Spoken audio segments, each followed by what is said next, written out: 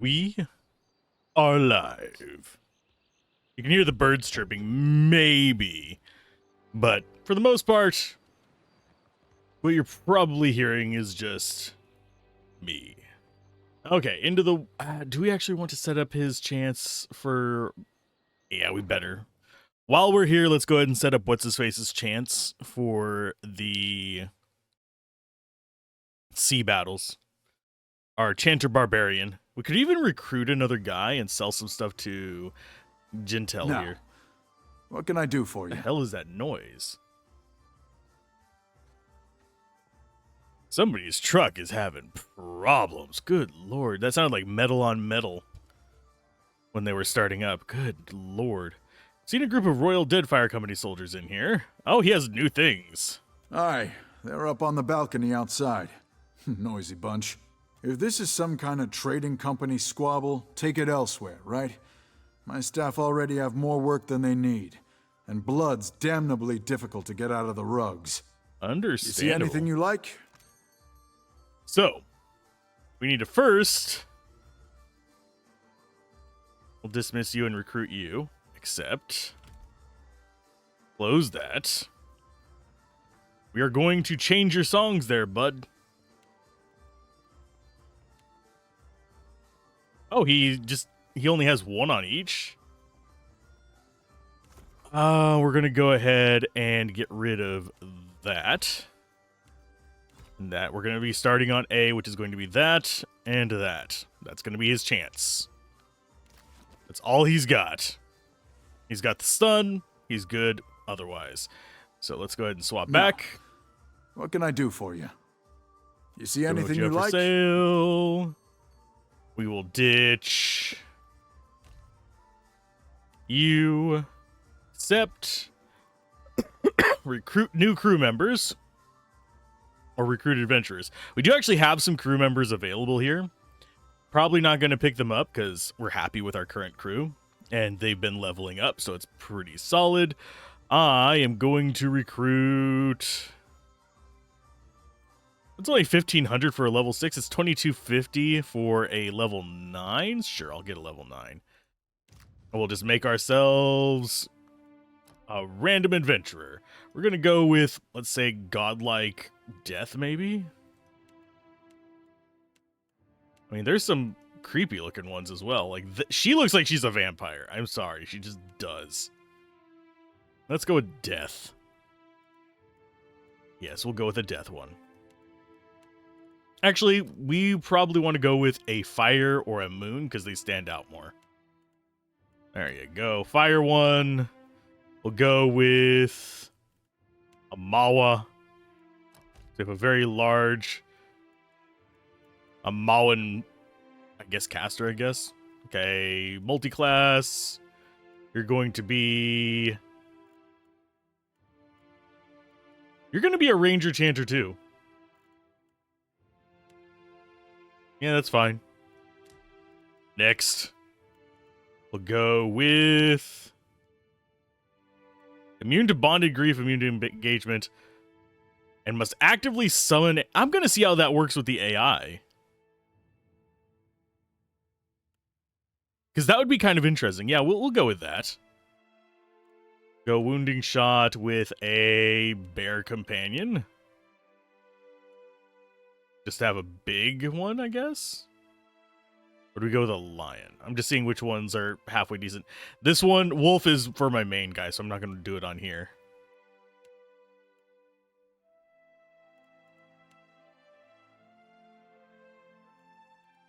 We'll go with a stag for them.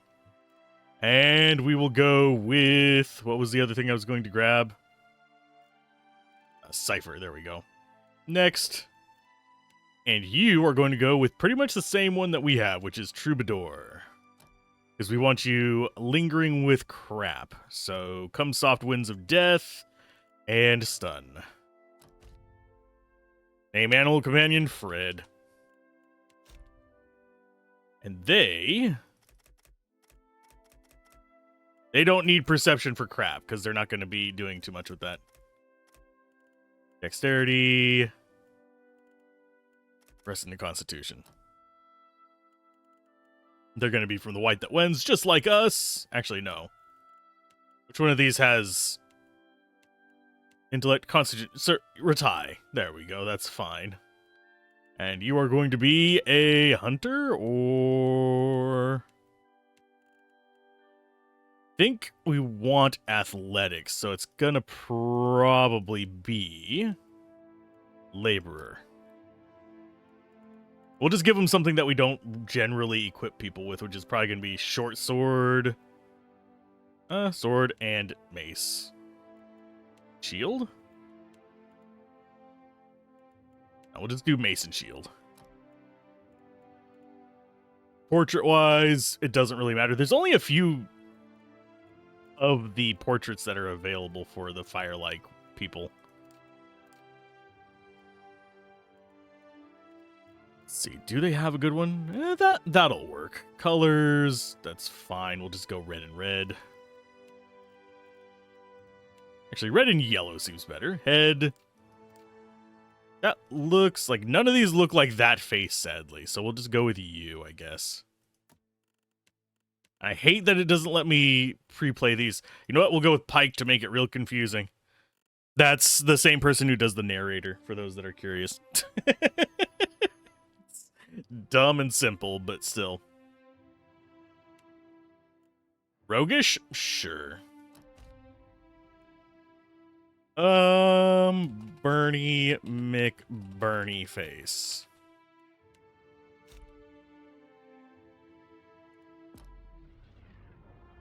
There they are. Now we just level them up through all of the garbage, which is just athletics and survival. Which is relatively easy to do. And yeah, we're just going to go with pets.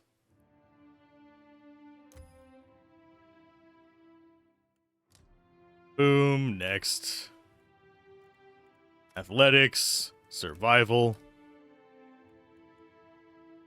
You don't want anything else on that, so we're going to go with sneak attack damage on them. Yeah, we got the rogue ability already.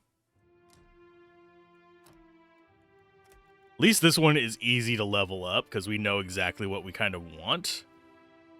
You are going to do with sword and shield. Weapon and shield, there you go, because you're going to be kind of like our main character.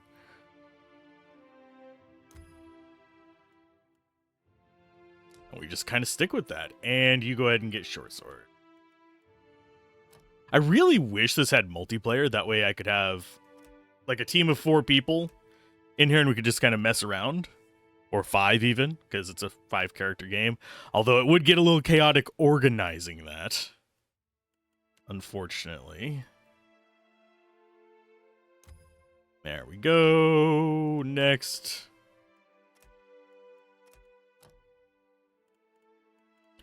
Next thing is...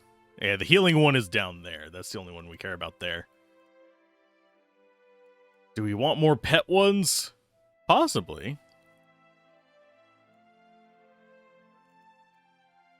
Oh, we want to be able to heal our pet. Oh, it's invalid for Ghostheart, because Ghostheart can't heal their companion. So, penetrate armor more effectively. And yes, we are just going into the exact same thing every single time. There's that. Ranger gets... Predator Sense? Or do we go for better defenses on ourselves? Better defenses on themselves. And yes, we will be equipping them very shortly. Because this should be second to last level.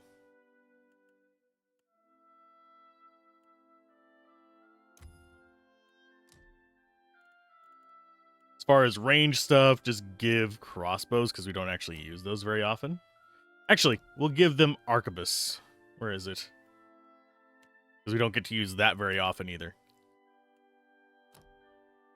And that's their last level.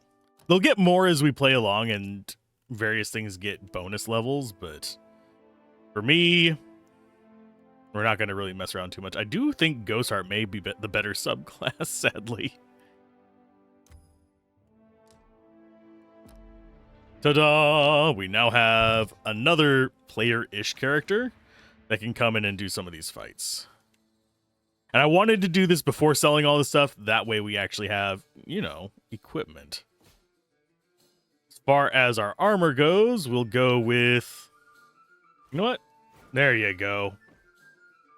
You can be slow singer. We'll go with the exceptional scale armor. And weapon-wise, we went with maces, so they're going to get a fine mace. And a shield, which is going to be a fine medium shield.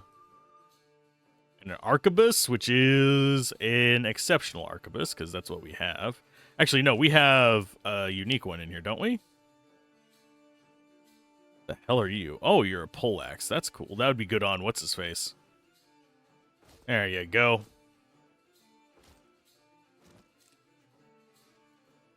So now they have big-ass gun. Actually, that fits them super well. Sweet. As well as a mace and a shield. And I don't think we really need anything else on them. Is there any basic, like, garbage that we could give them? I don't want to give them the troll hide because we might need that in the future. And you can't wear helmets. So we don't go with them. And you have a Principi cape. Why? Because you can, damn it. Actually, we'll go with Valian, because it matches their aesthetic. Ta-da! We now have another character for our ship. So I will swap party, and then we'll just sell a bunch of crap, now, and we'll be ready to move on. What can I do for you? You see anything you like? That way we have, for at least the ship that we have right now, we have a full crew. We'll probably be getting a larger ship, but I do want to have a number of stronger characters than just deckhands and stuff. Because frankly, the deckhands they're fine, but they're very outclassed compared to the actual fighters. We also have far less control over them. Okay, so we'll stick with that. Do I actually want any of these? No. So, off to sell a bunch of garbage. Stash. Weapons first. Price. Low to high.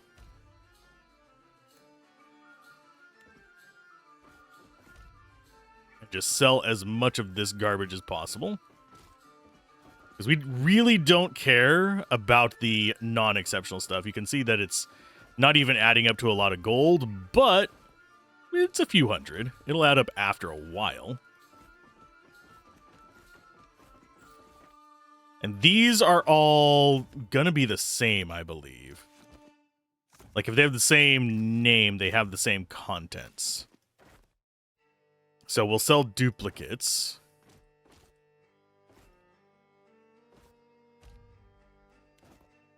And generally speaking, whenever we come to sell stuff, we're going to be selling everything except for the unique items, like the gladiator sword and stuff.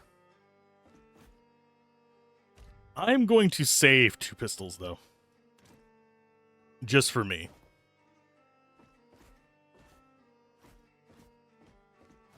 Is this still a medium shield? Yeah, that's a round one. Then we have, yeah, just more exceptionals. And arbalists are basically the big dogs of the crossbows. Basically what the arquebus is.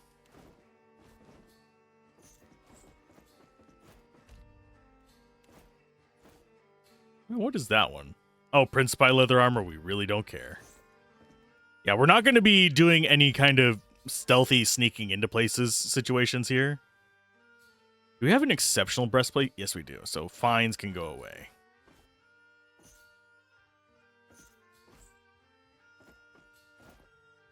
There's our exceptionals. Exceptional Brigadine. I'm going to just probably keep one of each. So if we actually add additional characters, we can just load them up with that.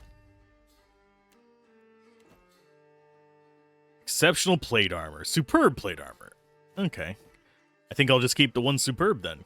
That's 57,000.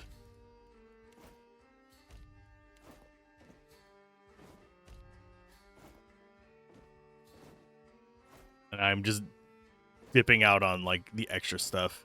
Do we really want the Principi capes? Nah. I think that's everything we want. We do have that little dog thing that we need to equip. Other than that, another 57,000 just from sinking a few ships. So, yes.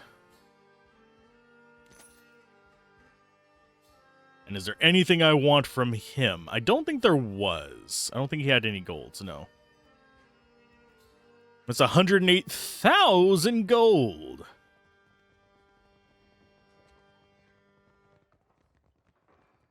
Okay, so we have 3 bounties. Let's see where they're at. 2 in the southwest and 1 unknown. Sails her ship Blacktip in the waters south of Sayuka. So it's somewhere, we just haven't been there yet. I am adjusting my chair because my back is killing me lately. Lost dues in good faith. Khan heard a massive temple dedicated to Wodaka on large island near southwest of Nekataka. Travel the temple and get the money from Oswald one way or another.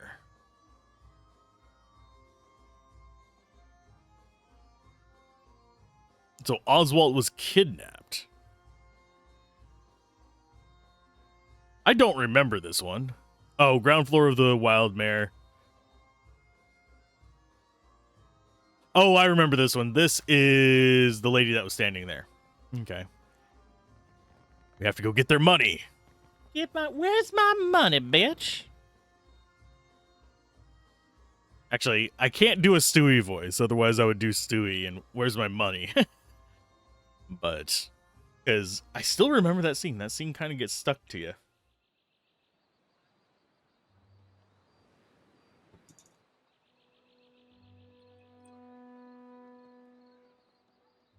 Oh, for a second, I have one of my friend's streams open, so I'm lurking on them. And I was like, man, their stream is stuttering a lot. Thankfully, they have closed captions, and I'm sure that's not mine. Because I can see my own stream as well. That one is not stuttering. So they were out on the balcony. Sing as anything but the Naga's nethers, won't you? Okay, so we want to come up here. We might end up playing with that fire godlike eventually. So what are you guys doing up here? Well, there's Shrimp. That's a named character. Let's equip our dog. What do we want to equip dog on? Dun dun dun dun dun. Let's see. Yeah, we each have a summon already. So it's between her and Aloth. I think. Yeah, I might need to get him more pockets, now that I think about it. More pocketses. Okay, so dog is there, so now you can summon dog. And I will go ahead and throw these in here. Do you have duplicates? You have duplicate grimoire.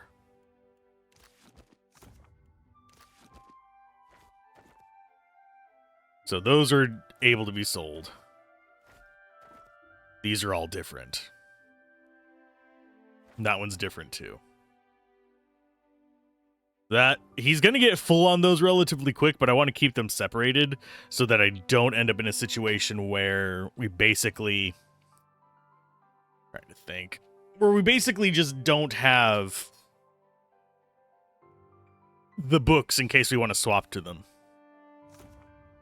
So they might end up start filling other people's inventories as well. Here, I'm going to get my...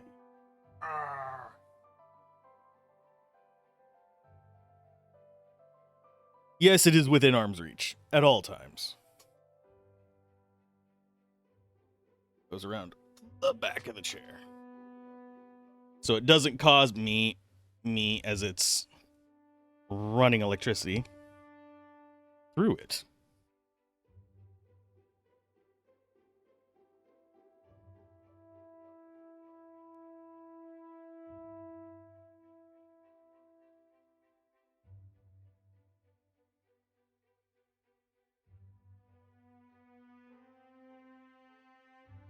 I don't know if it would do that to the microphone, though. I know it does it to headphones.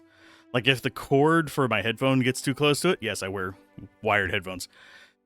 If it gets too close to it, I will hear the just buzz, because it's an intermittent pulse for the heating pad, which is very strange. Let's talk to you. Defiance Bay, am I right? Sizewell Maw smiles and claps you on the shoulder hard.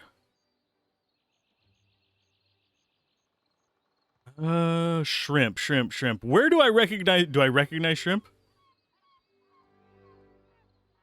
I was but a face in the crowd, but I remember the one who walked out of Hadred House alive. Claps you on the shoulder again, harder. This time you recognize the inebriation behind his enthusiasm. He's had more than a few. Perhaps we should go before this ends in rambling professions of love. I must be seeing double, Elfman, because it's like there's a great big lady crouching on your shoulders. Is it the result of... it's because we let him keep the other half. So, what brings you here, friend? What are you doing? Captain gave us extra coin to occupy ourselves while we're on leave. We've been draining Valian wine cellars and trying to remember the words of Rauatai anthems. Loudly, as often as not. Aw. So he's just like a nod that you can get just for the sake of, doing this. That's kind of cool. And it doesn't seem like those Valians are out here on that, so that's fine. We're going to go ahead and leave. We have other quests we can do here and other things we can do. I am pretty sure we can liberate the imps and Fasara, I believe her name was. But that's going to be something for in the future. I seem to remember that being a thing on our first playthrough, where she basically took over the shop and we got a discount for it. But I might be misremembering or conflating it with another game. Because guess what? I play a lot of different games with very involved stories. Although I don't know whether I would consider this a very involved story, now I think about it. It's a detailed story. There's a lot going on, but is it very involved? I don't know. Just check our supplies. We could upgrade a ship. We have enough to justify it now. We could go for the Zhao, or we could just keep saving up for a junk. We do actually have enough for just a junk. But then we are running on vapors. Although we do have spare cannons.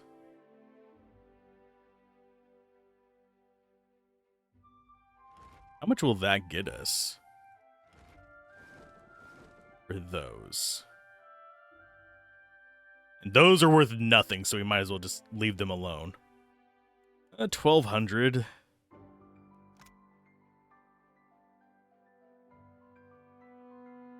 Method of shipbuilding unique to the storm-beaten seas of the Rotai. It serves as a workhorse for the kingdom naval. Okay, outfitted with large batten sails, this vessel can achieve surprising speed despite its size. Spacious hull is divided into several watertight bulkheads to prevent flooding. The junk boasts cargo space and armament unparalleled by even Valian galleons. Its tall hull and rigging, however, present a large target for enemy gunners, and the softwood hull affords little protection from cannon fire. And if you're wondering, yes, a junk is a real ship. It's generally, if I remember correctly, Chinese in origin, but I could be wrong. I think we're going to go with a galleon.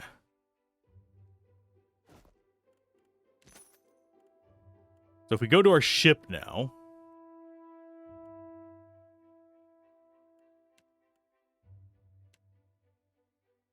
and plunk these down,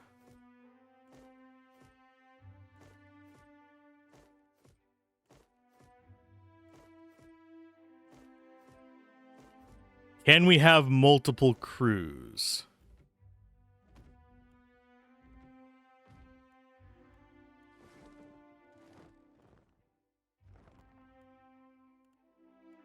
We go to this one. That results in you're a deckhand. You're a cook for sure. Cannoneer, yes. Deckhand. Navigator, which is that. I think. Yeah, that's a navigator. You are going to be with us in a minute. You're a cannoneer, so you go on cannons. You're a surgeon. And like a surgeon, ooh, cutting for the very first time. Like a surgeon. I know, that's dumb. What is that one? Boatswain. I don't know if we actually have anyone trained as a boatswain, do we? We do not.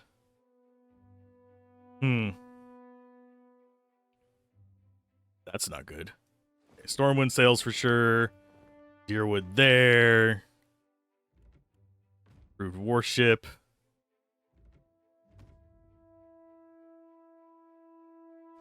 And load up our drink and stuff. Now, question becomes, who do we put where?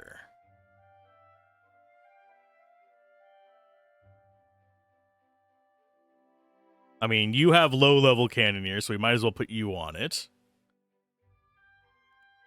And I forgot to take off our cannons there.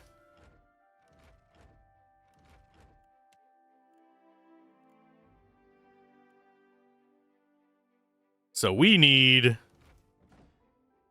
all of our cannons.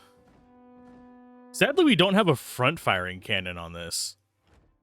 Otherwise, I would be a lot happier. We're going to go with Blackout. Because why not?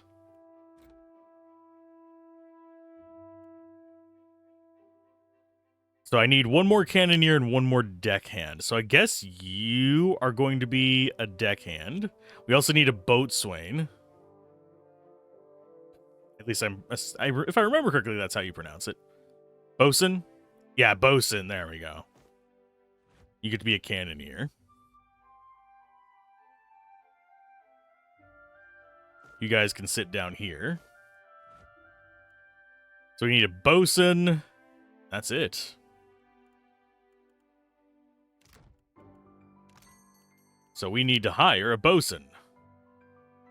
Unfortunately, it doesn't look like we actually have a bosun option. So ascetic. He's from the White That Wins, so we like him.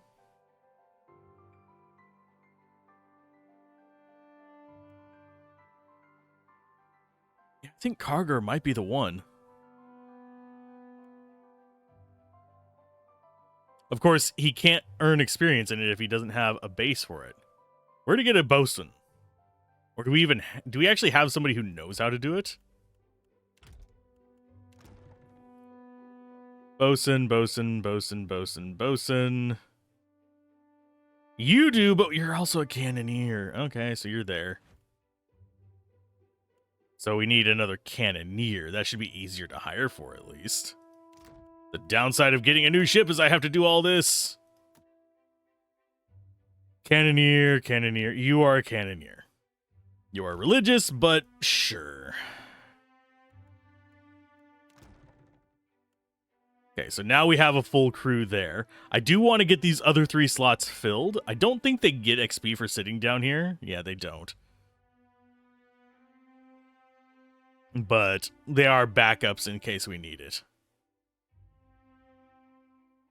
Like, in case one of these gets injured in a pursuit or something like that. That's what allows us to do that. Okay, so we'll be getting XP on a lot of these characters. I hate having her up there on Bosun. But other than our helmsman, which is frankly more important for us to have a good one on. That's the only one that has Bosun experience.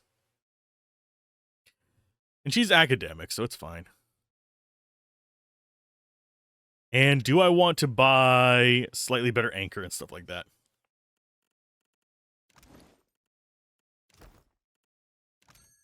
Do we have options for better anchors? We should.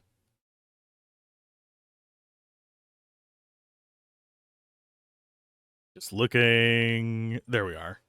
Combat speed, travel speed. That's 16,000 for an anchor. Travel speed with arcane lanterns. We'll go ahead and buy one of those. I do not want 20 of those. I want one because they're expensive as shit.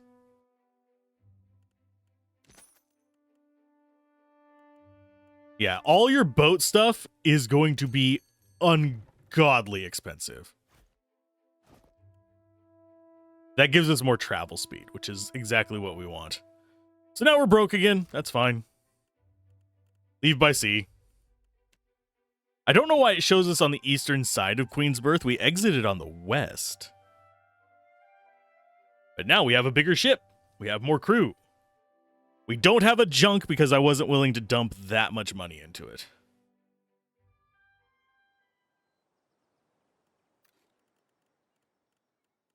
Okay, so let's clear those out so it's not flashing at me. Our first goal is... We have so many things marked on the map. We could go to Fort Deadlight and do that, but I think what we want to do is go after our bounties, which is Tahe, which is south of Nekataka, and Goldbell, which is the southwestern tip of Kua Oriku Islands. That's Kua Oriku, so he is Radolf. There's Radolf.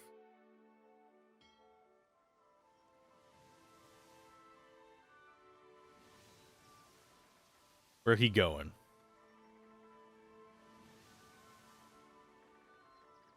I think we can handle most of the navies except for particular named ones.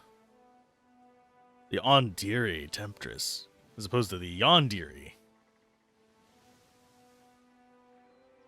Yes, we're following you.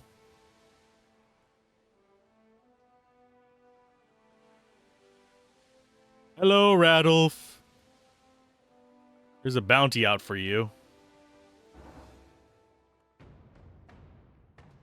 Oh, it's galleon on galleon. Ours is tougher. We have a smaller crew, but...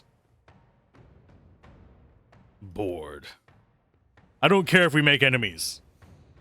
We care for no one but slaying gods. Hello.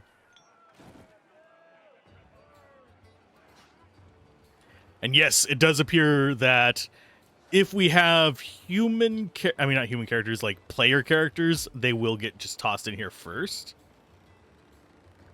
We have one, two... We have two ship people now, unfortunately. Which means that we need to get two more named characters, which is fine. We can just track down some to add. There's a guy in... Well, I think it's a guy. It's an Amawa. I don't remember the gender of them. But in the temple back there. The water temple. Guys are shooting me in the face and it's unpleasant. I am going to run up into your guts and stun you, probably. Boom. And turn. You go ahead and go like so, I believe. Yeah. Set them all on fire. And turn. I don't know if he can shoot this across that. If he can, I'm going to test it. This is a good battle to test it because they're not terribly strong. So we can just do... It says it's going to hit them.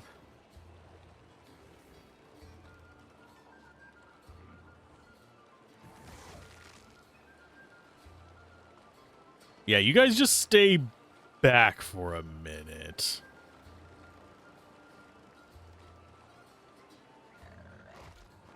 Oh, and they're not strong at all. Jeez.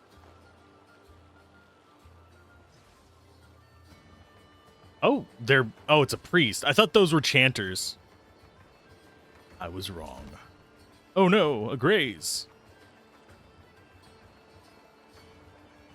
Oh, God, no, you are going to get hit by shit. You know this, right? Okay,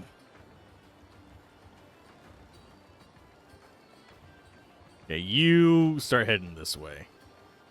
Because their bigger threats are actually up here. We have Radolf himself and a paladin. Down here, we have a cipher. That's semi-dangerous. We have a more poorly equipped paladin, it seems like. No, about the same.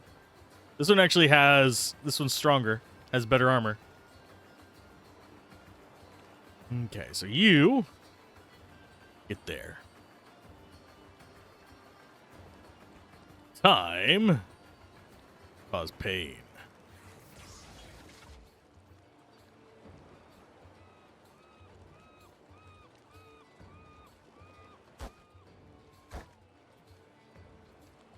Yeah, I do like that we have fairly decent... God damn it. Would you guys please not run in the path of a fireball? That is not appreciated.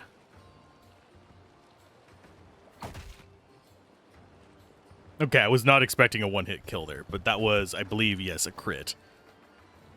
So, yeah, end turn. So I guess them fighting this is fine. Please do not injure him.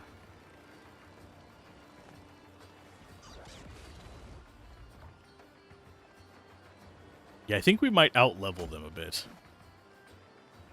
I'm glad that they seem to be focused in on our named characters.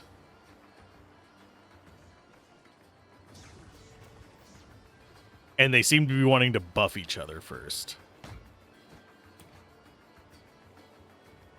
You're going to give... Oh, no. He's not going to run towards the top stairs. I was thinking he'd run towards the top stairs and get another free hit.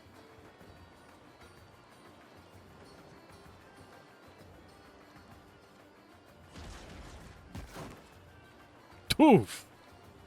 Is that going to bounce? Nope. It just goes off the ship. Bye, Molten Boulder. There's 2 enemies down.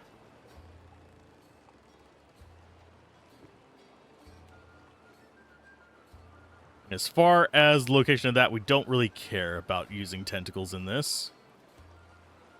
So magic missile, cipher. Oh, that wasn't enough. Damn you.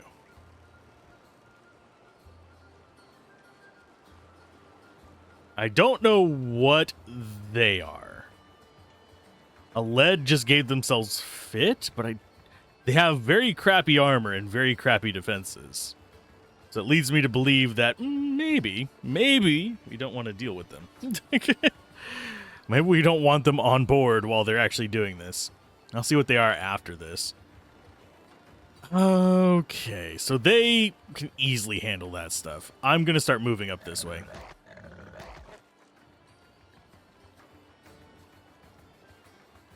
They're on fire. We could do another one of these. It's going to be a little late in it, but it should be okay because they're going to stay targeted on them.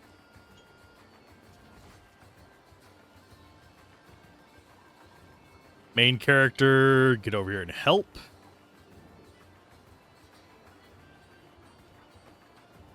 Pathfinding. It's shit. Ooh, nice. Thanks for the extra heals. Let's go ahead and make sure you don't move.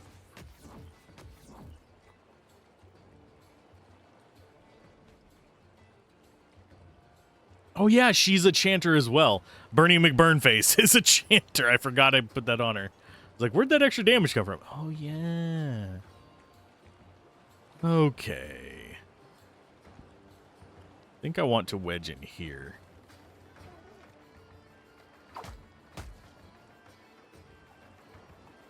And then come around this way and start in on you. I can't believe we have flanked just by existing. It's because we have the ability to have higher engagement. So I think we just overwhelmed that on them. What he casting? Recall Agony. Didn't even know I grabbed that. So he's a paladin, apparently. We are frightened and sickened. Lovely.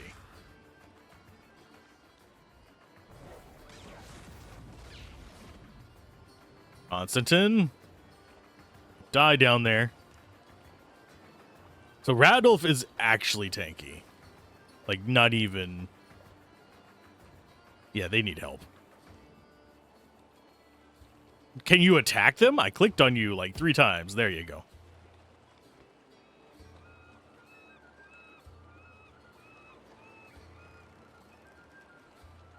And I don't think when we are frightened and sickened, I'm pretty sure we cannot use our attack abilities. So I think I want him to stay on this paladin. You... Yeah, those are considered support abilities. They're not attack. I think we Holy Radiance just to heal everybody up. Oh! He got healing from me! You bastard.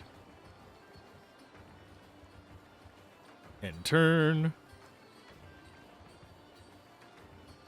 I guess... Tough decision. Rolling Boulder. There's no good angle for that, because it wants to pop to something there, and I don't know what it is.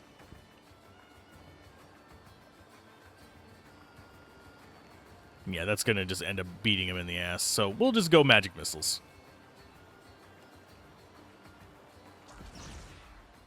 And back off. Yes, Aloth is still squishy as hell.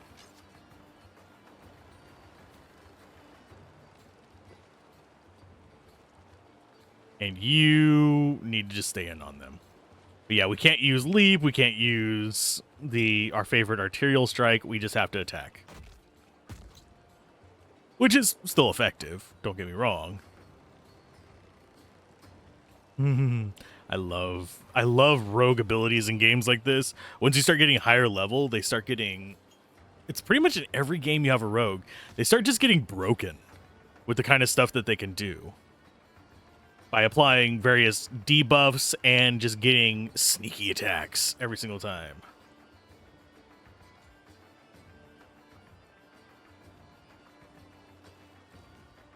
And yeah, they should be able to take out this paladin without dying.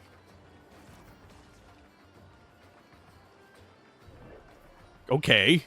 I guess they're a fighter?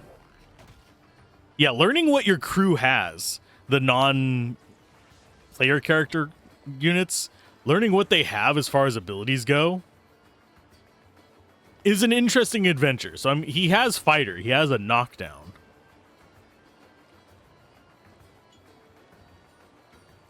Hello. How are you doing? I have come to cut your ankles. For I am stronger than... Oh, that's dead. I am stronger than what you have encountered before. Hello, Priesty. Oh, yeah, you don't have engagement.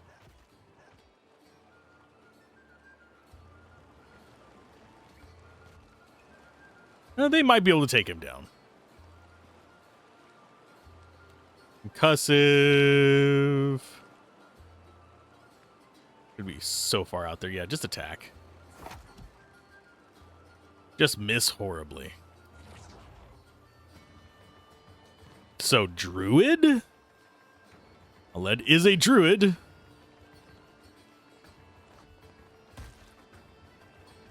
Wonder what happens if we stack 2 distracted on this guy. Hello. No longer distracted. But he's double distracted.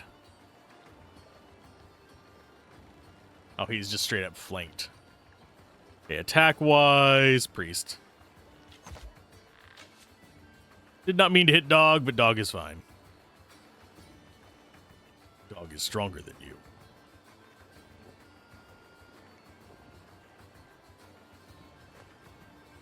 Okay, so you should have access to... Yes, you do. Crit. And we did get a crit. Called it beforehand. What did we actually need to... We rolled a 97, so yeah, we had to still roll pretty high to get that crit.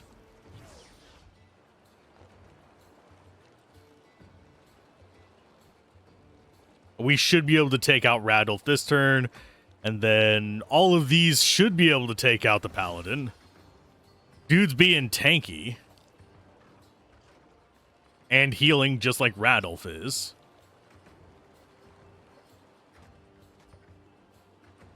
A graze for 10. Cool. Mark me as your enemy. Watch one of the crewmates get the kill.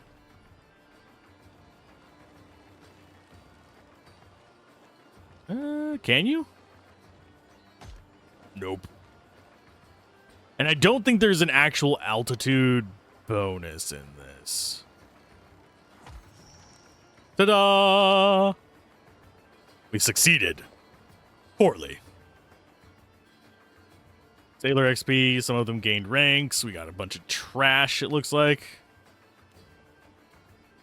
Why did we get 5 Valiant Trading Company colors from the one ship? Did we get any good ship parts? It doesn't look like it. We got some supplies. But they're not going to last us too long. Couple exceptional pieces, a hull breaker, that's a decent short range one. We might actually equip that. We don't even have a full crew anymore because we went to the bigger ship.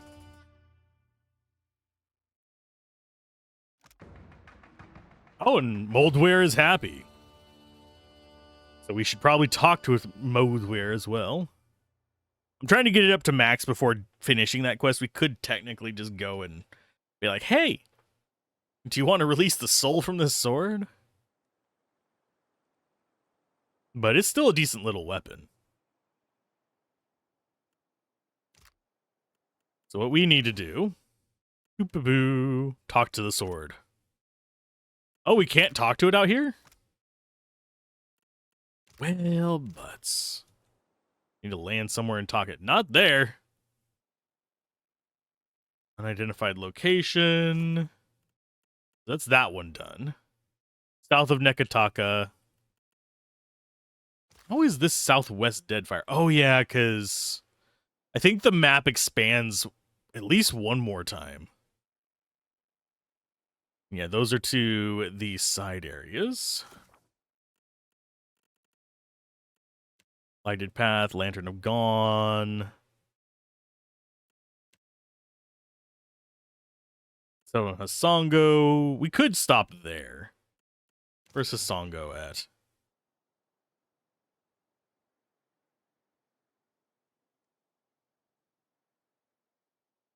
There's Hasongo. And yes, we are... Oh, Plagued Ship. Nope, we're not going to that one. Not yet, at least. We'll probably eventually stop at all of these. Just for the sake of, doing them. But for now... I do wonder what kind of pathfinding they use. I think it might be a fairly simple one. Because if you notice, we went straight west and then... that. So Hasongo is where his ill-begotten child is. That is a Hawana ship. We don't actually want to fight it because it's 3-star. But we can't actually do our gear out here because we are on the world map. And I wouldn't be surprised if that was to keep bugs from happening. Say a particular one that maybe lets you dupe items or something like that. Admittedly, I don't have a problem with those being in games. I don't really hold bugs like that against a game. Because usually, if you abuse them, it's just a detriment to your experience, not to the balance of the game. Games are usually not balanced around nonsense like that. Yeah, it's just whatever. So F5. Hasongo. We'll talk to the sword, and then we'll talk to your missing child. Water. And yeah, heating pad when it's warm out sucks ass, by the way.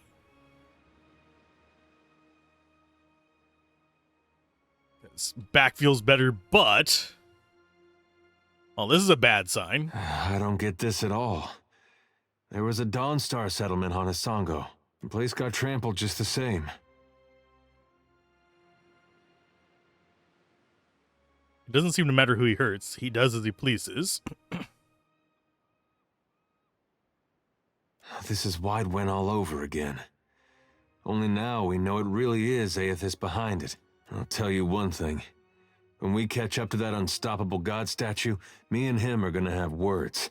Lava better be alright. And Aethys was here, big all footprint. right. Okay, so we'll talk to the sword after this one. Hi. You're not terribly strong.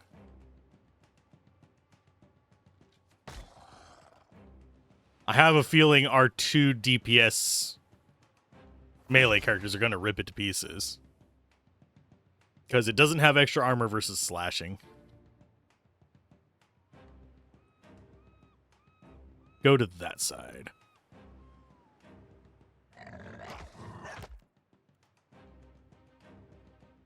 And yeah, it's slow compared to us as well.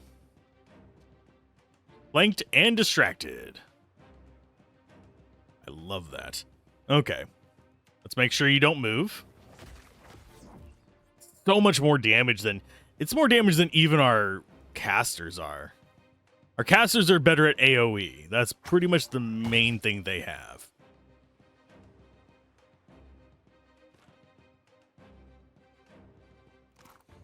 And you had a Coral Naga sword. That actually... Oh, it's a great sword. Not going to work for me. Let's talk to our sword.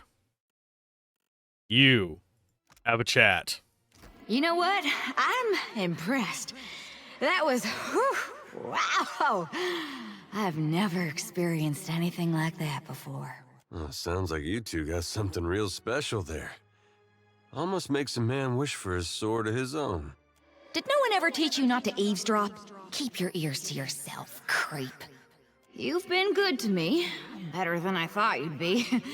I may not always show it, but I appreciate it. I guess. My owner... Things weren't perfect between us.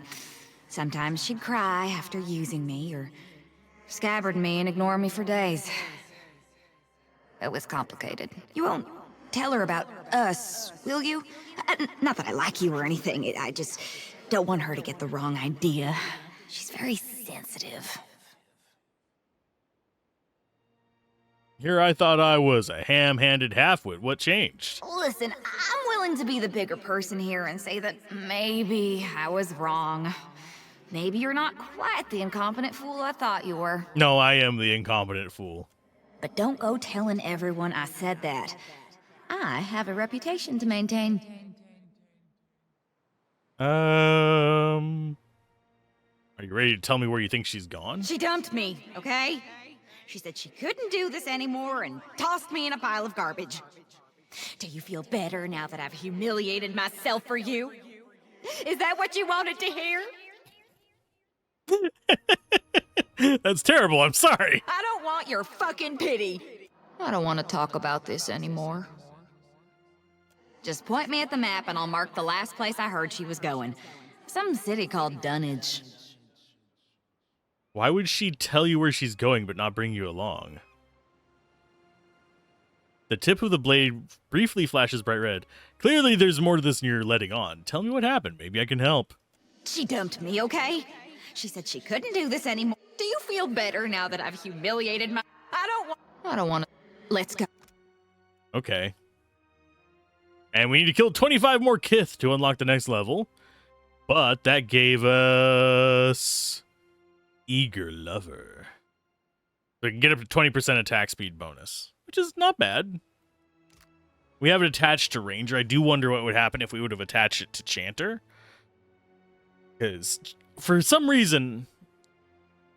Well, actually, I know why. Our character's just not designed around being DPS. But it does feel like we're ending up using the Chanter aspect of them more than the Ranger aspect. Although the dog is by far more consistent use. The Chanter provides just damage over time. Yeah, we got people turned to stone over here.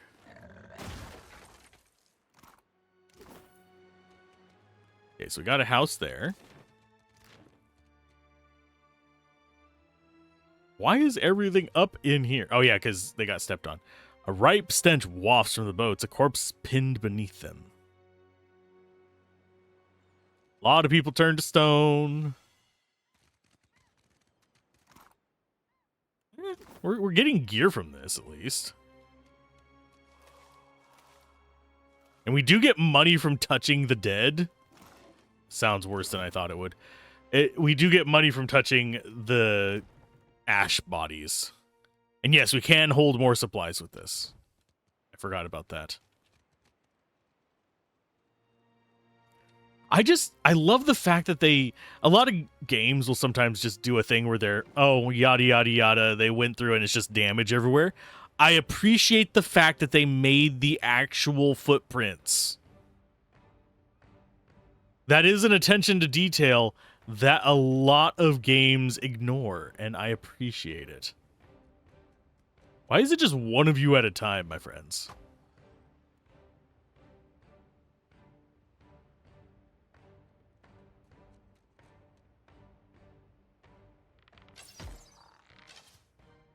Okay, and turn.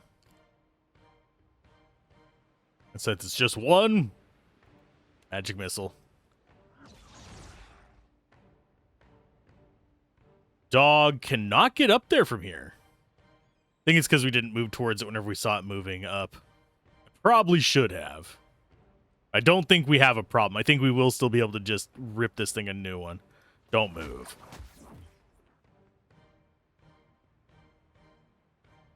And thankfully, Eater is relatively quick.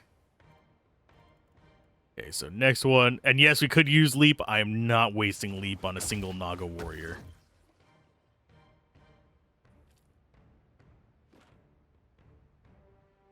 And yes, we do take far less damage doing a turn-based run because we end up in a situation where essentially we don't get... The enemy doesn't get a turn sometimes.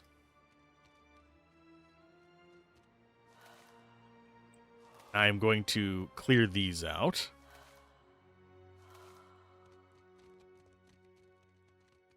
Aw, sadly, that corpse doesn't have anything. For a mongoose right about now.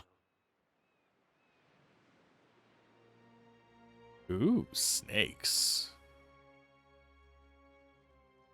Get these. I'm tired of these motherfucking snakes on this motherfucking plane of existence. Oh.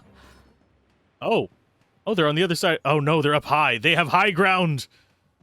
No. Those are just normal barrels, too. We actually have to fight our way through this nonsense.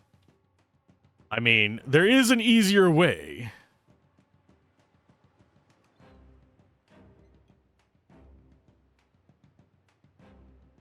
So what I'm going to do...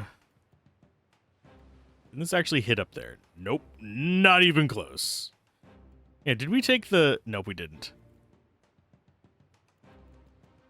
I guess it's time to swap to ranged.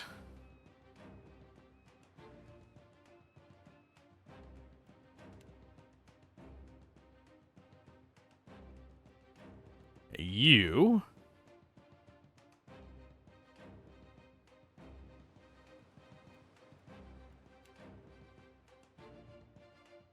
Cast it there. And you cast tentacles if you can. I don't know if he's going to get in range to be able to do tentacles. If you can get up there.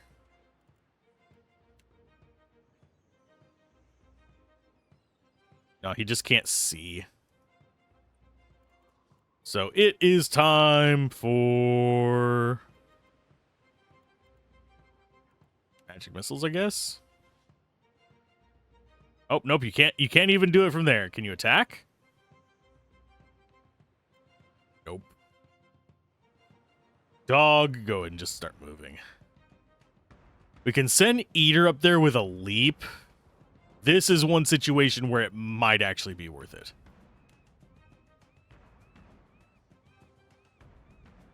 Oh, there's more over there. We just hit an unknown. What are you taking damage from?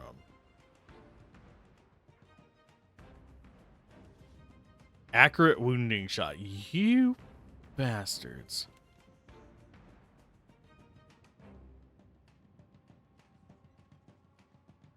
Hello, friends. What are you? Oh, you're just a warrior. You're gonna come down to us. That's perfectly fine.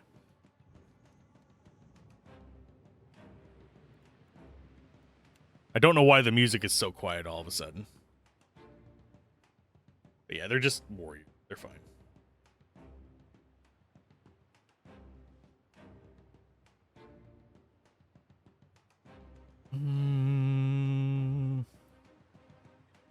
Take you out first. And move here. Because just the... Oh, that one warrior is no longer aggroed. Because he does not see us. Dog, get here. And... Yeah, he should be fine up here now.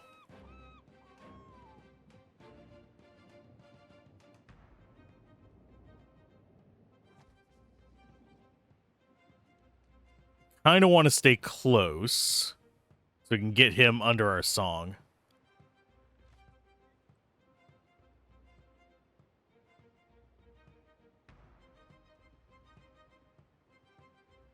See if we can take you down. Yes. Unfortunately, Eater is just eating shit right now. -4 armor rating for a little while, which is bad.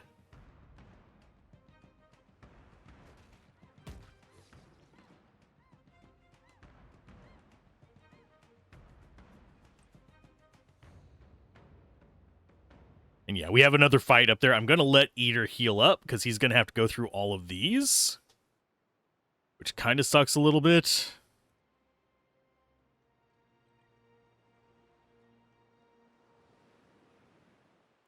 Can you get a fireball? You cannot. Just coral naga bows. We are getting various crafting ingredients as well, which is nice.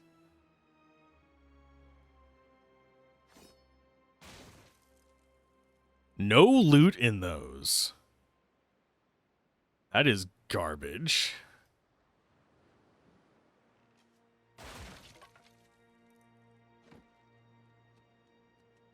And yeah, you can only hit stuff near the edge.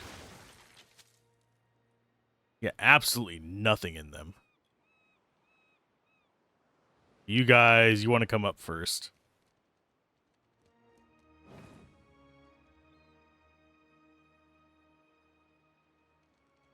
And yes, I should be sneaking around all the time, but I'm not.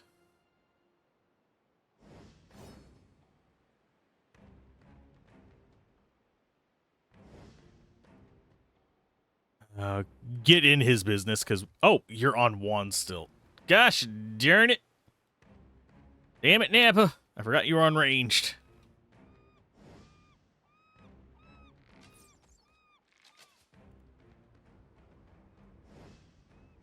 Okay, so this should still be okay. You are weak versus lightning, but I don't want to get up and give you a hug. I do with that, though.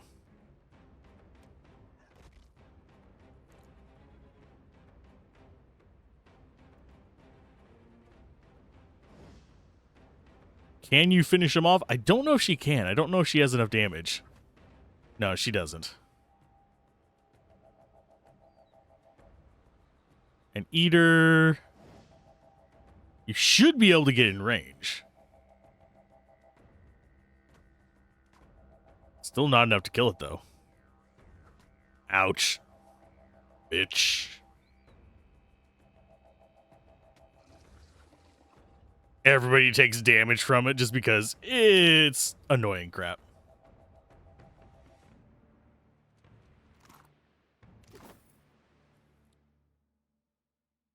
A heavy brass bombard is perched atop the wall, pointing out to sea. From here, you have a commanding view of the flooded fortress. Check for ammunition. Itself is not loaded, and you don't see any ammunition for it nearby. Turn it towards the cluster of Naga. Push it. You. Leave the bombard alone. We'll be able to fix it in a bit. I do find it mildly sad that all of these are currently... Go ahead and go back to weapon 1. There you go. Yeah, all of them are empty.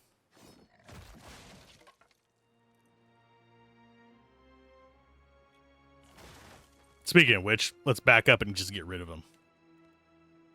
Because, unlike the first game, we have unlimited spell slots. As long as we're not in battle. That is a crossover event. I'm going to probably avoid doing that for now. I do think we will eventually go over that, because I think it might be access to just a special area. If I remember correctly. There are a few areas that are only reachable through a path like that.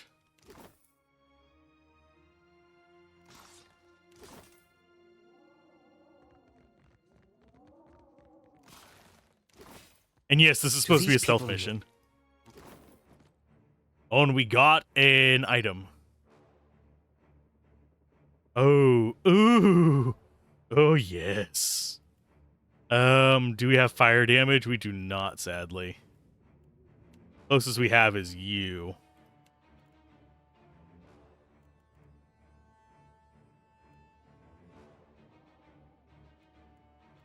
Oh, wait. We have a grenade.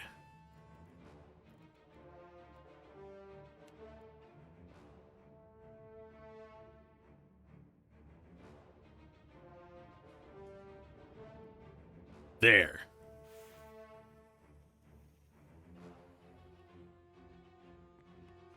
Too bad they're all warriors. No, wait, we have the archer down there.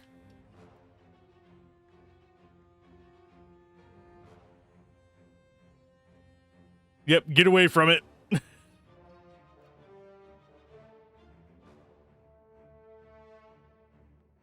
He could set it all off, but he would die in the process.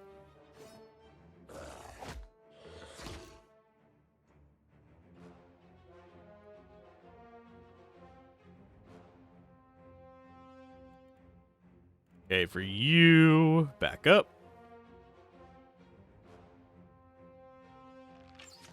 She does have fire damage, but I don't think that light ability actually hits the barrels. I could be wrong. I find it irritating that we get perception penalties across the board because of just her having one injury. But that's beside the point. You actually run down here and distract him. I hate saying you're expendable, but you are.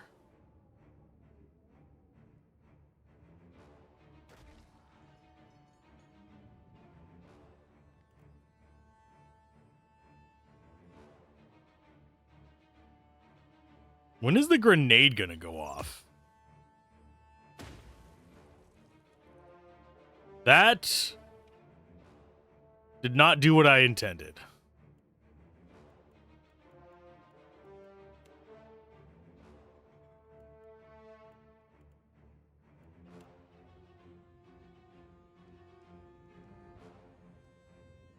Cast it, you dumbass.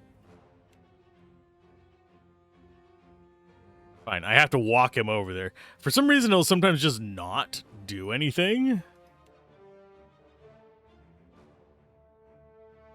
Yeah, we'll go with like that.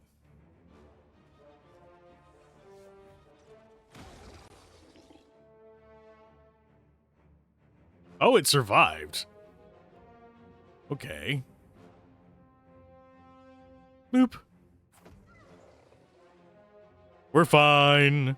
Nobody died. Not even the dog.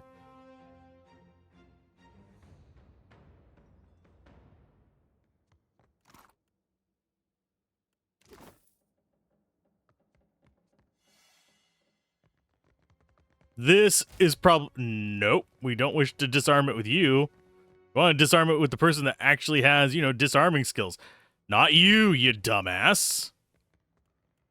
Why is it not using the one that actually has disarming skills? Good lord, game. You were doing so good for so long. Oh lord, Debus. He has higher explosive. That's the only difference. Debris is charred and blackened with spent gunpowder. Nice. It looks like we have to go underwater to get to them. Which shouldn't be too hard. We have an okay athletics on Eater.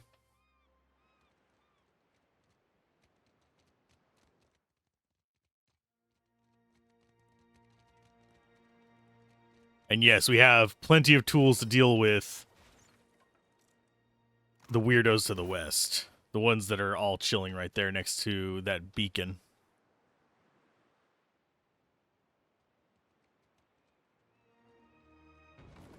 Oh, there's a lot of you. That's a Coral Naga Totem. I don't know what it does. I don't want to find out what it does. I just want to send nukes. And I would be more irritated at the pathfinding if it was actually something that didn't impact enemies. But it impacts everybody, so it's fair.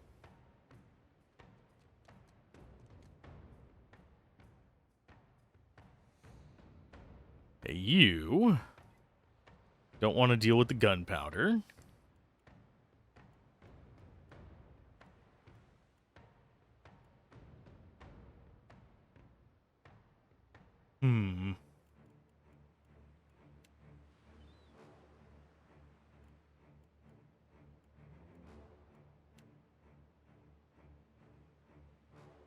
That's going to cast relatively soon, unfortunately. The shaman is going to get a turn. Neither of these two is. So I'm going to go there. And you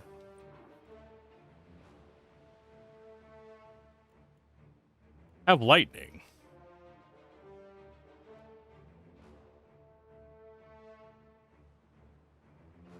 Now here's the question. Do I trust the line or the targeting? I'm going to trust the targeting for now. I don't think it's actually going to hit. I think I should be trusting the line.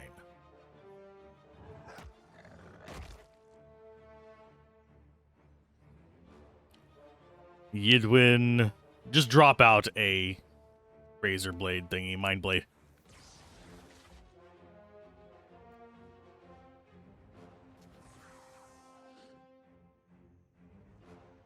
And you just get to run up. Because that's what you do. Watch this just hit Eater. It hit nothing! Figured as much. Oh, an Ice Blight. Cute. Going right after my cleric.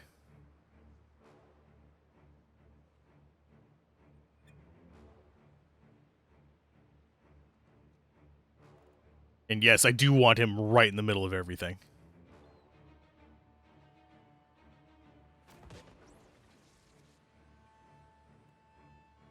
Okay, so they can finish that off. You take out the archer.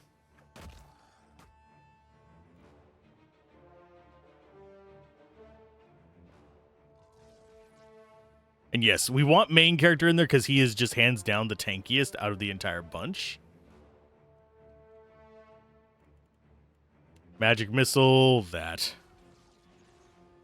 Yeah, the totem, oddly enough, I just want gone. Because I don't know what it does. It's the mystery that, frankly, I don't want an answer to right now. I don't want to find out what they do. I just want them dead. You go after the Ice Blade. Oh, it does ice damage back. Cool. That sucks.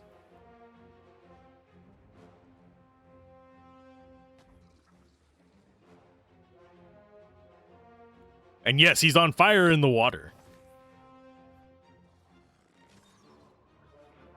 They're casting Ritual of something.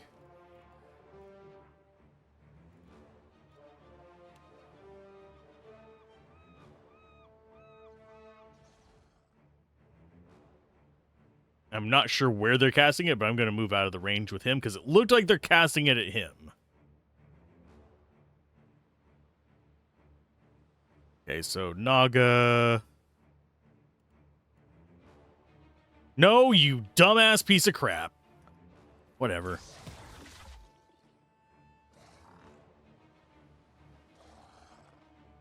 Did not break the distraction. I didn't want to move closer in, but we're about to find out what that totem does.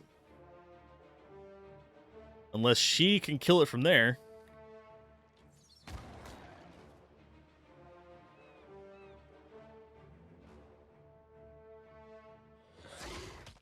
Ew. It does cancel out their resource as well. So if you're attacking with, say, a level 3 spell, it removes their level 3 spell slot because they actually were casting, it's just they lost concentration on it. Ice Elemental down. Oh no, I be slogging. Oh god. We don't have anything we can do, so just end turn. Oh lord, I'm waddling through the water. There you go. And a pew? Nope, can't get in range. Don't think the dog can either, because he's going to get slowed as soon as he hits the water, and it's going to be about to there. Yeah.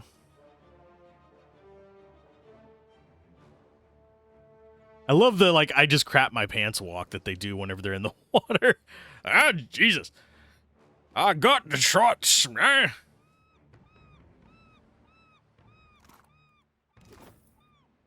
loot them and them.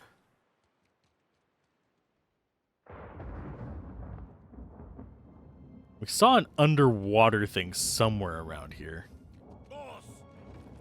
Hello, looters. You are peoples. It's going to be hard to get 25 Kith kills, by the way. Simply because my main character doesn't actually do kills, usually. If he gets a kill, it's usually just, oh, I am supporting. I do funny things, and he is not casting an explosive thing at those, so that's good for me.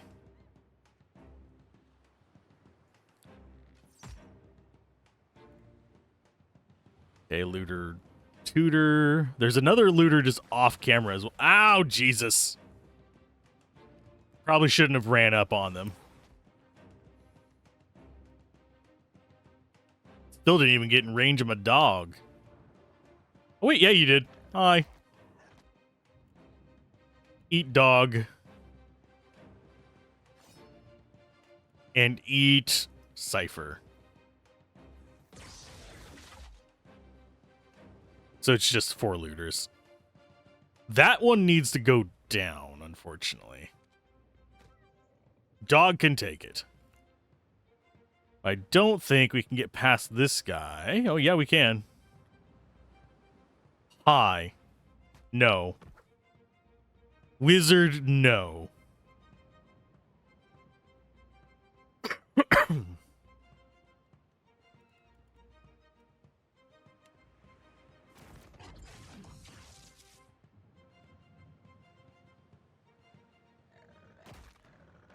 I could try and set it up where he can get the kills, though.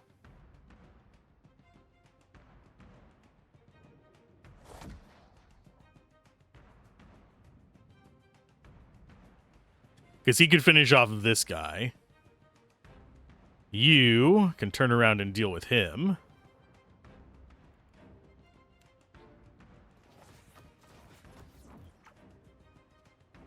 Deal with me, bitch.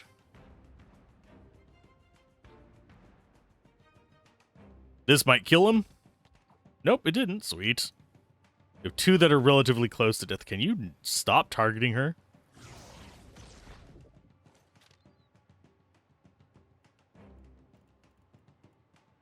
Bong. Run away! Well, hobble away! I hate being right next to these barrels, but I don't think they have any proper fire damage.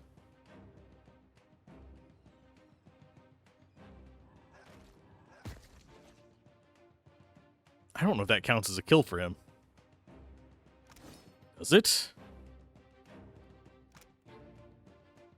Nope. It does not. So he has to be the one to deliver the finishing blow.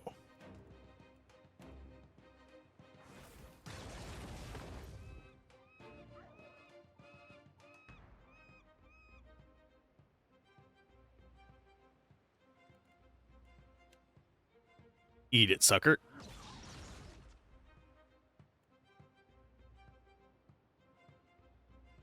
And poop. And run the hell away. She's still hobbled. So her idea of running is shuffling very quickly.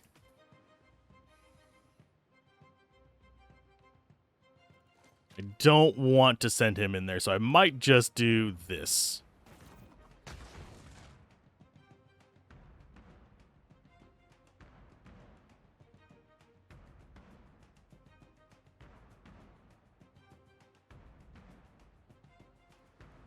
And poke.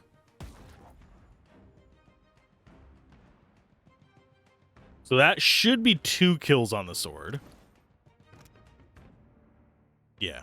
So he actually has to get the kills himself. It's going to be a pain in the butt, but I think we can deal with it.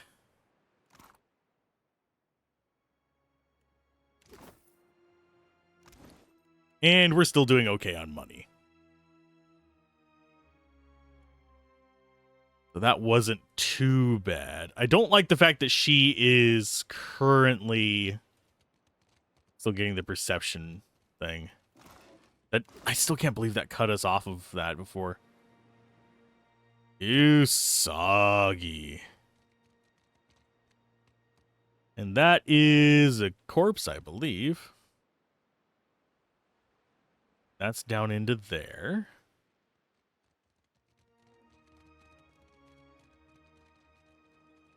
I have a feeling this leads us to the same place. So we need an underwater section there to reach this, which I believe is going to be in here. Hopefully. Yes, I am trying to stay out of Nekataka for a while because we were there for freaking ever.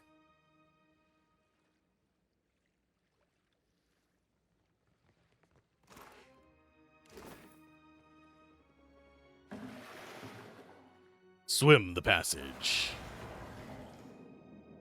As the passage begins to grow dim and water cloudy, you reach an intersection where the walls are spiderwebbed with cracks. The hall continues to the left and to the right. The way on the left is dark, there's a faint glow to your right, but still dark shapes obstruct the passage. Orient yourselves. Your finely honed sense of direction tells you that the hall to the right leads west, while the route to the left seems to bend southeast, back toward the docks. So we want to go left. The hallway curves around until you reach a door. It's swollen with water and stuck in place. Give it a cursory tug, but it'll take more effort to pull it open. You. Eater braces against the doorway and pulls it at the handle. After several sharp yanks, it flies open, revealing stairs to the surface. Yay! We get our other loot. And a ghost.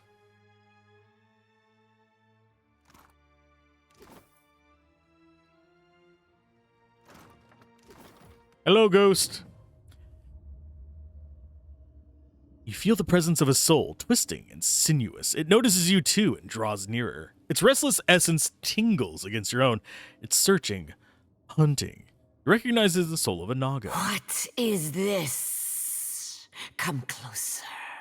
You glow so brightly, just like the... Soul recoils from a memory of violence like a child snatching her hand from a hot stove. What were you searching for? Away. Memory blooms at her core. A burst of vehemence shudders against her essence. The striped fiends profane the island, endlessly burrowing, building. They bury the Adra under stone. Sugan says we must find a way in. Sugan says I must find a way in. Who is Sugan? Speaker for the gods. Grandfather to many. He leads us here. And here I must find a way in. The fiends gather at the walls, searching too. Not for me, but they see me still. You feel a prickle of sympathetic pain as if pierced by a volley of bullets. Come with me. It is too dark. I will lose my way, or be swallowed by the terrible walker. Stay a little longer. Your glow is a comfort here. I'm sorry, but you died. No, not dead. Still searching. What were you looking for now? A way, I said. A glowing, shining way. As she speaks, you feel yourself pulled into her memory into the dark abyss of the in-between. You remember it from your own brief sojourn there. Yet from the darkness, you and Yanas see a bright rift, a pillar with roots that seem to reach into the heart of the world. You recognize it as an Audra The pillar. way glows like an anglerfish lure. But it feels safe. I will follow the way, I think. But then I see another glowing thing. This one does not feel safe. Does it now? Another glowing figure appears, this one shaped like an enormous walker. 3 stars burn above its brow. You feel Yana's sphere at this walker thing, even as you recognize it as Iothis. You watch the glowing figure approach the pillar. It reaches out, and a violent current rips through the darkness. You hear a chorus of screams, but they sound distant and distorted, as if coming from underwater. Light and energy flow into the strange being from the pillar, and from 100 points gathered around it. At last, the pillar is dark. Glowing walker recedes brighter than before. Everything is dark. Now, there is no way and no light. I am afraid. I'll restore the Audra pillar, then you can continue on your way. The way? I am searching for a way. Show me. Okay. So I'm back to the kitchen. Continue. Now let's see if we can actually take the other path through here. We also have the ladder, so into the passage, go orient yourself in the passage, go right. You pull yourself past the corner and into a labyrinth of carnage. Debris from half-collapsed walls and shattered barricades clogs the tunnel. Corpses weighed down by armor and bloated with decay bob and hover in the open spaces. You kick off the rubble to propel yourself forward. Even so, the way forward is more taxing than you'd initially thought. Partial success. Okay, so we got eaters. But we did not get Eldrins. Press on. Yidwin appears to be struggling, but by the time you notice it's too late to turn back. The exit is still a gray blur when you see the panic in Yidwin's eyes. You grab one of Yidwin's trembling arms and pull your companion towards the light. You reach a wood-paneled wall with a ruined green banner. When you see the exit on your right, you push towards it. Once out of the water, she doubles over and vomits a mouthful of seawater, trembling with exhaustion. We got fatigue. Great. Our rogue is not doing so well. But this did get us in here.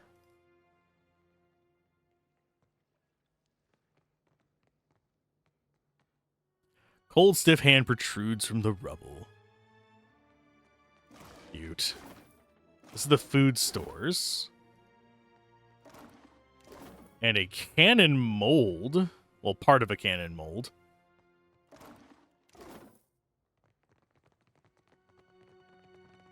What's out this way?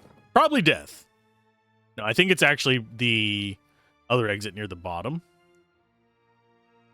No, it's the exit on the other side. Groovy. if we wouldn't have done this fight, things would have been rough. Seeing if there's any hidden items there. There is not.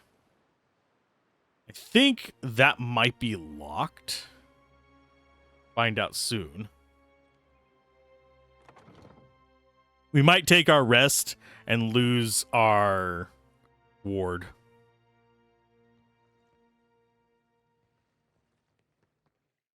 Oh, it's not locked. Cool.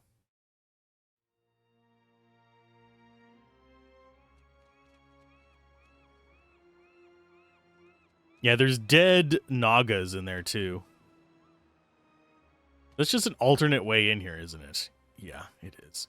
I was thinking there'd be a bridge across there or something, but nope. It's too collapsed for that. Possibly even 3 collapsed. Dun-dun-dun-dun-dun.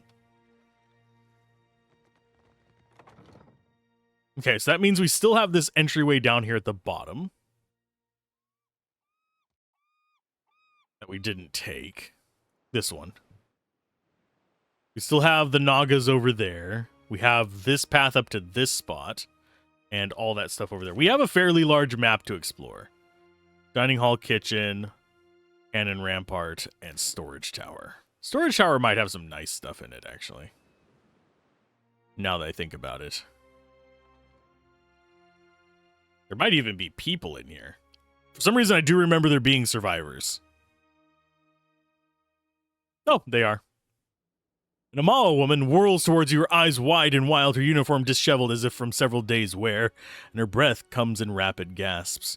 With her are a few wounded soldiers and a huddle of commoners and dirt-stained farmer smocks. Shut the door, quick, before the Naga get in.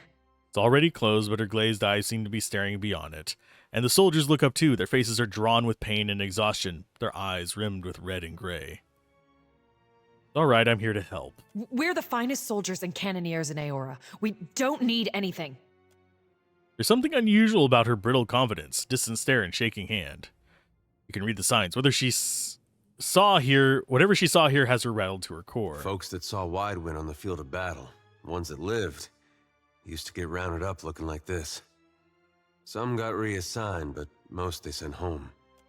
She blinks as if seeing you for the first time. Wait, you're not the reinforcements. There are supposed to be reinforcements. Calm down and tell me what happened here. The first thing was the Colossus. It showed up a few days ago, a week ago, I can't be sure. But it was huge. Glowed like luminous Audra. Her eyes start to glaze over again. She stares into the distance, her mouth slightly open. Her wounded companion, meanwhile, is staring suspiciously at the farmers. They shrink from this gaze. What happened? You're here, you're safe. She shakes her head almost as if she didn't hear you. The Colossus was coming right for us. Fleetmaster Ko ordered the gunhawks and cannoneers to take up positions. They fought. The rest of us were sent below, like cowards. She looks down at her hands, which she has balled up into trembling fists. If you'd fought, you'd be dead too. We don't flee. We don't hide. I heard cannon blasts, artillery fire. Felt the world shake. Then the water started coming in. We came back up, and the others were... I don't know. Like they'd been turned to ash. Their souls had been stolen. And the Colossus was walking away. The fort was flooding, where it had broken our walls, and the luminous Audra in the lighthouse had gone dark. Where's the lighthouse? On the western side of the fort. It's a true marvel, a monument to Rawatayan engineering. Proof we can tame and transform this place, once we get rid of the scale bellies. Scale bellies? Naga. Her hands start to tremble again. Yep, because she's had to fight a god and a Naga. They skulked in after, once our walls were down. Those of us who were left fought, but those cowards moved through the sunken hallways, ambushed us from below. And those of you who survived ended up here. Those snakes are little more than animals, no match for trained Rawatayan warriors. When the Hazanui's reinforcements get here, we'll strike back.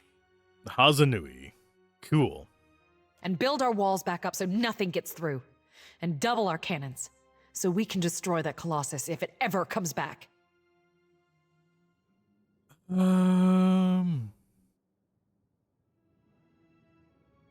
What do you have against these farmers? Dawn Stars. Fleetmaster Co. hired them to tend the fields that supply the mainland, but they started acting strange, dreaming strange.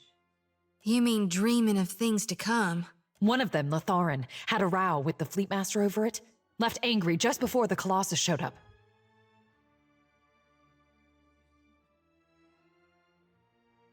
They're stuck here too, and they're obviously scared. Be kinder to them. Zero seems to consider your words, but the wounded soldier shakes his head. I think their praying called it here, getting back at us for the Godhammer.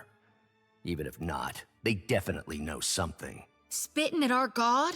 You ought to fear for the future of your soul. Is there anything else? The Colossus that marched through here was Eothas, by the way. That monster that killed our people? I suppose he does look like a monster from down here. I told you, Zuhira. The Godhammer scrambled their god, and now he's taking his revenge. Our gods are above petty motivations like revenge.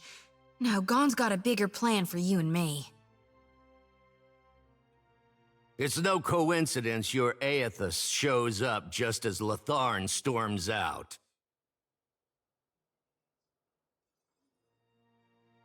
Who are you, then? Zahira, assistant quartermaster. Okay, Don't farewell. go back out there. You'll be safe here until reinforcements arrive. Just stay away from the water. Damn scale bellies are hiding down there. They'll ambush if you get close. Sometimes you can see them, if you look carefully. Okie dokie. Is this stealing? This is not stealing. I will take your supplies. Okay, I'm going to talk to the farmers first, see if they have anything to say. Nope. Absolutely nothing. Injured soldier, do you have anything to say? Probably not. Just you. Is there anything else? Got some way of fighting the Naga, right? The finest cannons and bombards in the archipelago. Why, you can barely walk the ramparts without... There's still one. There must be one. They can't all have been destroyed. But you'll need a trained artillerist to aim it. Fine. We're going away. We don't need artillery where we're going. I mean, it would be handy. It'd speed things up, but I don't think we necessarily need it. Okay, so no loot there. I think we're going to go around the edge first, and then we're going to come into the middle and deal with those.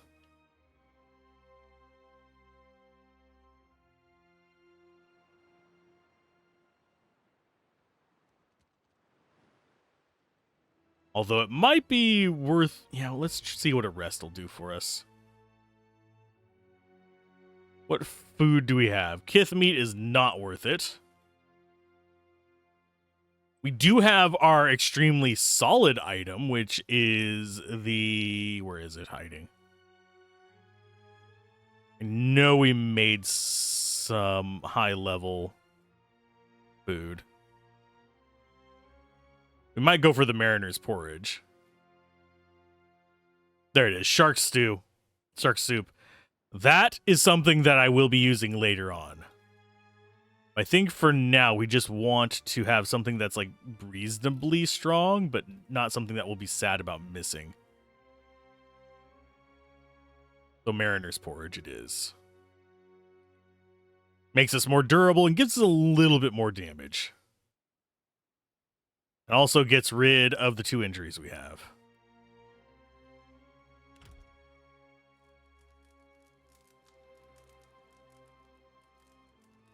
I do like that the daily wages are not atrocious. Because otherwise, life would be a little bit rough. And yes, I do see that. We'll deal with it after we go with the upstairs here.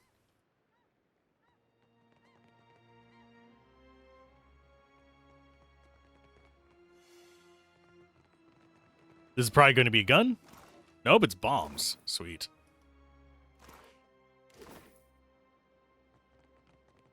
Okay, so that's everything there. This is going to get us on that roof.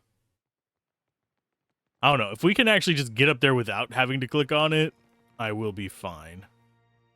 There's a bunch of ashy folk. No, we're not going to do that. We're not climbing it. That's a good way to get another injury. That's usually where we end up with injuries unless we fight something that's way higher level than us.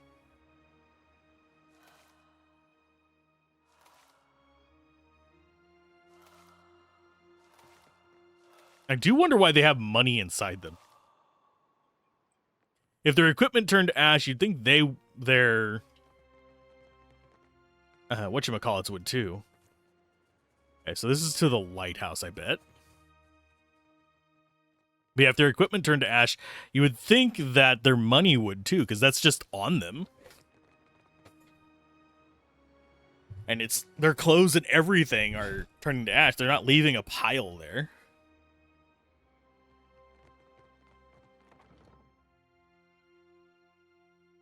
Sorry, adjusting the mic real quick. We've gotten pretty decent progress for the that we've been in here, especially considering I taste his fear. Open.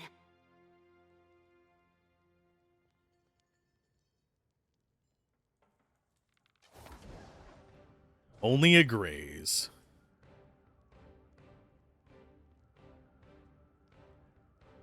No, you do not get to force him to open the door.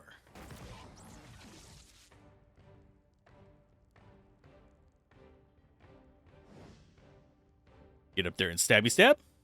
Said get up there and stabby stab, thank you. Not that this is gonna do any good, but might as well.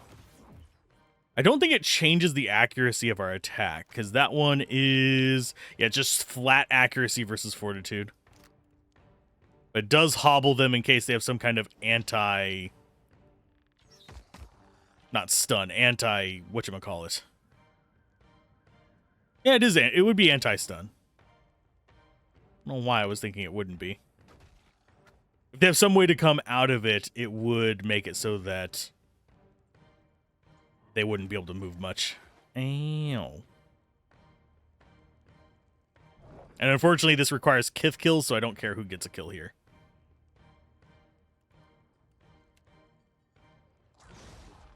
The sword, that is.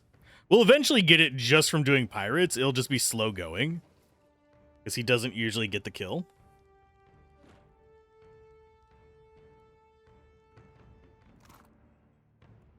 Nothing good there. Oh, we did get a book earlier. I forgot to read it. And this is just workshop records. They got barrels and ammunition. Food and merkberries. Cool. Black powder. Yeah, it's just their supply records. But when taking aim, the artillerist must account for both the distance of the target and the velocity of the wind. What follows is a series of diagrams specifying the ideal firing angles for targets at various ranges. Sweet. We will not use that. Hi. How you doing in here?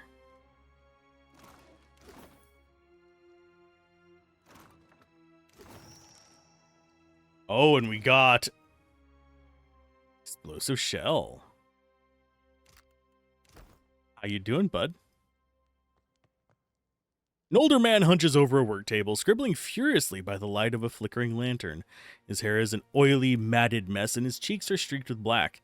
He looks up as you enter, shielding his eyes from the torchlight behind you. Slave sphincter, those snakes were noisy. I don't suppose you brought any extra parchment with you? He brushes a lock of greasy hair behind his ear. As he does, his ink-stained fingers leave another mark on his cheeks. I'll get you to safety. Come, there's a tower by the docks. No, I've gotta stay. Gotta finish while there's still time. Slowly, Aimuro. Can't expect them to know if you don't tell them. Fie, suppose he's got a better half tucked in there too?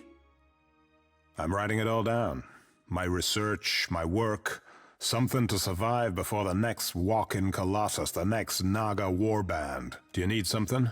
If not, I should focus. So much to do. What happened here? What didn't? A Colossus made of Adra marched through the fort, grew bright like luminous, and scores of soldiers fell dead. Incredible. Then the Naga killed everyone else. Except Latharn, I suppose. Yes, he must have left. Latharn? Dawnstar fellow. Arrived yesterday, Last week, complained of strange dreams. Smart of him to leave so soon. He's gotta be acting on his dreams, trying to help our god. Zafira survived along with a few others. They should split up. Safer that way. Better odds. Do you need something? If not, I should focus. So much to do. How do I get to the lighthouse? How indeed. Naga everywhere. Suppose your best chance will be up along the walls, west and south. But how to get there? Better perhaps to keep going south, around the edge of the fort.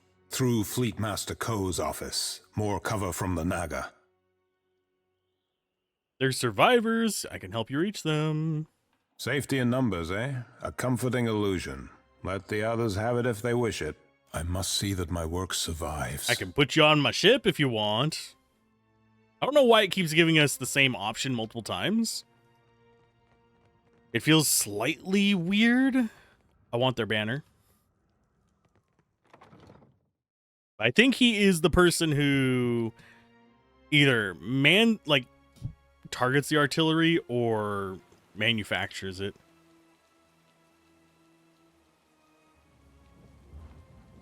Okay. Do we want to kill the Naga here?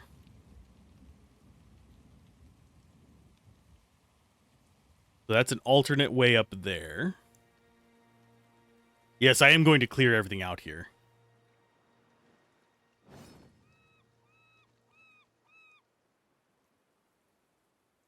They have explosives there. They don't have it along that path. This path will get us access to that easier.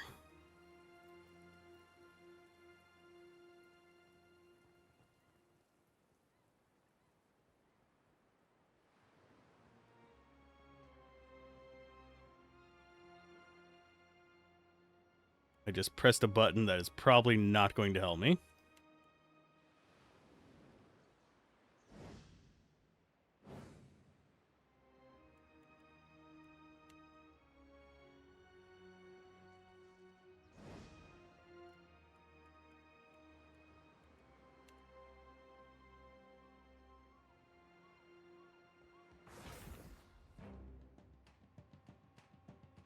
Aw, it canceled his spell. Ya bastards. Looks like we just have to go in. It's just a bunch of Naga. It's not like it's actually a threat.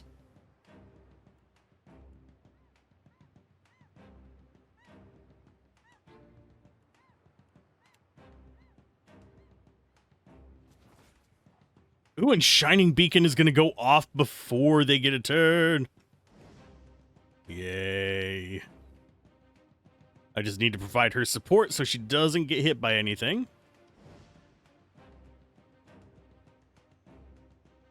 Please actually just shove him out of the way. Yeah, that's fine. And they are not in range of that, so it is time to bounce shot.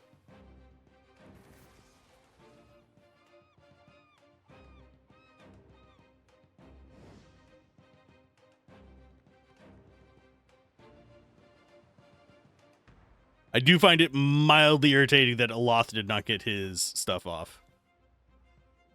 Because that's only, what, 6 of them? We got 5 visible... Oh, I guess the other ones were visible too. Oh, they just don't like Alzorath. That's fine. I mean, they're on fire and almost dead already, so that works for me. Let's make a bounding.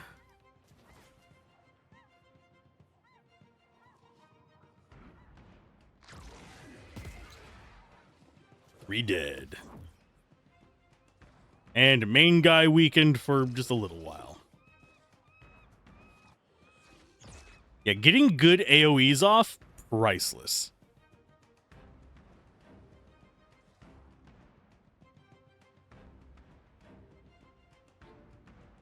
Oh, here come more. Not really scary yet, but mildly unnerving.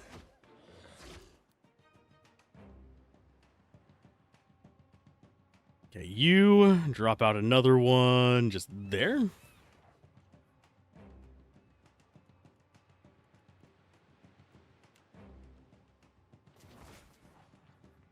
Actually, since that's probably going to kill him, I actually want you to go after that one.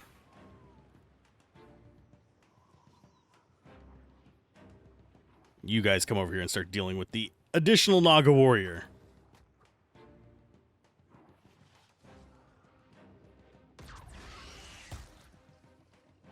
Okay, so they're almost dead again. Yeah, crowd control, super handy. Okay, stun on them, I believe. AoE, sorry, not necessarily crowd control, but crowd control is super handy too. And we just jibbed him with a shout. Fusro, damn!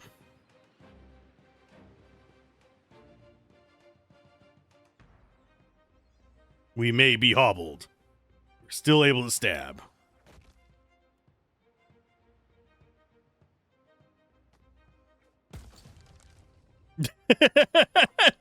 You do not try to disengage from these two. They will shank a bitch. Okay, so you need to get up here to slow its movement. Bonk. And we do actually have the arterial strike on it. Dog, get on the warrior.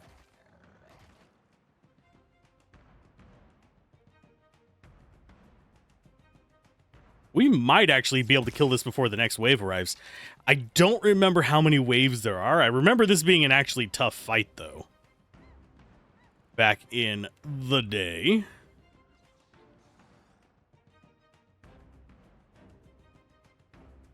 Yeah, I think we got this before it even moves.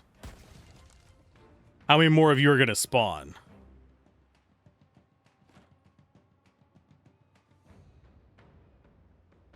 Or was that all of you? It's only 2.5 bars.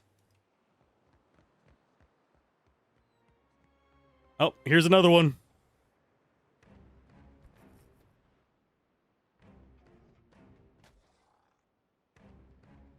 We all get a turn before him, so he might not have a chance. Aw, he thought he was ambushing me. How cute. I think as far as spells go, concussive.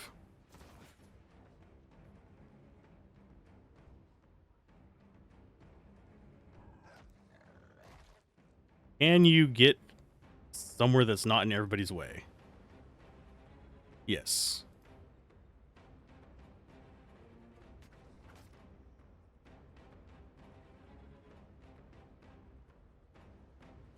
Go for the stab just in case he tries to get out and whack somebody. Oh, nope, he did. But yeah, in real time with pause, these guys just flood you. It's ridiculous. Any more spawning? Why, yes. Yes, there are. Ooh, the archer gets a first turn. Aha. Such a massive threat.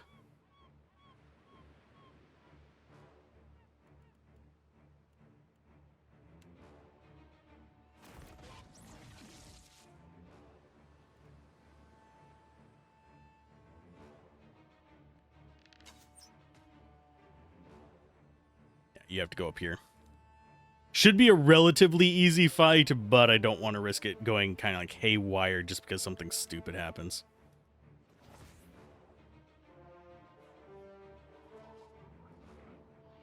And that should bring tentacles enough to trap this guy. And we can go in on the archer and do work there. Because Eater should be able to kill it. So we've killed... That would be 5, 6, 7, 8, 9... What, 10 of these guys? I've lost track.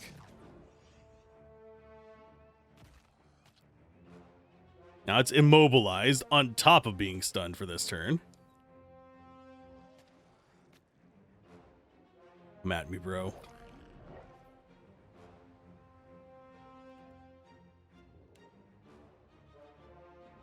Shaman? actually more important than the warrior.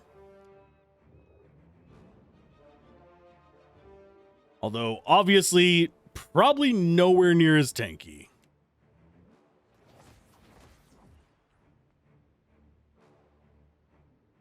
I do wonder what our cap is on the focus. I think it caps out at, 130. Just over 100.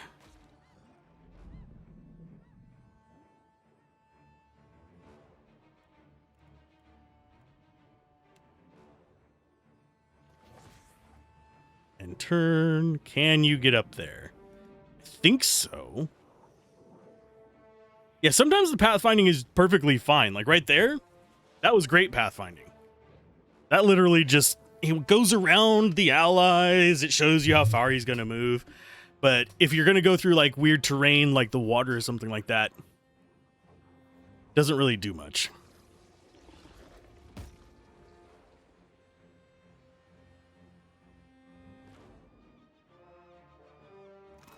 Loot their shit. Is that the last of them?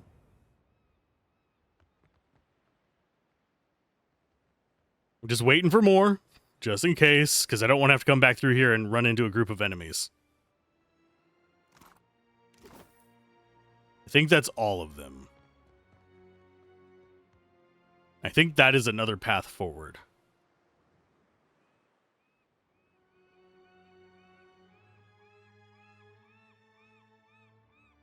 Forget if we can do anything with that. I don't think we can.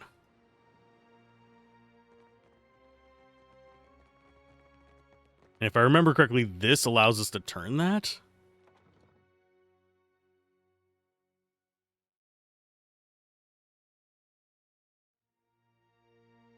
No. We might just not have the strength to turn it, which would be really unfortunate. Because we already have all the ammo and stuff we need for it.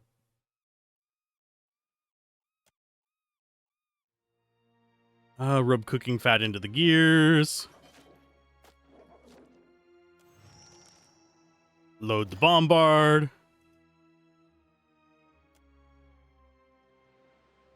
Can we fire the bombard? Nope. Because we don't know how. I guess I should just go ask him. But getting all the loot from that, still worth it. I think the bombard destroys this. I don't think it necessarily destroys them. I think the explosion would help with that. I don't think it's what's going to happen.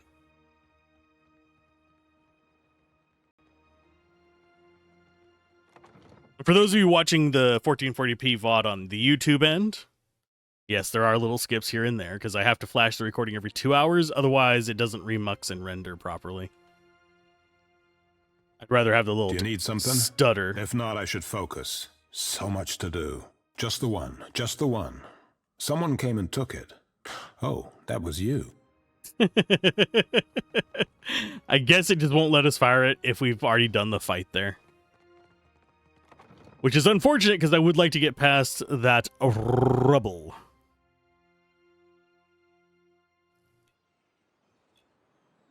So maybe there's a way to the other side of it?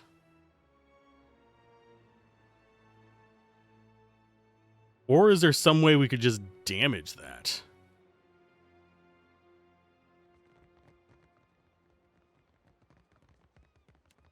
Hey, Aloth, throw a fireball at that.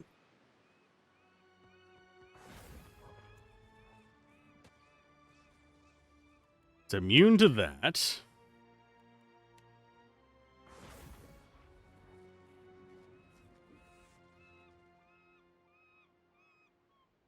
%130% from bludgeoning. What do we have that has bludgeoning?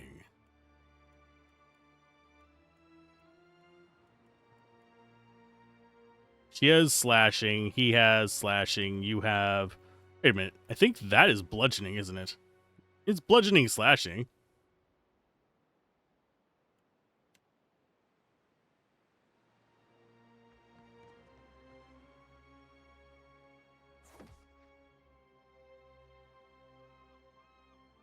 How are you missing rubble, bud?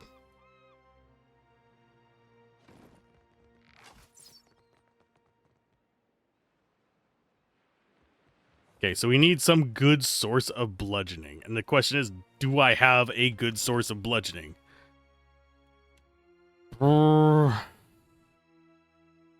That's bludgeoning. I think I want Bardato's luxury, though.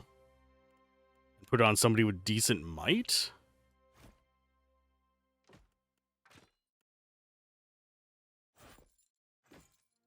Okay.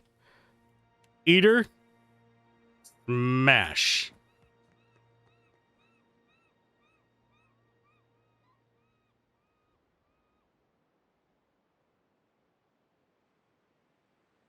He apparently cannot figure out how to get close enough to smash it.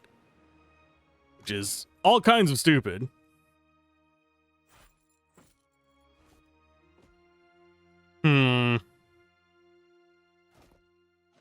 Let's see. That has to be in battle, I believe. Yup. This is piercing.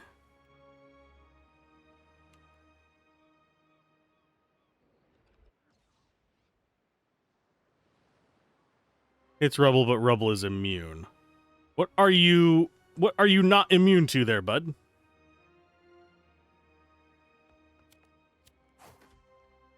We've done fire, we've done ice, we've done slashing, piercing.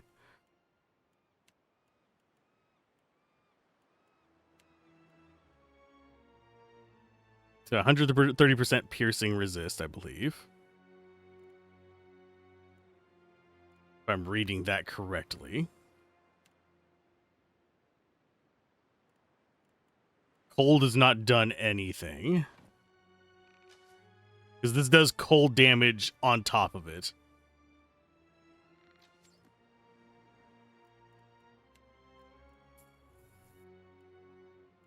Do I have any other damage types? I have corrosion. It's immune to that too.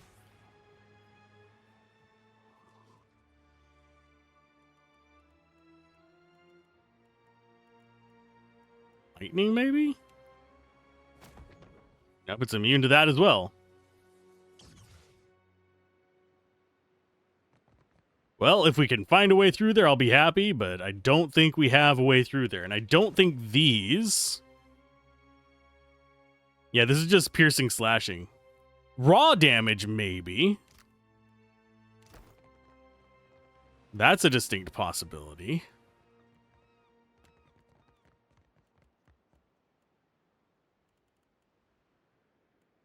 You need to swap back to that. You're the one that can do raw damage, so we switch to this.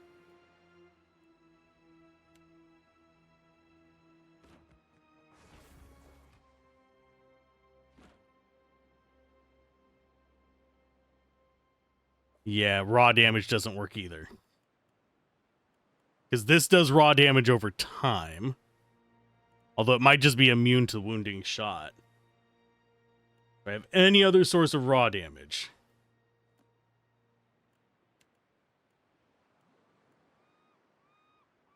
That's slashing.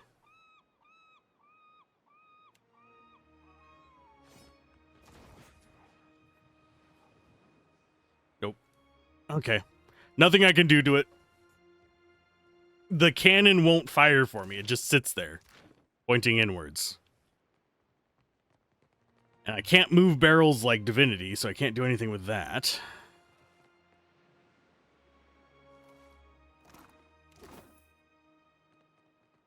The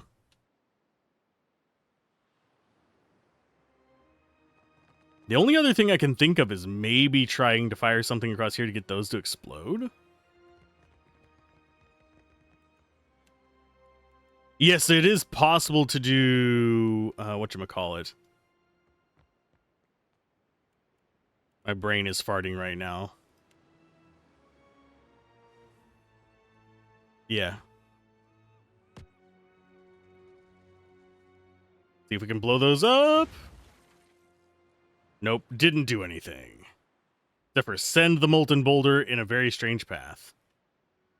Yeah, it won't let me actually fire it. I suppose I could ask them if there's another way to fire it. I think I actually would have had to not taken the Naga fight there to launch this off, which is kind of stupid. That's a cutoff for it. You could still fire a cannon if there's nothing at the end of it.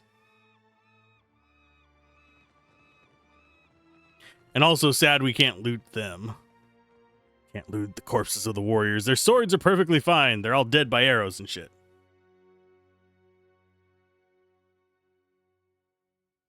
Okay. You're the one we need to talk to. Is there anything else? Seem to be storing a lot of black powder. As you can see, we have need of it. I know a thing or two about explosives, and you're dealing in exceptional quantities. Rawatayans do not do anything in half measures. The Deadfire is a savage place. Something that Valian coin counters and Huana tribals do not seem to recognize. But our people conquered Rawatai 2 millennia ago. We understand what it takes to survive, to tame a wild land. The finest cannons, there's still one. There must be one. Takes a trained artillerist to man it. But we apparently just don't have that. I've talked to everybody here. There's nothing I can do to get them to let me fire this, even though it's pointing the right direction. Because that is aimed at this. And no, I don't want to roll back to a previous save before we fought them.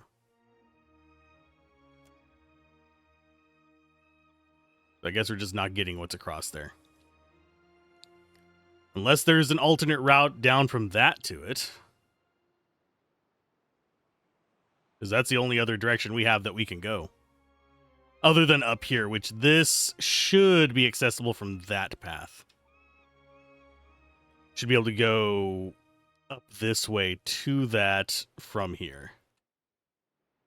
Just a handful of fights.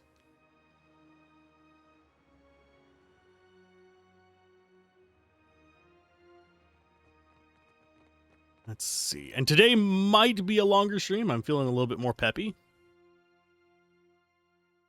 than I was earlier. So it might be one that gets split into 2 on the YouTube VOD end of things. Because YouTube does not like us uploading large files. And there is no way down either. Oh, there's stairs. Never mind. There is a way down. Oh no, they're shooting at me. I'm so sad. I suppose if we would have come across here, they would have shot us from above, which would have made this way harder.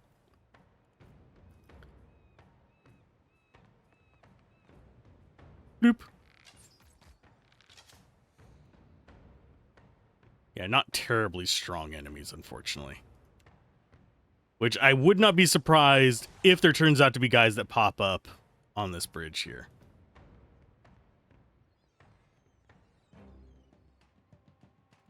Cannot venture forth while in combat. I don't want to venture forth. I want to venture down. I can only imagine it saying, nope, you can't go up the stairs while there's guys shooting at you. But this might be something specifically to do with turn-based combat. That's one reason why you always keep the boots that I have on Eater, by the way. Because if you don't, you won't have any way to deal with these in real-time combat until you find, like, another path around. Especially if you don't have ranged. But they are dangerous ranged. I remember them being extremely annoying and having to use up a lot of magic to get rid of them. I do also remember always getting this bow and loving this bow for the entirety of the game.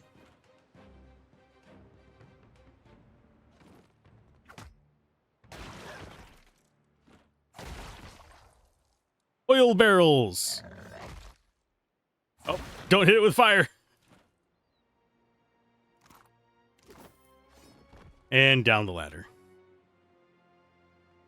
Oh yeah, we have to go this way. Get up, go that way. Thank you. I forgot that counts us in combat while we're oiled. Counts you in combat whenever you're poisoned as well. So you're just like, you can't leave. You're poisoned until it expires. In which case, afterwards, we're fine. Flecks of wheeling sealing wax cling to the tip of the blade. Ooh. And that's a Songo fort. This letter is written in a small, meticulous hand.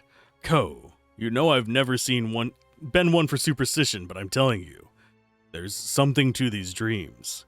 Couldn't tell you what they mean, only that they wake me 3 times a night. All of us working your farms, pious Eothians to a man, are having them too. I've got no mind to tell you how to run your fort, but I've got to look after my brethren here. We left homes and families back in Red Saris, and now we're seeing strange things and laboring next to a duke's ransom in black powder. Or did you reckon a dumb hick like me wouldn't notice? Well, we're going to take your stuff. I really am surprised there's not a hidden compartment in here. And yes, with 21 perception, I would probably see said hidden compartment. That's more oil barrels. Lamp oil, regular oil, I'm guessing. Nope, that's a normal barrel. Are these? Yeah, those are just normal barrels. Take their stuff.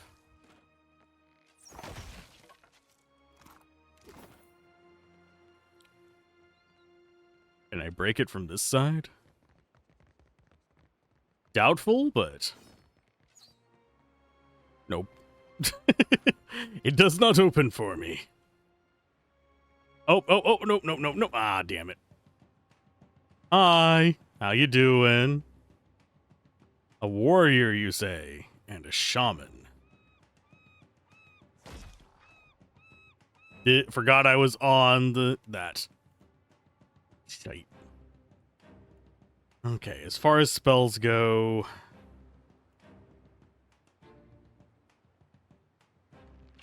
I want the totem down.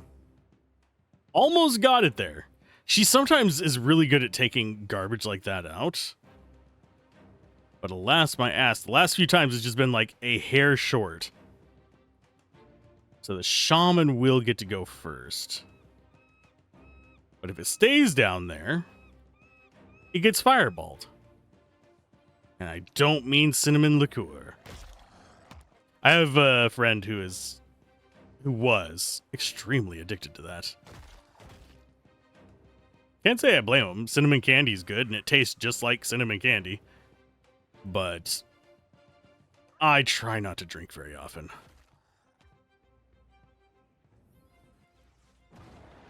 And it's not even that I'm particularly prone to addiction to it. I have drank before and then never felt like drinking for months afterwards. So I don't really get hooked on it. I like a good flavor, though. Oh, since they are here... Tentacles. You can take out the Naga warrior. Hopefully get down here to this guy.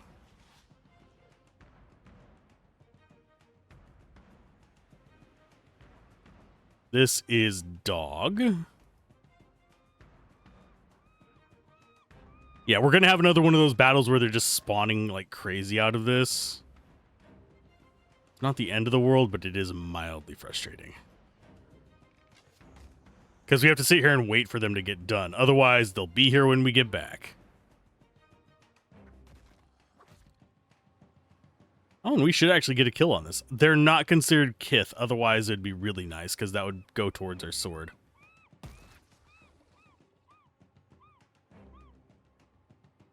Viscera.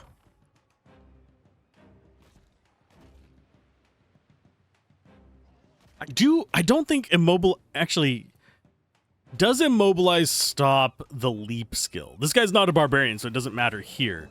But I am curious if it would stop Eater from getting out of that. I think it would.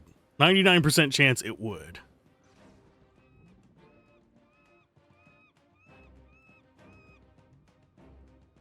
I'm trying to remember for sure. Because I think we might have tried it at one point in the previous playthrough.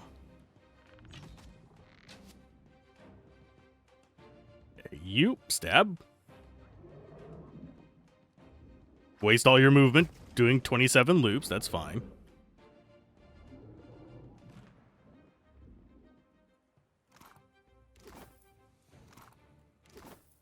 More will spawn. I'm willing to bet on it. Or not? I'll give it just a couple seconds. See if they have just a delayed spawn. Nope, it changed music and everything. Okay. That's fine. I don't think there's anything down here. I think this is just stairs because I'm trying to remember the name for it. But basically, there's a wall that you put a certain distance out. Levees. There we go. I think levees are supposedly broken, or the...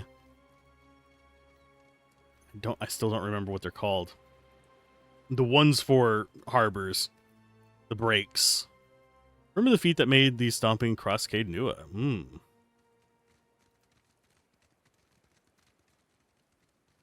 this gives us the path up to here.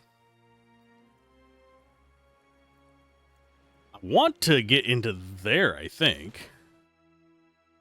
No, that's not the lighthouse. It's a house. This is the lighthouse. Yes. We will go in there last. Because I think that is another semi-dungeon-y area. And I don't remember whether Eater's son survives. And yes, I should be sneaking through this, but I'm not.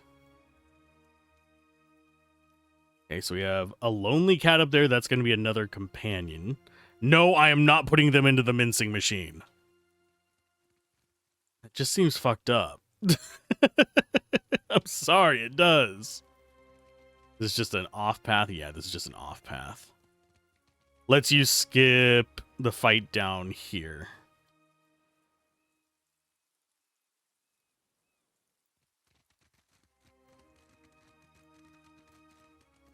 I'm always curious where the like side paths and stuff are.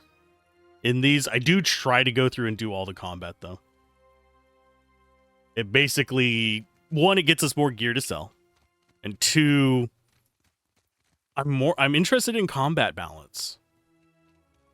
Like default combat balance. I think if you were to rush after Eater's story, this place would be extremely difficult. Right now, I think we're probably fairly over-leveled for it.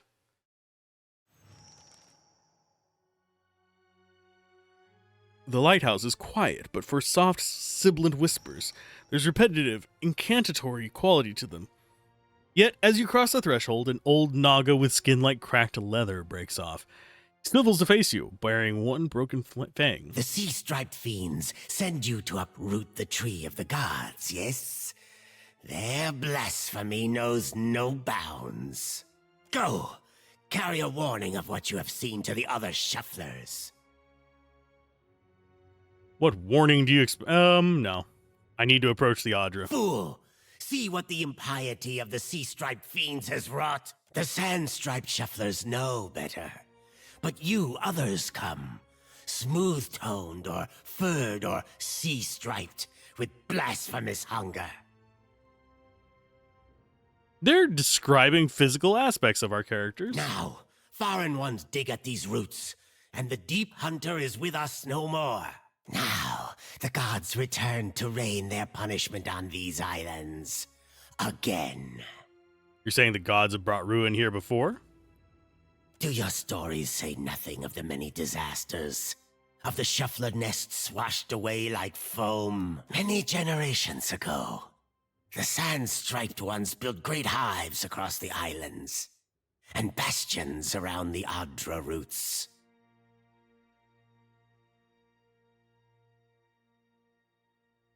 Juana's civilization spanned the archipelago, but the Ingwinthians built the temples around the Audra. They did not build alone. The sand-striped ones helped, as they help other fiends now. Their meddling displeased the gods. So the gods smashed their works with heaving volcanoes and crashing waves. So you think history is repeating itself? You shufflers are beasts of habit. You do not learn. You do not change. Neither do you. You cast off your sheddings by night, only to put them back on at daybreak. You wrap yourself in filthy, worn-out things our ancestors hid deep where the waters quenched the fires and muffled the storms. They remembered while shufflers scattered. Now, the shufflers build again. The gods see. They will tear them all down.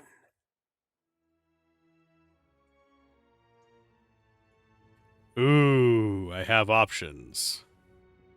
I'm here doing the will of gods.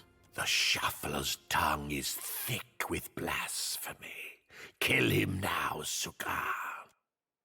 His tail whips on the ground as he considers you. If your fat tongue speaks true, then give us proof.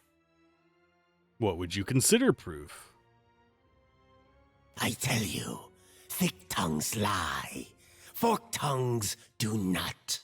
If what you say is true, then surely you can speak with the dead. I will believe your words, only if I hear them from the tongue of my own people. Come on, Giannis. Giannis's bright, wispy form appears, and the other Naga pull themselves into tight, fearful knots. Only Sugan cranes himself forward, his head cocked. Sugan, I found the way. Giannis, you died. We saw. The way became dark, but this one brought light.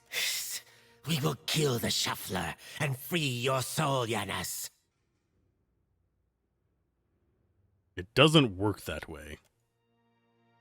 Giannis turns to Sugan, hissing angrily. Do old scales cloud your eyes? The shuffler glows like the God Walker, like the way. He will open the way. As the last of Giannis's essence fades back into the in-between, Sugan regards the Audra vein, calculations flickering in his eyes. Last, he turns his guarded gaze on you. The gods give you power, yes. But is it enough? I would love some Naga allies now that I think about it. That would be awesome. Approach. Restore the blessing of the gods to the Audra.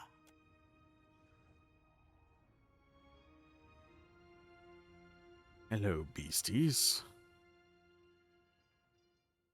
As your hand touches the dim Audra, you feel the same cool, pricking sensation that you did when you touched the pillar near Port Mage. You concentrate on the pillar. The world around you swiftly falls away, leaving only the vast emptiness of the in-between. The Audra and a multitude of golden threads undulating off into the distance. For a second time, you gather the threads in your mind and bind them together, forming a solid tether that ripples out toward its distant anchor. Again, a crack sounds from the terminus. Your consciousness is violently pulled along the cord. You are prepared for the sensation this time, but are still disoriented when you come to a sudden stop. You find yourself standing behind a familiar Titanic statue as it trudges through invisible waters, standing at Aethys' shoulder. Your soul is dwarfed by the massive god's form. Energy pulses along the tether, each wave feeding the Audra's movements. He stops. His head cranes behind him, again accompanied by the sound of stone shearing and buckling. His eyes rest upon you. He does not reach for the cord, but considers you for a long span of silence before speaking. Your first attempt to contact me was brave. This second attempt, is it born out of desperation or something else? Why do you continue to follow me, Watcher of Cadnua? You destroyed my castle and ate my soul, jackass. I love that. I want to know what you're doing. Many Kith would like to know the gods' designs. Why is it so important to you? The last time you appeared, it heralded the death of thousands. At first, he does not respond. But there is a wavering from the light within him. A momentary dimming that allows you to see the souls within the Audra clearly. I never sought violence or death, but Margren and the Hand Occult have ensured that the world believes the madman Widewind tried to destroy the Deerwood and everyone in it. In truth, a war was what I desired, but not one of violence. I sought a war of conscience. He gives me very Dr. Manhattan vibes. If people saw that the ruins so faithfully guarded by the Glanfathans were nothing more than machines the Angwithans had used to turn themselves into gods, what could that mean? Aethys becomes silent. You can sense his presence advancing back along the cord between you. His energy flows over your hand. Tendrils of light probing into the air around you. They poke and prod at the silent lost souls hovering in your vicinity. You are in a unique position. In spite of the work of the Leaden Key and Hand Occult, you have seen through our facade. You know the gods' true nature. Without the benefit of your knowledge, few mortals would be willing to accept the true history of their gods. After all, we weren't. The last time I walked Aora, I made a mistake in not revealing my true purpose. I believe you would understand it better than most. Nod. Yes, I will tell you, but this is not the time. As I take this body farther from the lighthouse, the tether grows weaker, and I have already tarried too long. Soon this link will unravel completely. If I have not reached my destination when that happens, I will need to pull more souls from your world. Where are you going? I will meet you there. The edges of Aethys's massive form blur and dissolve. The huge figure retreats from you. As it moves, the tether begins to rapidly unravel. As Aethys speaks, his voice sounds garbled, fragmented, and distant. If you would know more, find me at the Ashen Maw in Margren's Teeth. I must rest there before I begin my final work. When I leave that place, you will not be able to follow. Before I go, I should return some of this to you. I still have need of the great power of your soul, but I can spare you this portion. A pulse of energy moves back along the golden cord toward you. It feels familiar, comforting, even before it contacts you. The energy washes over you, flooding you with feelings and memories you had thought long forgotten, until they settle back into the cracks of your soul. And then the tether and cord snap. Aethys's figure evaporating into dust that mingles with the endless gray expanse. Heat rushes over you, and the uncomfortable sensation of the Audra Pillar's presence cuts off. The gloom of the in-between is pierced by the light of the living world. You are back in the lighthouse, no longer dim. The luminous Audra beside you is filled with warmth and light. I think we just leveled up as well.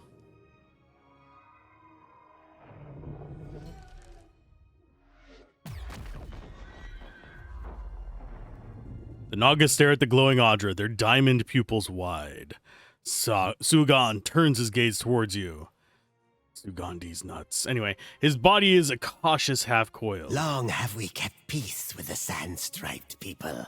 But then, the foreign ones came and spread, killed our people, built their hives everywhere. We were sure the Godwalker came to cast them out, that driving them away was a holy mission. Slaughter is never a holy mission. You have never fought to defend something. Very fortunate. Or cowardly. We must go. I know not what this means, but our brethren should hear of it. You show us something new today, Shuffler. Thank you for this. And for your mercy. Ooh. And he puts a strand of favor in our palm, which is intellect, And reduce hostile effect duration increases beneficial duration. That might go on Aloth there. Yeah, we got 4 of the 5 level ups. Wait until we get the 5th one so we can do them all at once. Aloth currently has a Power Surge 1, which I think is not as important as I originally thought, because I never use it. So put that on you. It's not going to help very much. Let's kill that. Because we don't like them. I don't trust totems of any kind. I'm sorry. Just comes with the territory. Upstairs we go! Upstairs. Upstairs. Thank you. This might bring us to the very top. You do. And grab the lonely cat. Those really blend into the background. That cat is damage from area of effect attacks and increased healing done. Those aren't bad. Not something I'm going to use. We're collecting all the pets. We're not getting rid of any of them. I think that will allow us to get the people to leave. I'll check in on the 2 groups of people. Well, the 1 person and then the group of people. Nope, they're under attack.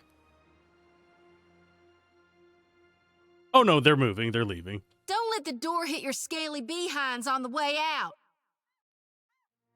Oh, we didn't get the whoop. It said that she whooped loudly. I want to hear the whoop. Had another one of your talks there, didn't you? You gonna share details, or do we gotta guess? I was rather hoping someone else would bring that up. You don't look like you're gonna be sick this time, so I take it that's a good sign? Eothas is heading to a place called Mogren's Teeth. All the places he can go, and he chooses a spot named for Mogren. What could he be thinking? What about you, though? I'm getting flashes of those episodes you used to have in Deerwood. You know, when you were going crazy. It's strange feeling part of my soul in the body of a god. All right then, let's do this. Because, yeah, he basically just has abducted a huge chunk of our soul. Unfortunately, we have to go the long way. Because I didn't fire the cannon. It's fine. It's not the end of the world. It's just mildly irritating that I can't fire the cannon later. Wait a minute. There is Kaz. The dog watches you approach, his ears forward and head cocked. Uh-oh. We got a ferocious beast watching us. And he looks like he's got a very itchy belly. Beckon him to come with us. Takes a few tentative steps forward and sniffs your hand. He lowers his head under your fingers and looks up expectantly, scratch behind his ears. Got ourselves another dog, I think. He is stealth and survival for the character, and incoming hits turn to grazes. So a lot of these are just okay effects. Hey, Azure, how's it going? Welcome to the stream. We are currently waiting to level up until she catches up. Idwin, I'm not sure how to pronounce her name. We're going to check if we can get anybody else off this island. It's going pretty good. Almost out of coffee, unfortunately. But other than that, it's a solid day.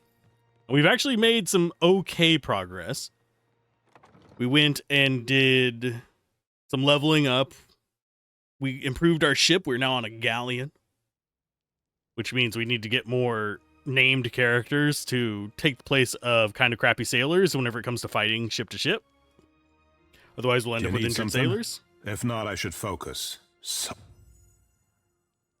And yeah, it'll just give me level up anytime we go into a conversation. Yeah, just having a pretty chill day. It is warm as hell here, though. It's only going to be warm for a couple days, so air conditioning's not going to be on.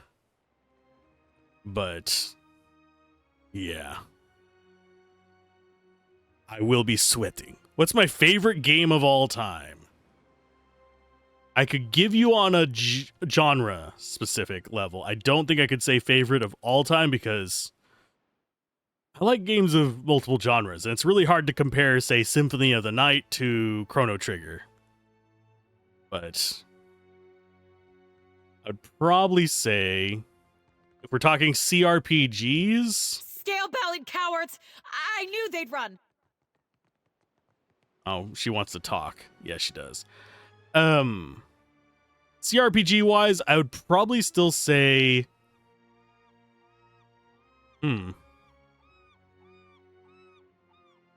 Baldur's Gate 2 has a lot of nostalgia for me, but I don't think it's the best one. But it would be one of the ones that I prefer playing, if that makes sense. If I was going to say... That's the difference between favorite and highest quality, of course. Because it may be my favorite, but I think highest quality so far that I've covered on either of the channels would be probably Divinity Original Sin 2 overall. So far, I haven't. Be upon you, neighbor. Are you looking for survivors? I haven't beaten it yet, so I don't know how the ending goes, so I can't say definitively. But so far, I like the combat in it.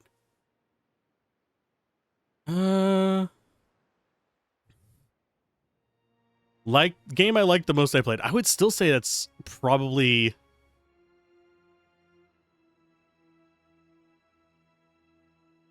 it's a toss-up between Chrono Trigger and Final Fantasy VI.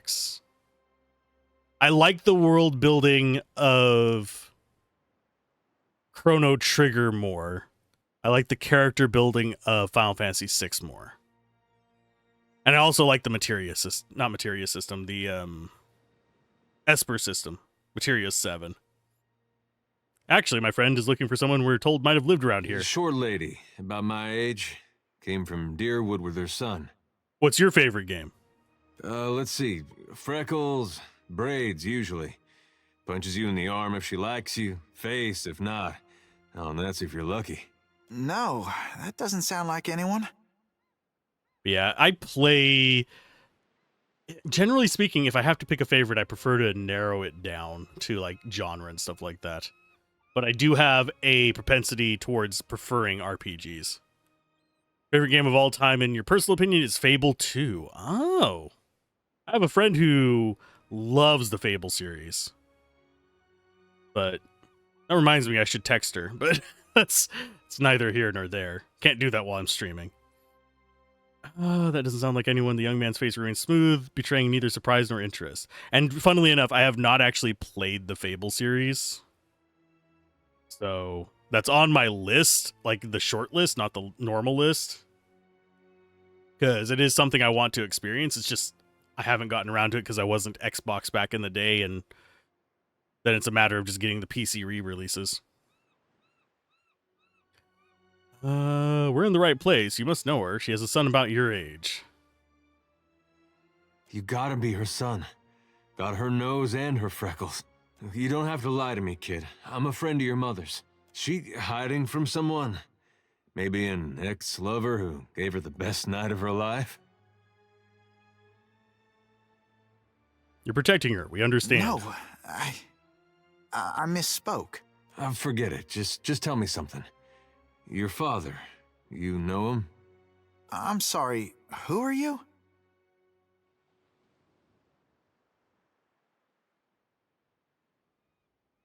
I can tell him he likely had relations with your mother.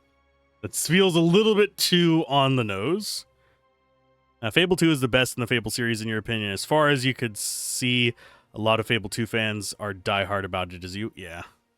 That happens in a lot of series, oddly enough. There will be like a standout one or two games in the series, and people will be diehard fans of it. And the other ones will be either considered just okay, or some will even be considered garbage because they're not like the fan favorite of the series. And if you have things like, say, the Final Fantasy series, where there's people who prefer, there's actually 3 or 4 that generally take the top notches, you'll see infighting among the fans about which one's the best. This one's the best because it was made, blah, blah, blah. No, they're all good. It's fine. You can enjoy them. There is nothing wrong with people liking different games.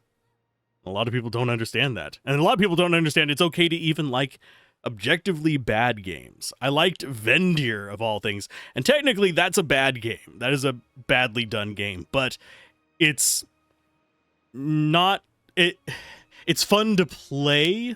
It's cathartic to play, but it's really corny. It's really basic. It's just very simplistic. It's not a great game. It's just fun. And that is okay. We're friend of your mother's. Right. Friends of Alava's.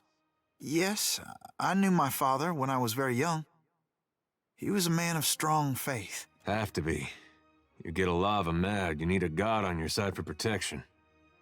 You'll fight for Fable 2's honor until the day you die? He was lost to us during the purges, which was how we came to flee here. Oh, yeah. I need to put it on my 2 playlist for this, which after we get done with this, I will probably be doing Front Mission 2, which is one I'm putting off because it's generally considered probably the worst to play of the series, especially the remake. But, well, as far as the main numbered ones, we're not getting into the action game or the Metal Gear Solid ripoff that are Left Alive, I believe is what the last one's called, that don't run properly anymore. He was lost during the purges, which is how we came to flee here. So you met him. Well, that's great. You had a dad. Where's your mother now? Got a lot of catching up to do. My mother is with Aethys. I mean, I already know what they mean. She passed the veil a few years ago. A flu. It's possible her soul has taken a new body by now, but if she was truly blessed, she marches instead beside the shining god. You lied to us. Said you didn't know her. Expect me to believe this now?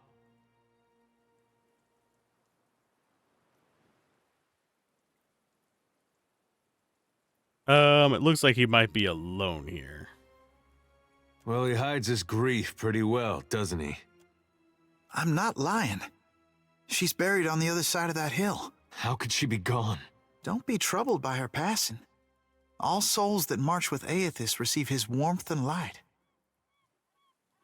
You seem confident in a god who's causing a lot of destruction. You can't build on broken foundations. Real change needs destruction. I trust my God knows better than I do. He knows truths I'll never learn. And got that right. I was once lost. I struggled as you do now. But the partisans of the lighted path have restored my faith in Aethys. What greater honor than to march in his vanguard? Who are the partisans? We began as children of the Dawnstars, separated from each other as we questioned our purpose. Fable 2. Game's just wow. It's a game that I played over and over again as a kid and completed the game over hundreds of times. Ooh. For 30,000 hours in it. That sounds more like me with Diablo 2. I probably have a good 15 to 20,000 hours in that. And that's counting the stuff that I've done in Resurrected and LOD and the original game. But then Aethys granted a vision to Gadarian Bosch. Bosch saw an illuminated path lighten the way through a black abyss. But that's counting the stuff I did whenever I was writing guides for it, which probably was about half that time. The words fall from his mouth, bulky and awkward, as though someone else had stuffed them in there. And he saw Aethys marching on the path, and Aethys bade him to march alongside. Not quite how I've been seeing it, but everyone's open to their own interpretations. And the Shining God told Gadarian Bosch to gather an army of the god's truest followers, and to prepare to lead it into battle. You'd think after getting blown up, he'd slow down on the battling. Your brain back then does not understand what repetitiveness is. You woke up, played the game, completed it, and went to sleep. Ah. Yeah, that's how I was with Diablo for a while. Well, Diablo and Diablo 2. But Diablo 2, for me, I really love two things in it: theory crafting and solo self-found runs. So generally, I would be getting a lot of gear just by going through the game from start to finish with different various builds that get through the game. And then with all the gear I got from that, I would start building strange builds for the end game stuff. That's why back when LOD was a thing and I was still maintaining that account, I had like plenty of 95 plus characters across multiple accounts because you could only have so many in each count, that kind of stuff. Has Bosch shown proof of his visions? Actually, why did you lie to us about knowing Elafa? Gadarian Bosch warned us. Those outside the partisans may ridicule us and test our especially our old families and others close to them. We've learned it's best to keep to ourselves and those with open minds, which relations and friends mostly aren't. This sounds like a subsect of either evangelicism or whatchamacallit, Mormonism. And there's also Presbyterian a bit in there that does this as well. There's like groups of them that do this kind of stuff that this character's doing. You mix your chocolate-flavored protein powder with raw oats and milk and it tastes amazing. Sounds like a protein bar in a spoonable format. I have to be careful with some stuff like that because it can mess me up a little bit.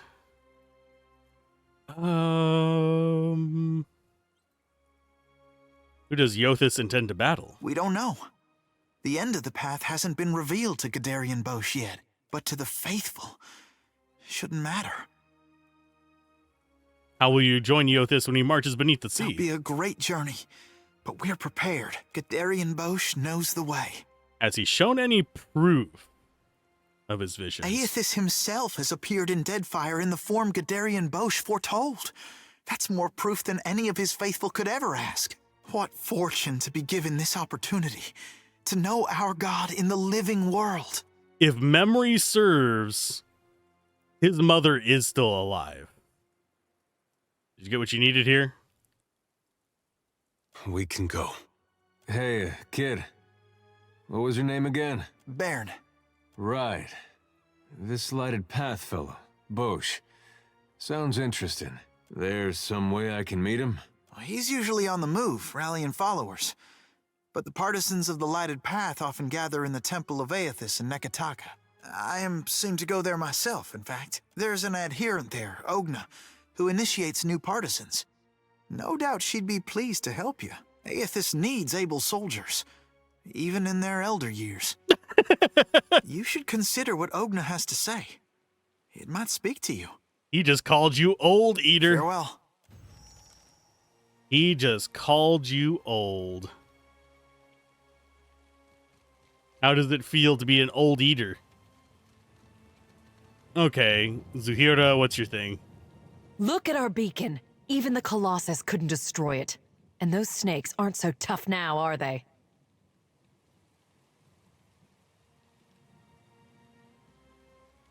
You underestimated the dangers here before. It'd be unwise to do so again. Of course.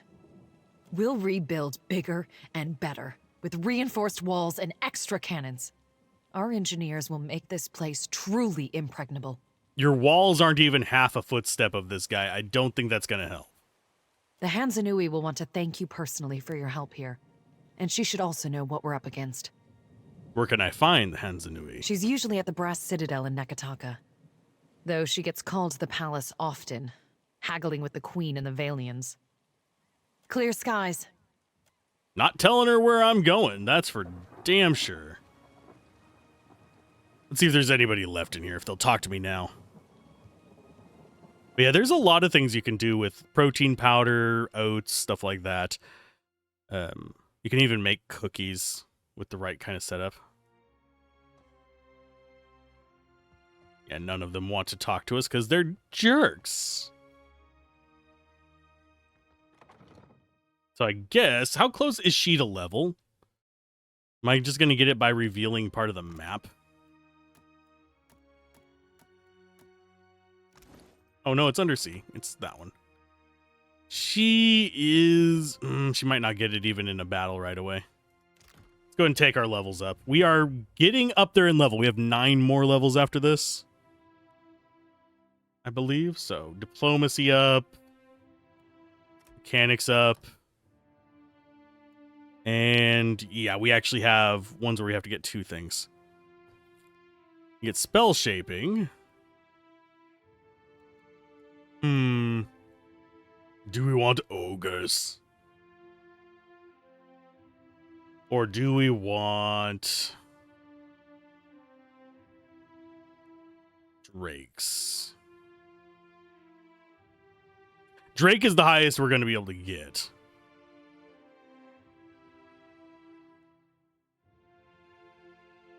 Because we can't get either of these. We can get this at level 19. This will come at 13, so we'll be able to get the damaging lights, which is the other one we want.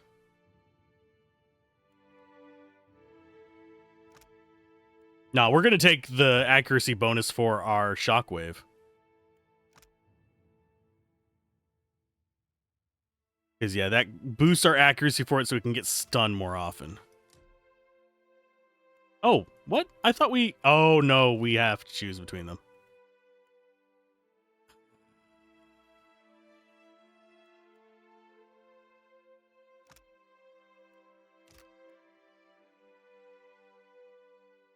I think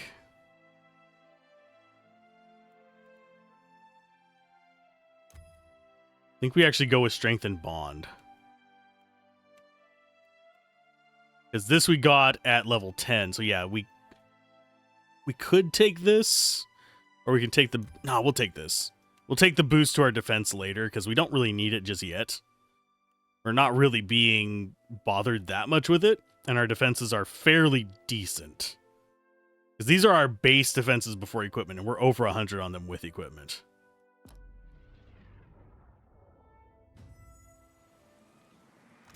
Kind of freaks you out when you think about how protein powder is made. I actually don't know that. Wouldn't surprise me if it's some kind of horrible method, but... I mean, half the stuff we eat is processed pretty weird ways, and I think people would not fully appreciate it. Knowing, but it personally does not bother me any. Okay, so I'm gonna put one on him as well.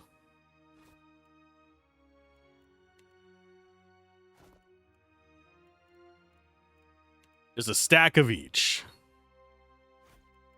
So he's our second stack. And this is our first stack. Because lockpicks will just fill up there. You think that's all of our items for that? Yeah, it is. Just a bunch of worms getting killed, then dried out, and then all the moisture content is squished out and then made it to super thin into a powder? That wouldn't surprise me. I can't verify it, but there's probably a few methods too. Like, cheap vitamin B is made with freaking cyanide to break it apart. It's not toxic, it's just cyanobalamine is how it's processed out. That's how you get cheap vitamin B. But yeah, there's a lot of things that if people knew it, kind of gross them out. But really, I think it's more interesting that we somehow reached a point of realizing that, hey, this works.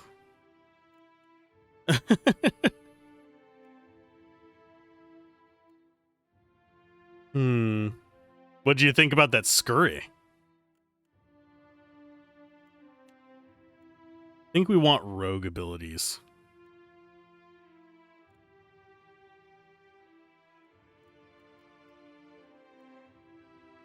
We already have that. That's a weakening. Weakened, if I remember correctly, yeah, 5 constitution and reduce healing. Which is handy if we run across a healing enemy, but I don't know how often we'll be able to get weakening on them if we do that.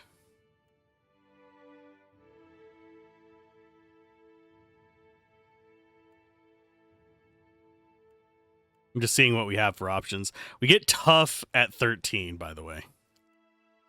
So that'll boost our life across the board.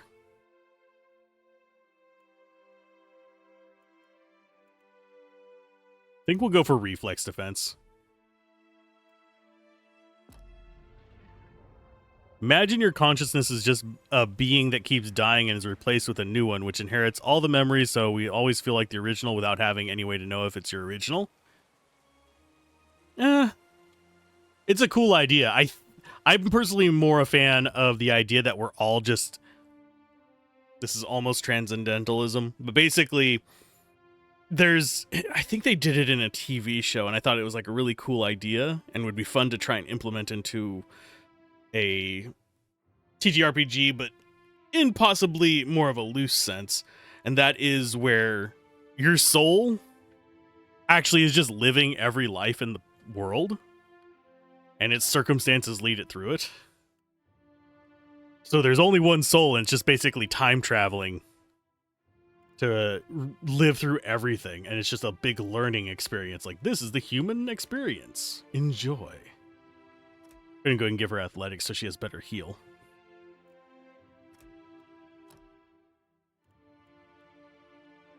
This is level... Oh, we get a new tier. Improved critical. Martial cast. Reduces the time it takes to complete a weapon summoning spells cast. Creature summoning spell. Completely resist the effects of a hostile spell. Yes. Extra planar ally. Ooh, summons a spiritual ally. That would be handy to have another character in battle.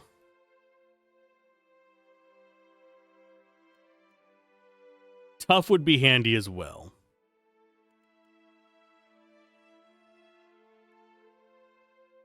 I think Buddy Boy there is probably better because he's 5 rounds of an ally. Unless there is something else we want in here.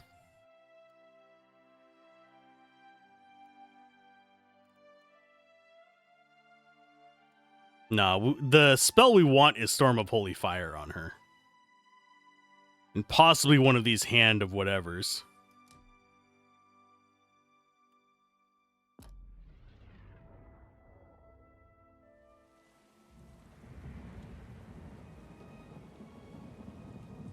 So if you're thinking that means you're the original, but you're thinking so too, so you're also the original. It's more of... I'm trying to think of how to explain it without going too deep into the weeds. But basically... Ooh, we wanted a spell here. This is, I think, piercing? Yes, that's piercing.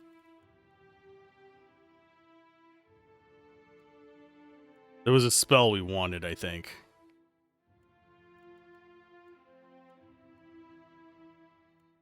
I don't remember what it was.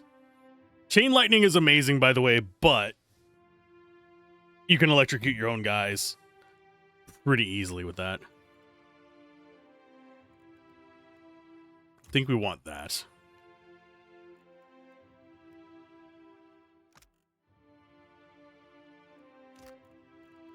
Our level 2 just doesn't have anything that I really like on it. That's the only one we use. That and the boulder.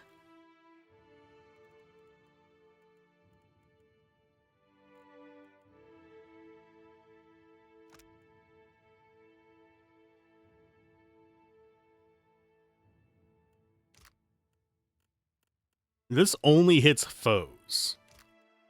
Yeah, that's another good AoE.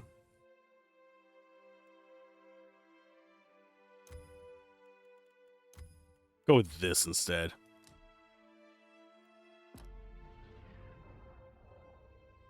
But basically, it's more of... Think of it like you're going to a library. Your soul goes to the library. You can only check out each book once to read it. And each life is a different book. So there's not really an original as far as, like, the bodies. But it's an original as far as the experience. That is your first and last time experiencing that.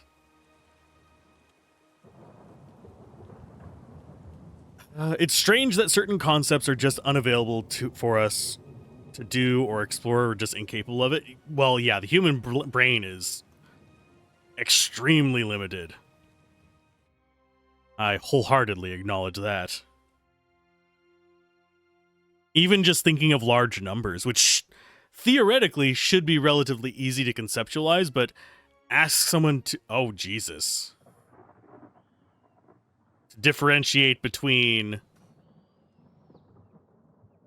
this is going to be rough. Ask someone to differentiate between 1 million and 1.2 million.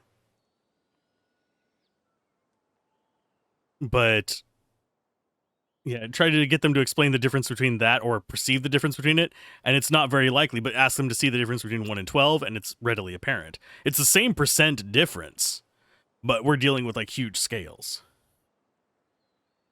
And then whenever you start talking billions or trillions, like distances in space, there was a really cool website for that visualization, though, where you could basically fly at certain times the speed of light through this like solar system and stuff like that. We're about to have a very bad time here. Oh, I almost got away. I don't think there is a way to get away. Songo is a mound of wreckage in the horizon. When you see a dozen junk sailing towards you, even at this distance, you can tell they're making good speed. One of the ships pulls up alongside yours, and a well-dressed Amawa man approaches the edge of the deck. You do not recognize him, but he grins cryptically at you. I am Alzorath, Grand Secretary of the Royal Deadfire Company and a special emissary of the Ranga Nui of Ratai. He nods, but he's gazing towards Hasongo with a peculiar smile. The Audra beacon, visible even here, shines brightly.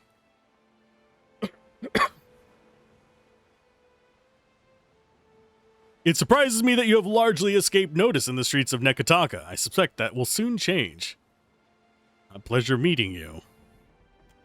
Your manners do much credit. I want to extend the thanks of the Royal Deadfire Company for what you've done here. He raises one hand towards the Audra beacon. You've restored a valuable asset, whether or not that was your intention. The others at the palace will want to hear of this, no doubt, and you may as well take credit while the deed is fresh. Say nothing. Go to Serpent's Crown in Nekataka, and later come and see me at the Brass Citadel. I am always eager to forge relationships with resourceful individuals. At any rate, I have much to attend to, and it seems you do as well. Clear skies, Captain Eldrian. Atsura nods as his crew makes ready to sail once more. And they disappear like farts in the wind. I sort of remember that part. We're not going to fight them. How are we looking for levels on quest, by the way? He waits in fire. Yeah, we have 2 quests there. Veins of Yorda as well. Free to look for the Kahaga Palace and Serpent's Crown District, blah, blah, blah.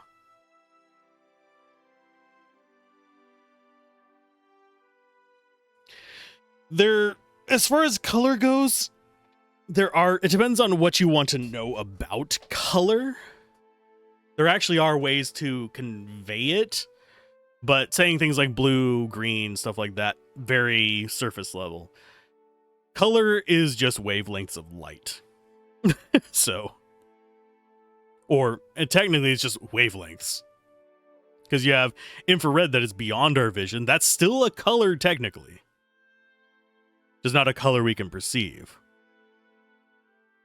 Not one human's idea is the same as another, even if it's more or less the same idea. Every human has a different image of that idea in their head. If you're talking about visualization, yeah. And you generally, if you're doing art and stuff like that, you want to take advantage of that. Let people use their imagination, because their imagination is always going to be superior to your realization. That's why you'll often see hints at what's in a picture rather than the entirety of thing painted in super photorealistic detail. Explain blue to a blind person? It is a wavelength. It's like radios, but different wavelength. Vibrations. It's actually technically not vibrations, but that's getting into the physics weeds that I'm not comfortable discussing without a textbook in front of me.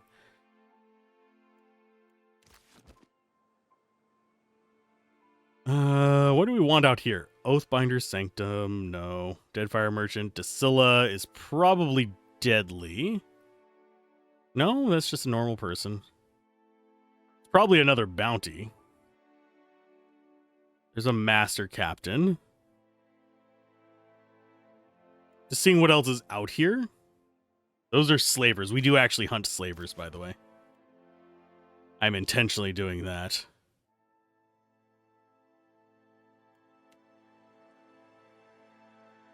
But it looks like we want to do the bounties before we go.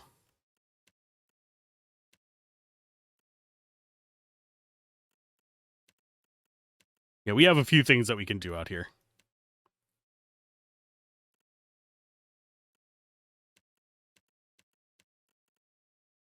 Just reading through them all.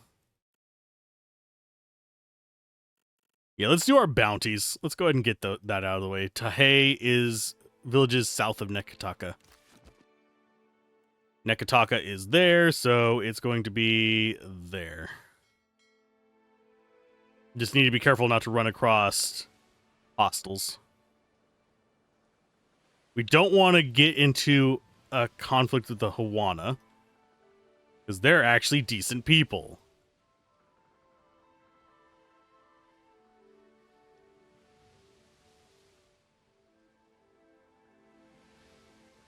You didn't take physics, so the only thing you're good with is money. You blink and find yourself standing in the knee-high grass of an endless field, with the day just falling into dusk. I'm a nerd. It's about 10 feet away from me, but there's a bookshelf with 107 textbooks on it. I collect them, because if I want to know something, I can go look it up. My memory is shit. So if I'm just off the cuff, yes, I will misremember things. Yes, I will get things wrong. But if I really actually need to know something for a distinct purpose, I can go over to that shelf and be like, this is physics. Physics book. Take out the physics book. Actually, in that case, I could take out the physics or a lot of those are art books, art textbooks on like anatomy, light, color, stuff like that. But it's one of those things that, yeah, if I need to know something, I can go find it. And if I can't find it there, I know where to look online. I know where scholarly journals are, and I know how to read them. I wish I was like Google. Although, that said, I think it's more Google's becoming more like me, with its AI fever dreams being just the equivalent of my brain being like, huh?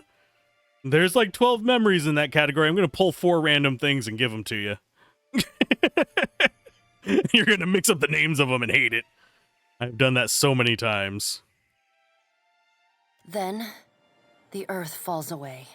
The wind ceases, and you are sent tumbling up into the dark of the sky. Watcher. The voice of the pallid night shakes the earth at your feet. But yes, if I say something off the cuff in a stream, always verify it against scholarly stuff like actual journals. My brain is not perfect. No one's brain is perfect. You should always have more than one source and always cross-verify from conflicting, not necessarily conflicting, but sources that have opposing views or opposing motives. So you can cross-check across them and be like, okay, this source says that X, Y, and Z happened with values of A, B, and C. This source says X, Y, and Z happened with values of F, B, and C. This one says they happened with J, M, and N. But you always want to cross-reference. It's like looking for an investment. You want to figure out both what the company is saying about it, what it's itself, what the employees are saying about it, and what the customers are saying about it.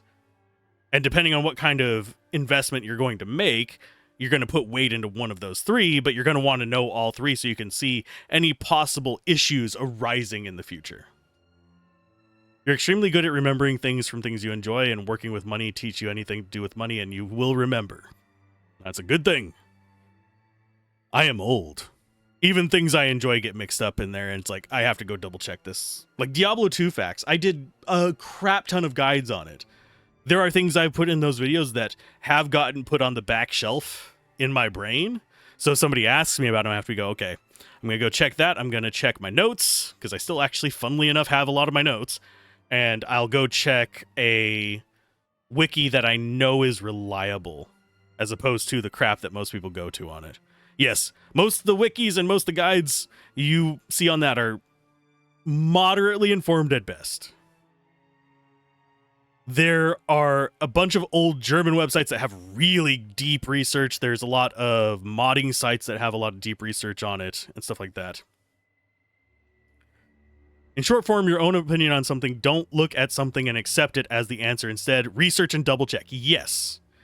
If it's right, and then decide for your... Yeah, just double check if it's right. And decide for yourself if the answer is... But usually you'll come to a logical conclusion. Yes. If you actually do the research, and I'm not talking just looking up random bits and bobs that agree with a preconceived notion, but actual opposing or tangentially related viewpoints. If you're doing political, you want to do stuff like look for a source that is for it in the origin, one that is against it in the origin, and then one from a third party outside that either has no vested interest or has if they do have a vested interest, you want to do for and opposing as well. You want a third party outside, basically, in addition to the opposing and for it. And where those overlap is a good place to start looking for facts. Because usually, 9 times out of 10, people will twist things to agree with their worldview. Period. Statistics can be manipulated very easily. A lot of stuff like that. I should probably continue with the actual story instead of ranting on this. You have returned to Bareth's realm. Your soul once more called to attend the wishes of the god of death. But yeah, if we go too far into that, I'm going to have to switch to an only chatting screen and come up with some random VTuber to represent myself. Because I have a face for radio. And it's only getting more radio worthy as I get older. Maybe try a door next time? Your preference has been noted. The Pallid Knight crosses her arms. You can't be certain, but you think you might see the barest hint of a smile tugging at the edges of the Pallid Knight's lips. Once again, you have spoken with the Child of Light. Tell me what you have learned. He makes for Mogren's teeth. Intriguing. The Pallid Knight stares past you, pensive. While attend. Tell me what your many eyes perceive. Her words ring out, and a heavy silence descends. Let's see. Mostly you will think historical figures are good guys, but 7 out of 10 times they're probably the bad guys. Even the good guys have shitty stories. I guarantee you, there is no person that anyone idolizes that does not have a skeleton in their closet or some kind of bad aspect of themselves that that person idolizes them will disagree with. You have to realize that nobody is perfect. Historical figure, modern figure, content creator, anything like that. The moment you start deifying or worshiping somebody, that is when you're going to start running into trouble. There are people worth admiring. There are good people and bad people, but nobody's perfectly good. And as much as I hate to admit it, there is nobody that is perfectly evil. 9 times out of 10, the perfectly evil person is just perfectly stupid. So it's just... ugh. Yeah, it's just all over the place. In the silence breaks the murmur of countless voices. They speak all at once in languages both known and unknown to you. Why is that one based on a... I don't know why that one's based on a first story thing. In the space beside Bareth, an eye blinks open, followed fast by several more. We got Murlocs over here on the left, by the way. If Gablin's lurking, we found his favorites. We've got Eyeball Guy there that I don't recognize.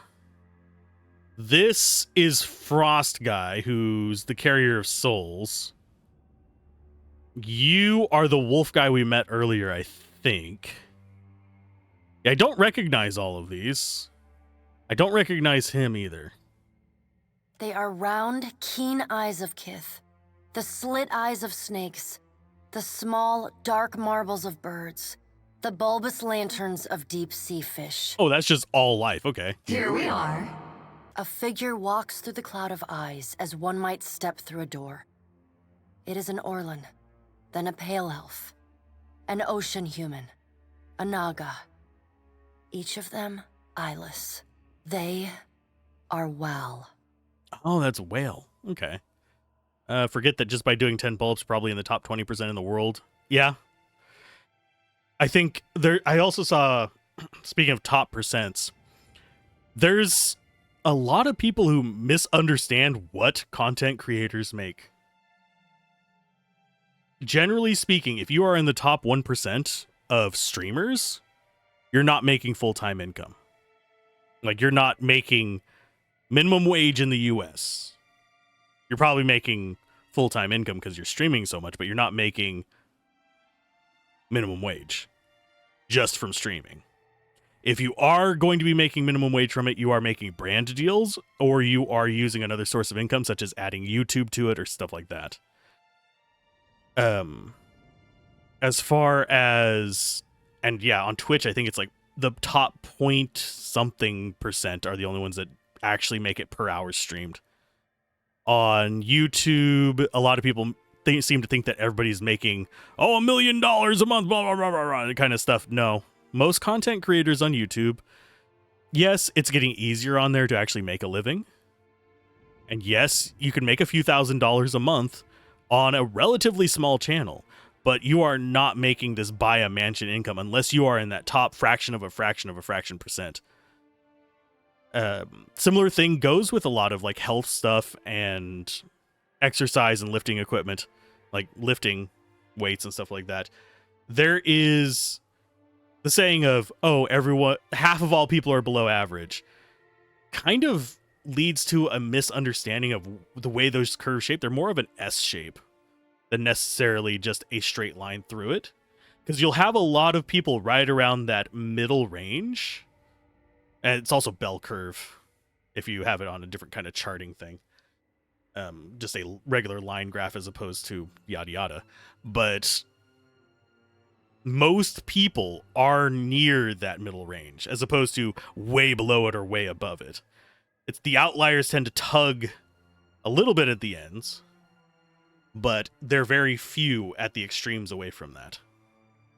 This is the first interesting thing to happen in ages, and we do so love a riddle. The figure wears an Amawa's grin, and the many voices beneath its own titter. That's actually one of the reasons why making guides is kind of weird, because you have to learn how to set the bar at that middle, as opposed, and you'll get complaints at the very high end and the very low end, but most people in the middle of that curve won't actually say anything. They'll be like, I watched a guide. I learned what it was there for, and I'm moving on. If it's a good guide, they're probably not going to say anything except for maybe a thanks for the guide kind of thing. But you'll have people at the extreme top end who are going to correct some, which is a good thing. Always correct misinformation if you can actually verify that it's misinformation. But they'll correct the errors in it. And then you have people at the bottom end who want to either introduce errors or complain that I couldn't understand it because blah, blah, blah, blah reason. Or this is talking about it too high. And it's really just, you have that small percent at the bottom and small percent at the top. That's why when I watch guides, if I think it is a good guide, I will put a like on that. Or if it's a tutorial on how to make something, I'll put a like on that. I don't usually comment. I need to start doing that, but it's just a matter of I don't have time, because I'm usually listening to the tutorial while editing a video or stuff like that. But generally speaking, positively received with likes versus dislikes, I will generally assume that that guide did well or that review did well. Whereas if it's getting a lot of low-end comments, like this didn't make sense, I'll realize maybe I marked that middle line too high. And if there's too many people correcting it, that means I wrote a guide on something I didn't know about, which I don't tend to try to do. Anyway, it's so interesting when hundreds of Kith die, so Yothis can take a stroll. Sarcasm! Some things must be lost to be found again. You knew that once, when you buried my scroll beneath the earth in Black Meadow. But it seems you have forgotten. I didn't forget. I understand that things have to be lost to be found again, but that doesn't involve trudging across half of an archipelago and killing everybody. We have read the book of your life, Watcher. It is heavy with the weight of your choices, and its pages are not unmarred by the blood of others. You reap, but on a smaller scale. I wouldn't quite say I reap on a smaller scale. In the first game, we killed over 2,000 enemies. We murdered more than 2,000. I was probably reaping on a similar scale, considering we've only seen a few hundred from Eothas. We see between the strings of the world, and Eothas is there, strumming them like a lute. His tongue is still, yet he sings of a coming joy. What tune he plays, we do not know. It is complex, ever shifting. One moment vibrating in harmony, the next in discord. A man strides through the door to Bareth's realm. Behind him lope wolves with lolling tongues, and jungle cats whose long tails twitch with every step. Who is this one, then? Galawain, the changeling, arrives, and he brings with him the wild heart of Aora's untamed places. I think we ran across a guy that was linked to Galawain. Fast on Galawain's heels, a small wave of seawater washes across the tiles. It pours off the edge of the platform and cascades down into the beyond. You may have murdered over 2,000, but they were all no taller than your waist. It was certainly on a smaller scale. How's it going, Locke? From out of the water rears a glowing lure, then the head of a gigantic fish. The round black eyes of Andra roll to meet yours. Hi, Andra the Murloc. My gift bearers bring to me that which Kith most want to forget, and in their memories I see you as Wildus. You are the one who leaves chaos in his wake. You knew one of them once, my gift bearers, Maneha. She longs to forget and to help others do the same. But when given the chance to aid her, you did not. Freezing and sore, but your weekend begins now. Got a dental appointment tomorrow. Yeah. You are a capricious creature, like Eothas. Andra's storm-black eyes roll away from you. It's pretty strange that it's not common knowledge that 10 pull-ups is pretty rare, since not many people exercise. You always side-eye someone when they say 10 pull-ups isn't impressive, even though many times they can't do one, but they look at the number 10 and see it as a small number. Yeah, numbers, people don't really... This is actually a misconception that a lot of people have, is that they could do that, or just because it looks simple.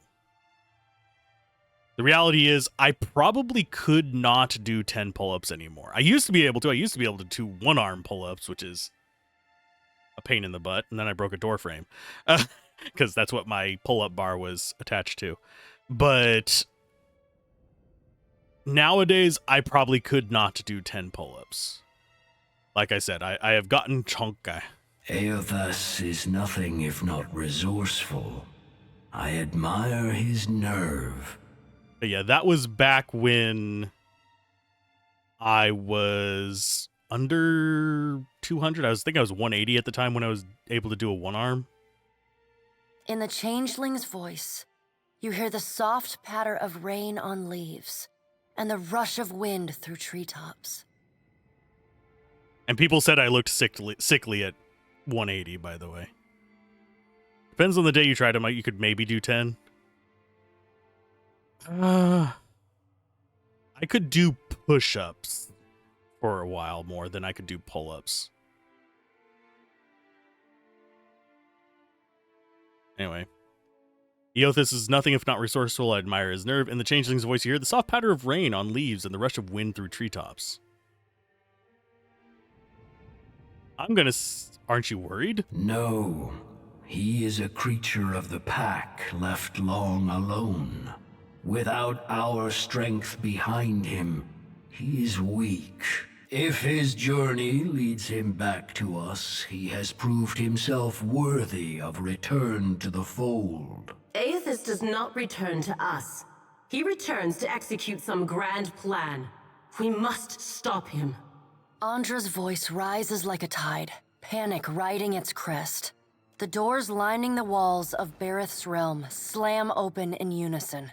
Warped pieces of ancient armor and the remnants of discarded weapons roar through the doorways. They meet in the center of the room, in a shower of sparks and form, the vague figure of a man.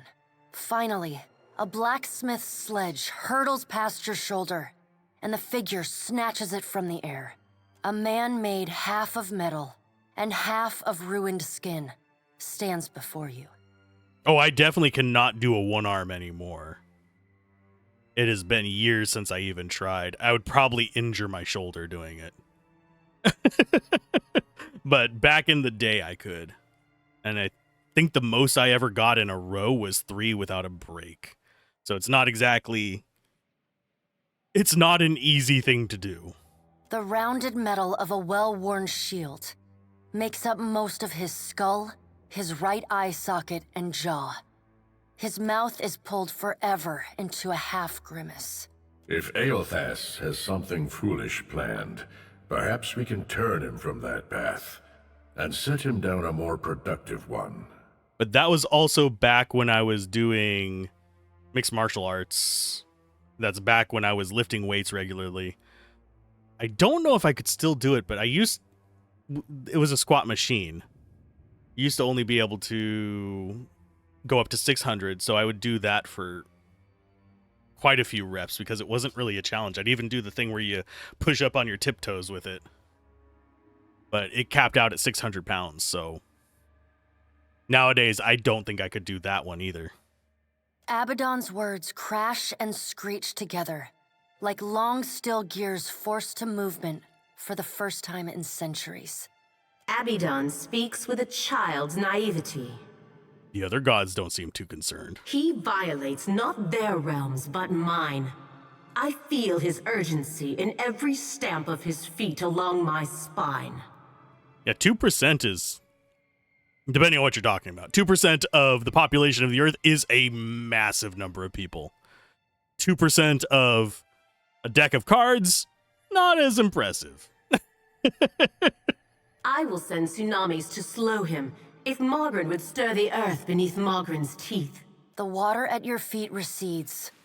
Lava oozes up through the shallow water and a woman made from the guts of the earth emerges. She settles her characteristic broadsword on her shoulder and sighs a cloud of smoke and ash. Mogren returns. In the age when our steps carved valleys across the face of Eora, our bodies were impervious to all but the strongest attacks. I doubt fire and water will be enough to stop him, but I will bear down upon Eothas with all the heat and fury of the earth. If I must. There must be another way to stop him. The death of thousands now could prevent the death of millions later. But you don't know if you'll save millions. You might kill thousands for nothing. Dark, inky tears fall from Andra's eyes. Sacrifices of the few protect the futures of the many. You cannot let your petty mortal feelings blind you to the urgency of the dilemma Eothas has thrust upon us. Funny how it's always Kith who must make sacrifices, never you. You will mind upon whose ground you tread. The pallid night watches you with keen, predatory eyes. The deep, bellowing cry of an aurochs shakes the ground beneath your feet. The cry drones on and on, a moan without end. Wal's many eyes squeeze shut. Andra slips back beneath her waves. Mogren dissipates in a swirling cloud of steam. Galawain's beasts cower and whine. Like, imagine 2% of $5 million per month passively. That's probably enough to just not have to work anymore. Yeah, exactly. If I won if I won the lottery, I would invest that into various methods to accrue passive wealth rather than going out and buying a house or some shit like that. Yeah, if I did buy a house with a lottery winnings or something like that, it would be a small house that doesn't have massive upkeep. It would be something unimpressive that's not likely to get robbed every week. A lot of people make the mistake of dumping a lot of money into just things they want instead of looking at that percentage aspect. But I also know a lot of people who agree with me on that, so I might be just in blinders. But if you could get $5 million, 2% a month, even if you're getting taxed on it, would be enough to live off of. Because that is 10,000, I believe, if I'm just... My brain does not do math like off the cuff like that very well. 10, dropped it down 2. Yeah, it'd be 10,000, I think. Only the Pallid Knight stands impassive. Or would it be no, it would be 10,000. Because 100,000 would be 20%. Wouldn't it? My brain is not working right now. Let's go double check. Let's do math real quick.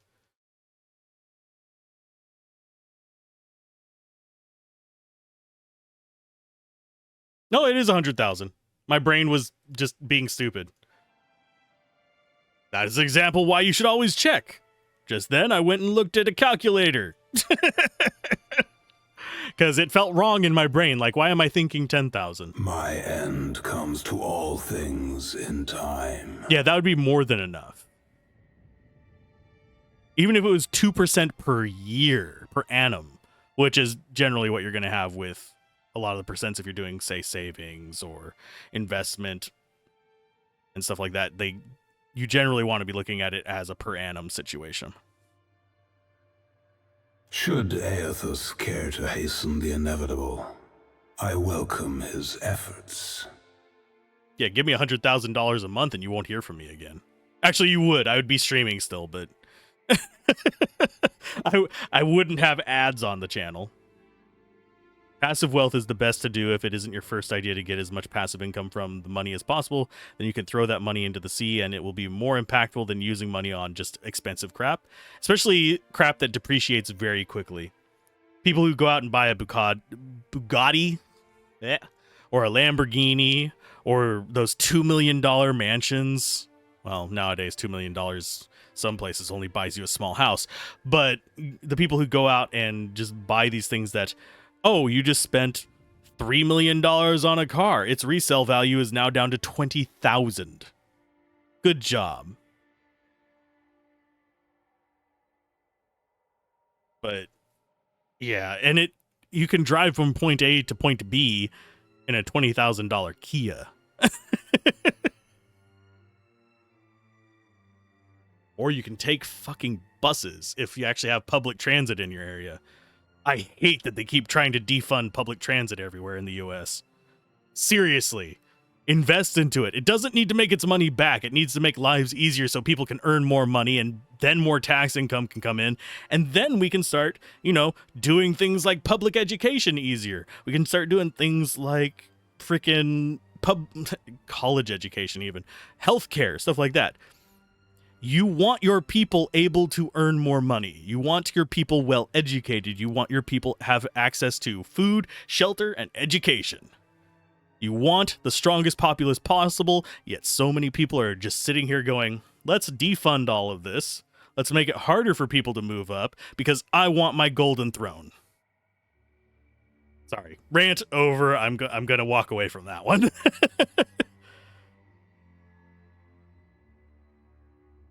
Yeah, once you reach it gets easier. Snowballing is probably the best way to describe it. Snowballing in both directions is more common than, yeah. Because once you reach these thresholds, you can start using that to make more. Once you reach below a certain threshold, you start having to spend more just to stay afloat. So you start snowballing down.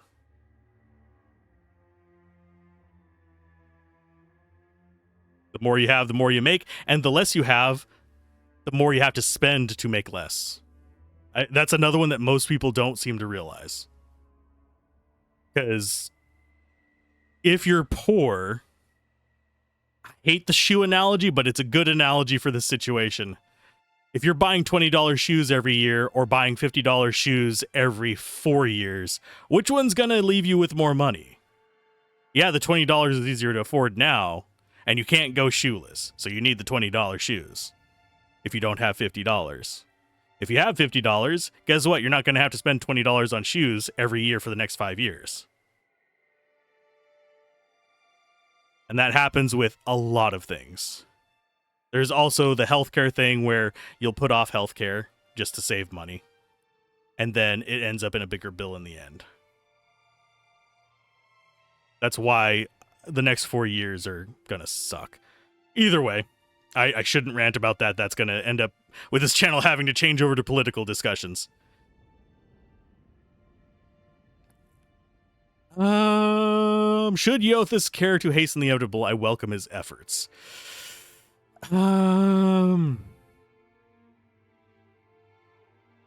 What could Yothis possibly gain by destroying Yora? Or... yeah, what could he hope to gain? Eothas seeks a slate wiped clean. Freedom from the endless revolutions of Barath's wheel. The final emancipation of the countless stolen mortal lives the gods hoard within themselves. The Child of Light will not choose the hour of my death. Magrin tests the edge of her broadsword with a smoldering finger. He sows chaos in his longing for a radiant dawn. So much will be lost in the cacophony of fear his actions inspire. The crack of thunder rends the air. The gods fall silent. We can wait no longer to act. I don't like the current system in the US, is what I will say on that. Mainly because we waste resources on a lot of things and then blame it on other aspects that could be used to make society stronger. Make us a better country. More guns, more prisons, and more walls do not make a better country.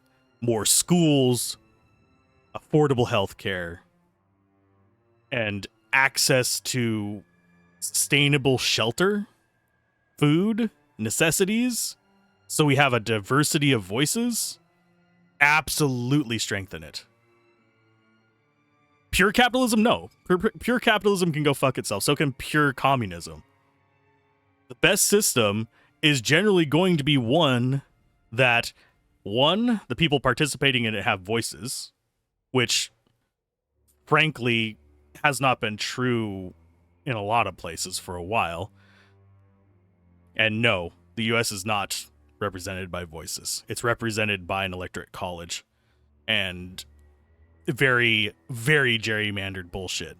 But it's one that's regulated by the people, and one that has a balanced economic system that both favors the strengthening of the citizens of that country through access to, like I said, the necessities plus ways to improve themselves in a reasonable manner, while leaving optional stuff like, hey, I want this fancy piece of food, or I want this super shiny car that's fancier than the rest of them. That is actually fine.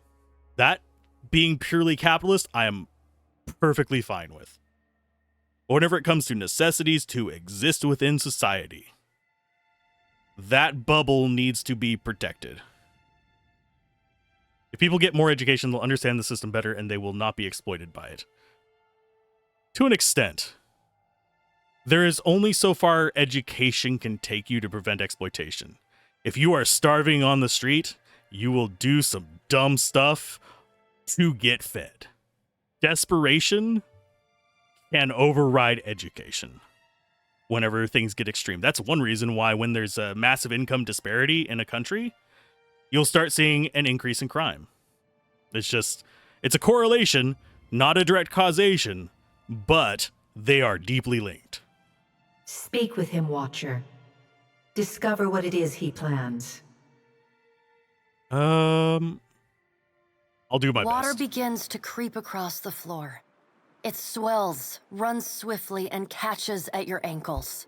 I've turned a 10-minute cutscene into probably a 30-minute rant at this point, so I'm going to finish out the cutscene before I talk about that anymore. Just a heads up. You scrabble at the tiles, but it's no use. The current's pull drags you off the edge of Bareth's realm and into the fathomless beyond. I'm not ignoring conversation. I just want to focus on this for a minute. You splash down in water so dark you can't see the bottom. Then, the water recedes, gone like a dream upon waking. The hard wood of your cabin's floor presses against your spine. The gods are gone, but you remain.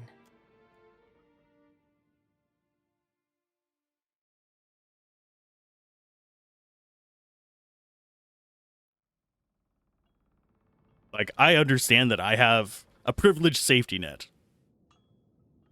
If I didn't have the safety net, I would be fucked right now.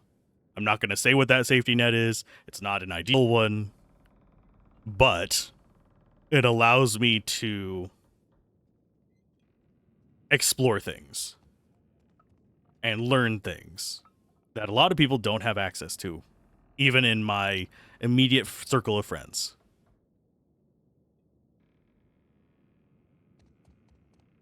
Like, if something bad happened, yes, I would have to worry about where my next meal came from. But at this very moment, I don't have to worry about choosing between life and death tomorrow, which is a luxury that I know a lot of people don't have. And I have not wandered through a galleon in this. I think we went straight to a junk on my first playthrough.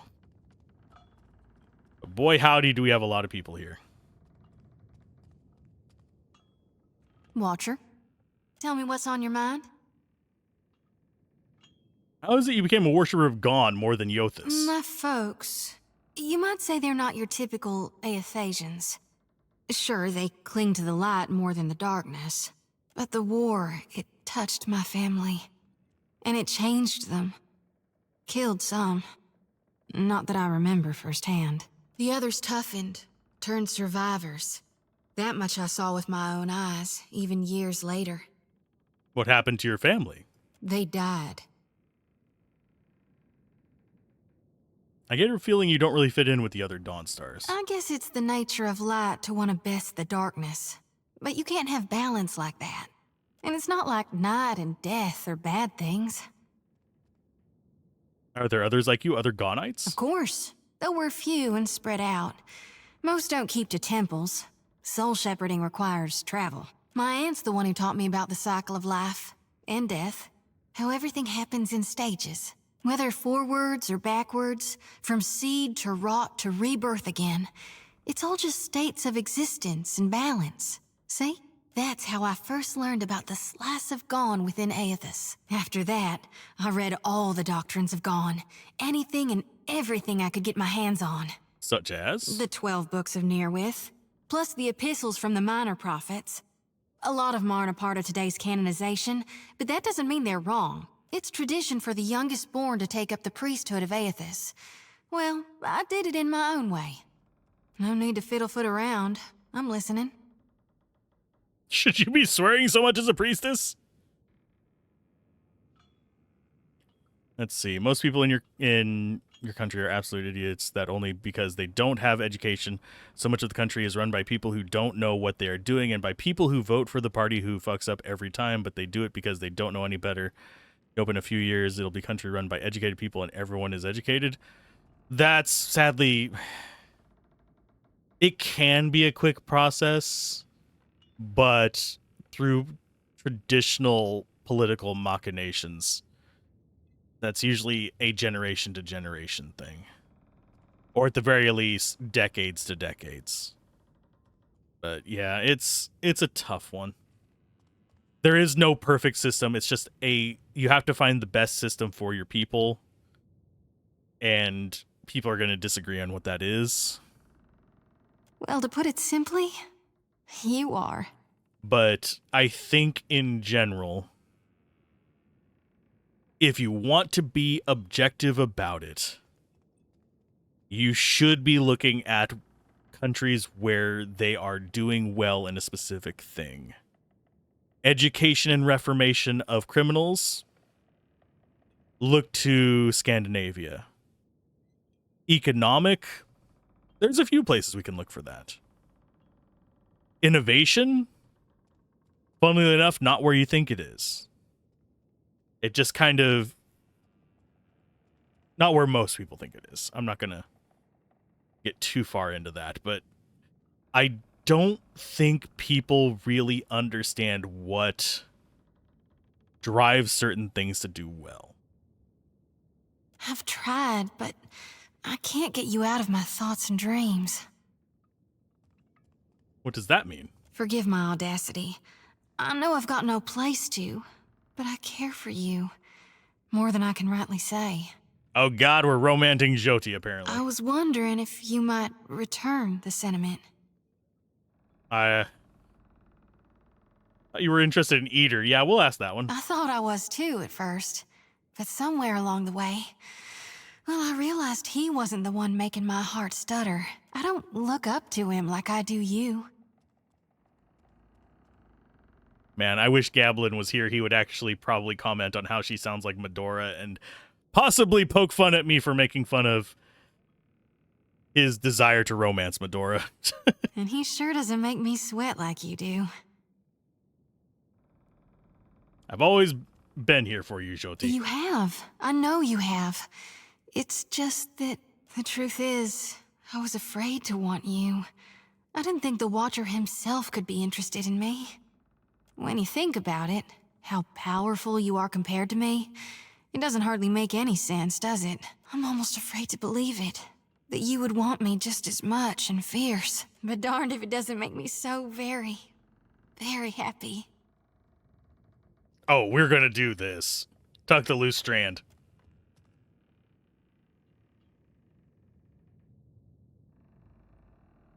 I'm gonna make you so glad you picked me, Watcher. You'll see. You taste like forgotten dreams. Like fate. I am debating just how far we want to push this.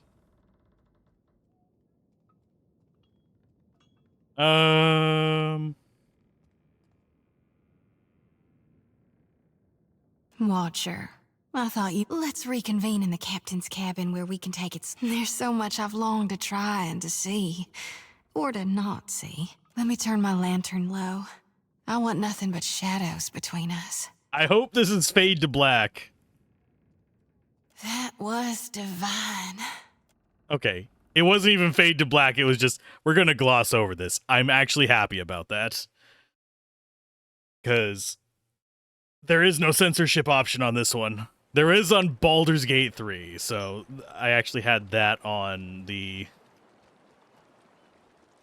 whatchamacallit. Oh, we want to talk to you. I mean, she's literally there having a conversation with the Red Hand.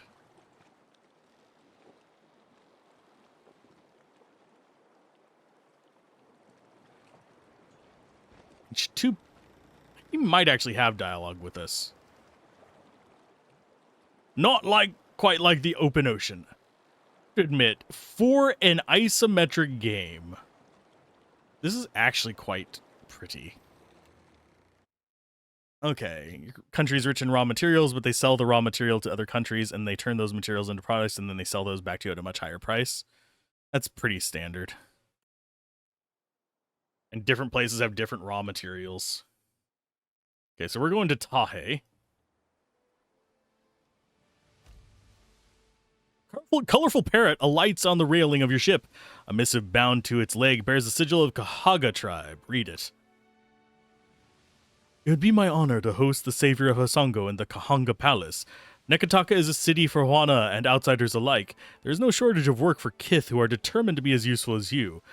Should you have the stamina for a good climb, the palaces atop Serpent's Crown would be your second home. Think on it. Do we align with the Hwana? Yes, I'm taking fruit. And I want to throw this stuff in there.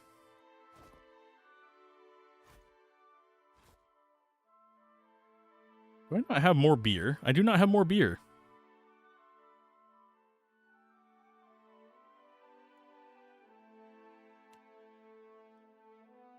Why are you not making your own products is your question? Labor costs. Depending on where you're at, it could very well be labor costs. Until this is way like tons of generations beyond us. If we ever reach a point where there is a proper global government, I think you would see manufacturing move closer to the natural resources. Because then you would have a situation where everybody's under the same rule, under the same law kind of situation. I don't think we'll see that within multiple lifetimes after us. It depends on where in South Africa as well. But yeah, I'm not sure. Might also be just it's going off to trying to think of how to explain it. But basically, you have a situation where you have the raw material is coming from you and is being sold back to you, but the company that manufactures it may very well be from, say, the United States or China or something like that, and they're focusing on their location instead of the location of the raw materials. Say if you're manufacturing, or even regulations as far as disposal of toxic waste, like with a lot of electronics, which is one reason why the current trade wars between the US and China are really stupid, especially if they start including various other countries in the Southeast Asia area, because regulations around disposal of toxic waste and how to handle it is different there, and it's more expensive. But I actually don't know too much about South Africa's politics to be able to speak on that in like super detail. I know a little bit. I know that there are affluent parts of South Africa where it could be labor costs, but I don't know specifics enough to guesstimate unless I can like sit and research the products and stuff. Okay, as far as combat goes, Brine Imp, time to die. Oh, and I am still unranged. I keep forgetting to swap that back.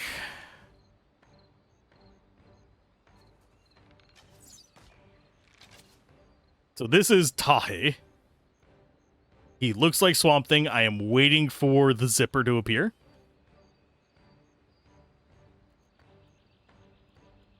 Let's go for... They've got tentacles, you know. Now, we'll go for probably Chain Lightning. Because that's going to go before their turns.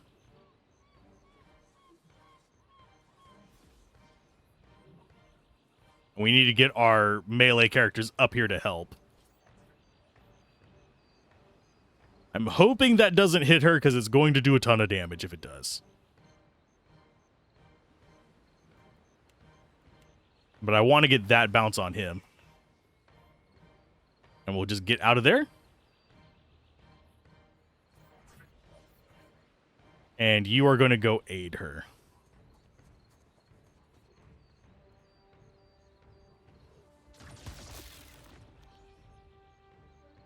Okay, that was a good hit that took out all of his friends. Go ahead and get into his business.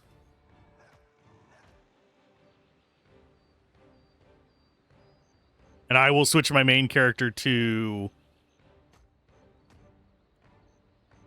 And you are trying, but failing horribly. Let's go with concussive. Actually, no, we'll just do normal magic missiles.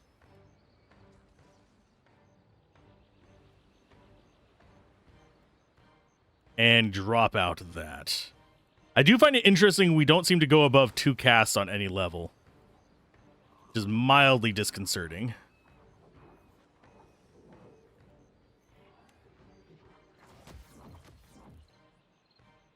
Your president is pissing off other countries when you barely have a military? Yikes. Don't worry, ours is pissing off other countries while trying to end the world. Yeah, if a nuclear war breaks out, you thought the environmental issues were bad before. Have you ever heard of nuclear winter?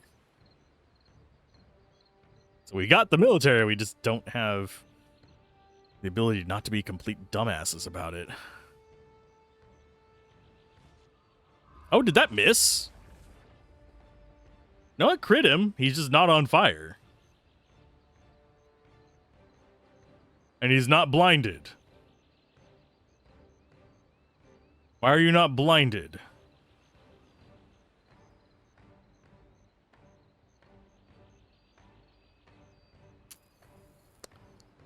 Well, fine. I will shank a bitch. A few more times.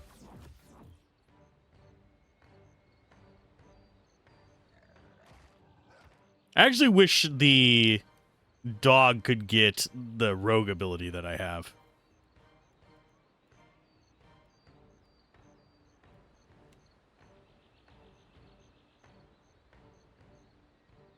No, we'll just shoot him.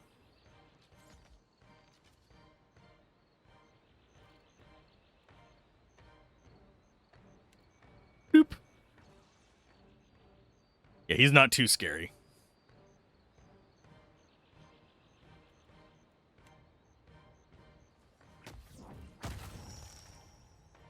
And she got her level up finally. Sweet.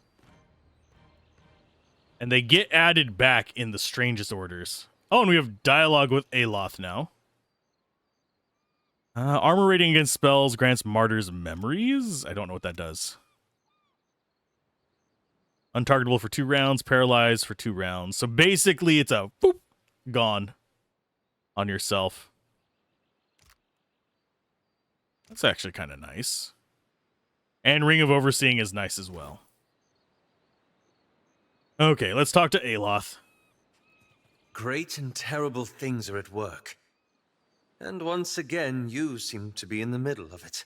The Rawatayans we passed will doubtless spread word of what you've done in Hasongo. But others will want to know what you've seen. They'll look to you for answers. The problem with wanting a country to get taken over from a member of that country's citizens is 100% understandable.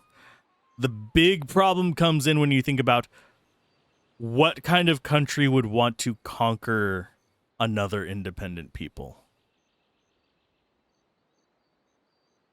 So you might be trading frying pan for fire with that kind of process.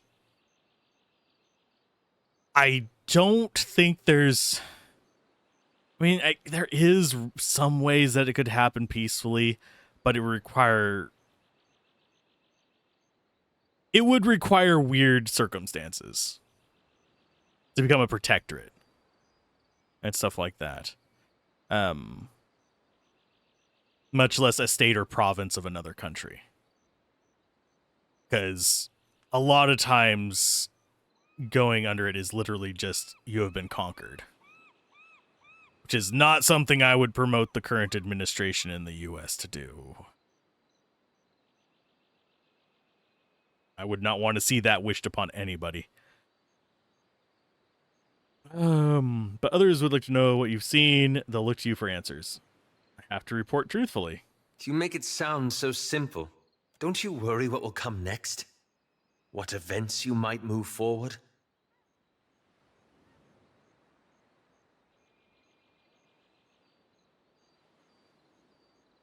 Of course, that's why I choose my words carefully. I still don't understand how you can truly know what they will mean. What is this really about, Aloth? It reminds me of the question that drew me to the Deadfire. The one I've been avoiding. I promised to tell you what I was doing among the Animancers at Port Marge. As you may have guessed, I was observing them, gathering information on the various Animancy operations in the region.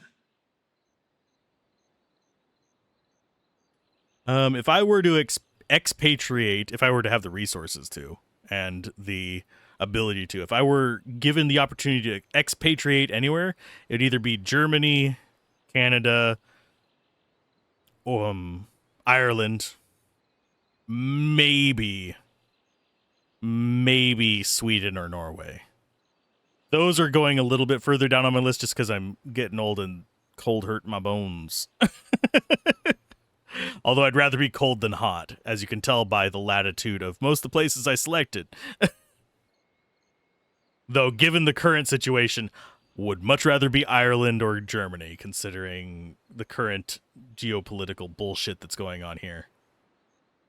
As you may have guessed, I was observing them, gathering information on various animacy operations in that region. So you were spying on your friends. I thought you were looking for a particular lead and key group, actually, is probably... Yes, and how better to draw them out. Animancy is a subject of particular interest to the Leaden Key. Through it, I hope to pick up the trail. That's smart. Merely a first step. After that incident in Old Valia, I thought more about the Leaden Key and its particular composition. It's existed for over 2,000 years. Say what you will about its motives and methods, but that's an impressive tenure. I hope you got a while, because I got lots to say about their motives and methods. Relax, Adair. I'm not defending them. That's when I realized how short-sighted I'd been. To think I could undo the Leaden Key without understanding how it works. That reminds me, it is currently... That is unreliable as a source.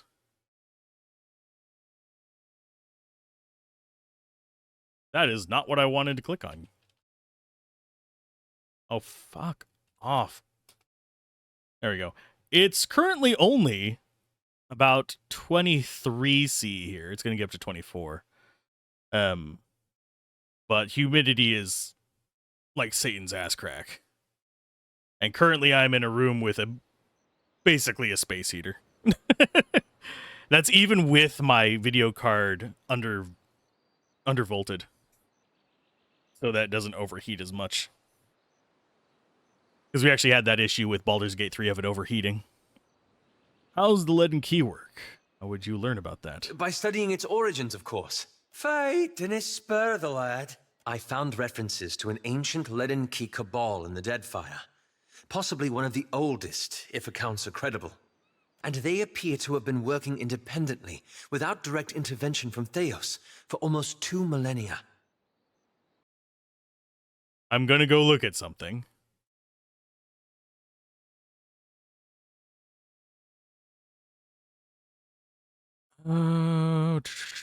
Choose area.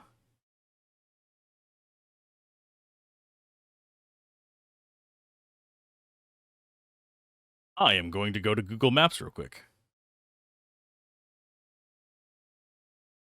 I'm going to choose Cape Town.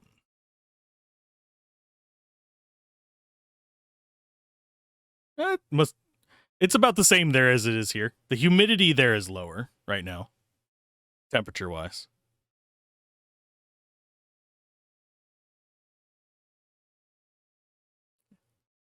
Tomorrow's going to be warmer for you.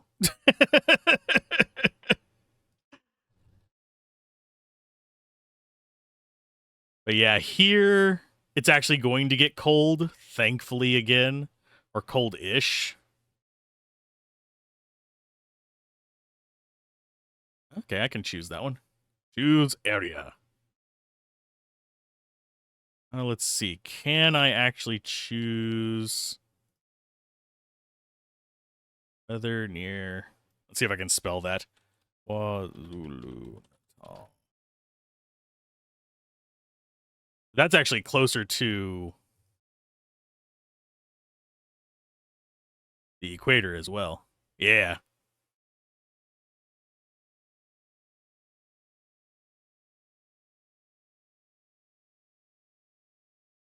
Than where the other one was, but let's see. Can you actually work Google?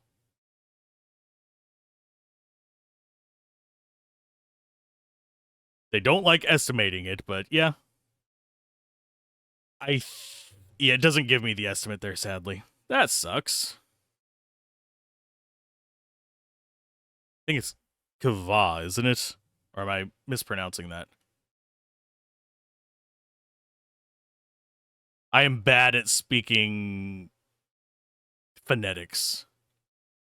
But yeah, generally speaking, it's just going to be humid and warm here. It's not awful hot, but in this room, due to the computer, it sits around 30 to 35 C whenever it's 20-something C outside.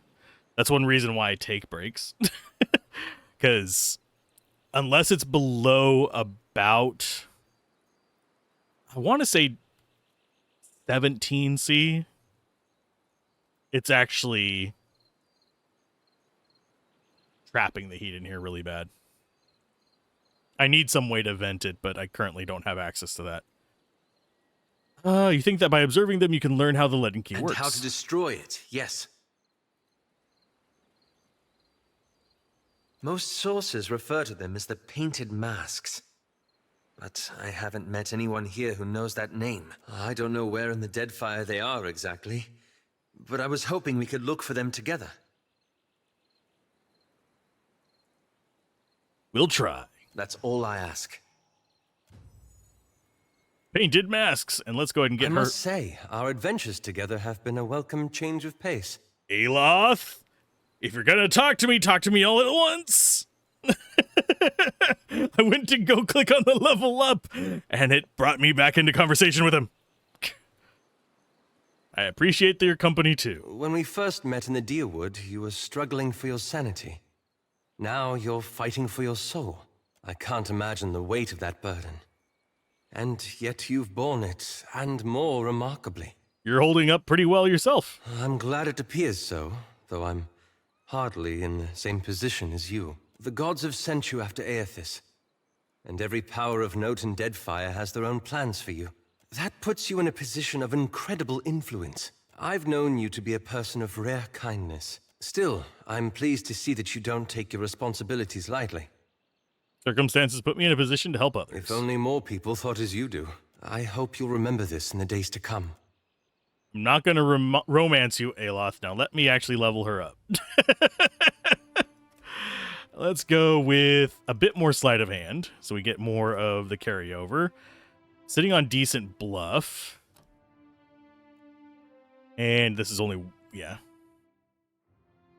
You can't speak a lick of pure Afrikaans. That is more hard to understand than most of the complex concepts. Yeah, I know a little bit of a lot of languages, but I mispronounce them badly.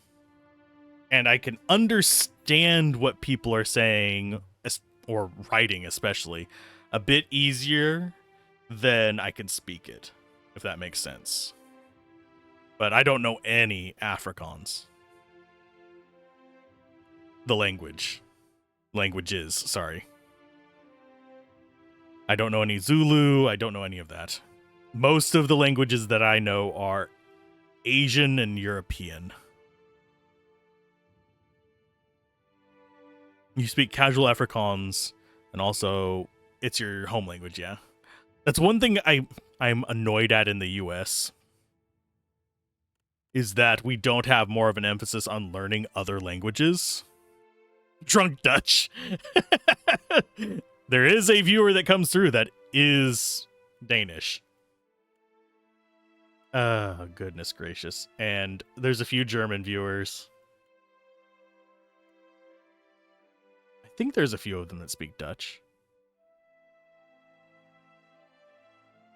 But yeah.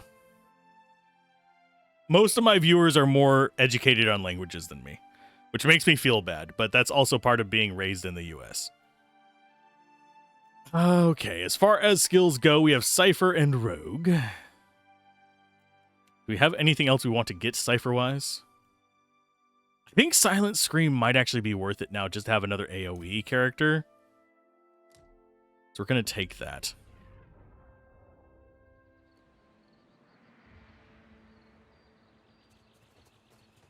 Because weren't you guys colonized by the Dutch? I remember, like, during the colonial days, taken over by the Dutch or something like that, or one of the trading companies. Kind of like how the US was with England and France and Spain.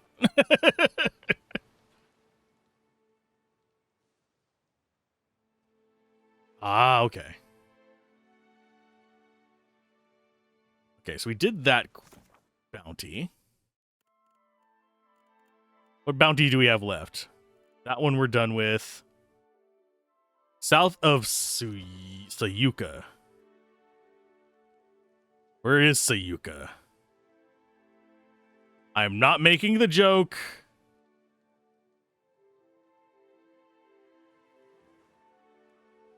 I think I already did make the joke, actually, about Sayuka. The other one we wanted was a triangle of islands around... Where you be hiding? Tikawara. There's Tikawara. Do we want to go there and do that? That would probably get us another level. Yeah, we'll go to Tikawara.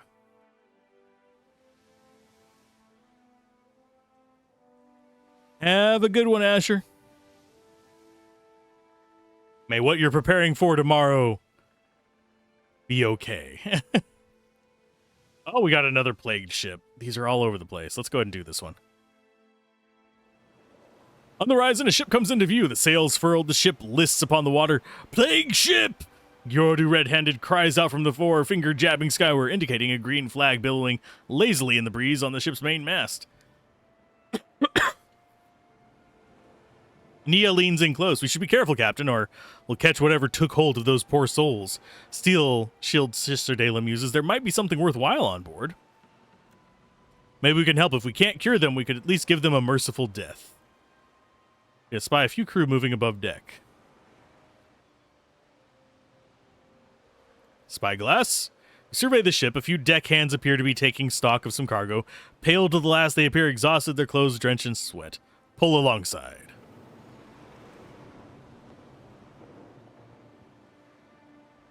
The crew guides your ship next to the plague vessel. The deckhands and the captain appear shocked and apprehensive. Hylia's mercy, the captain blurts out.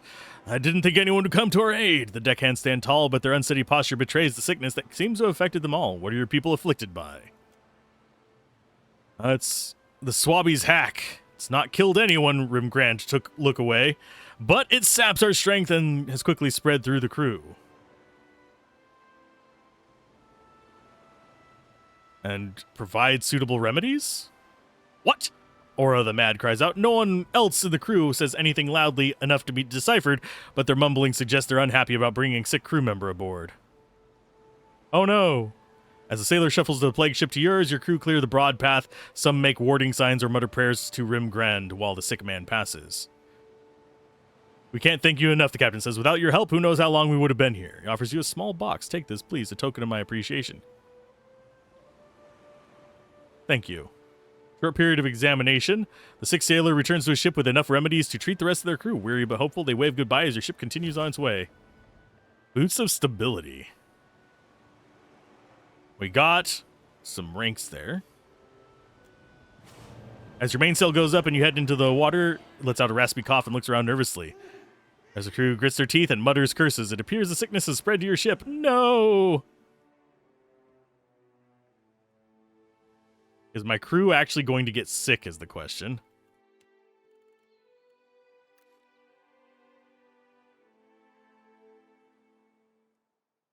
We are there. Bum, bum, bum, bum, bum, bum. So are they actually sick? Where is she? Oh no! Yeah, she's not sick. Because I don't think she is. Got enough medicine for it. It's not like we're hurting on that. We should be fine. Okay, so we have 3 islands near Tikawara that we need to name.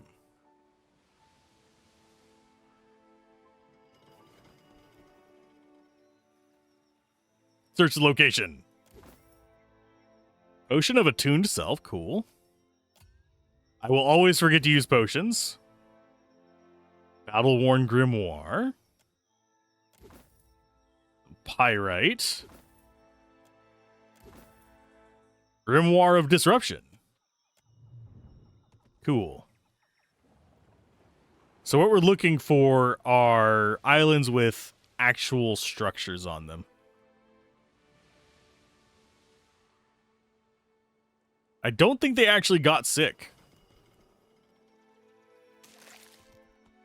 I think we're fine.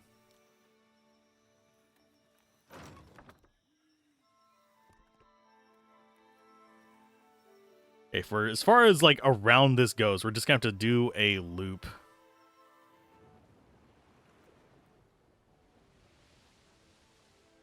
Is this Mogren's Teeth? No, this is not Mogren's Teeth. Mogren's Teeth is Ashen up there, Ashen Maw. This is... Oh, I'm trying to remember what this is.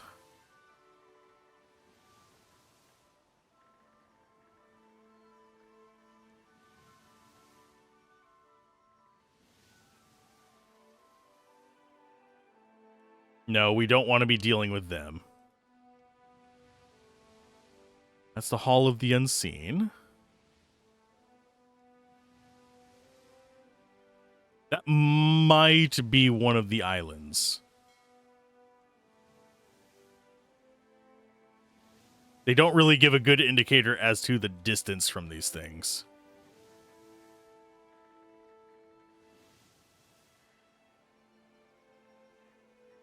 Yeah, we'll wander a little bit around this. We will watch out for Feargist, or Feargist, because he's going to be a problem. Well, that sucks. The illness starts to slow. A cough here, the shakes there. When the crew hits hard and fast, washing across the deck like a rogue wave. Within a day, not a single member of the crew can breathe easily. Each coughs their throat raw, splitting globs of phlegm into the sea.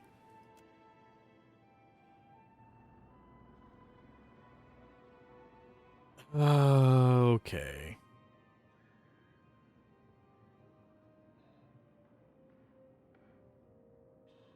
Everyone gets what they need until this clears up.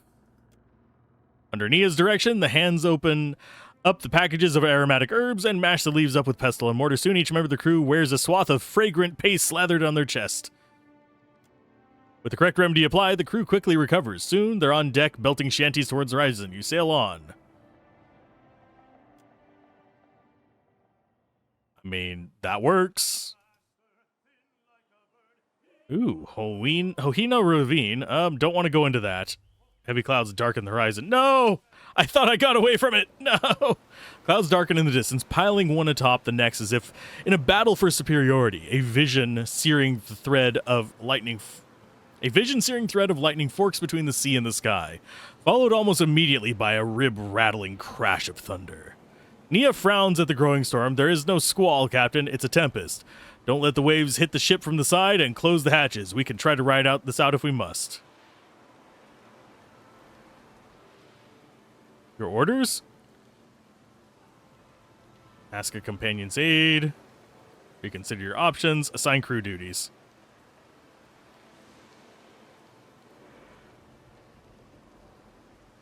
Lash this line to the wheel. I don't want you going overboard.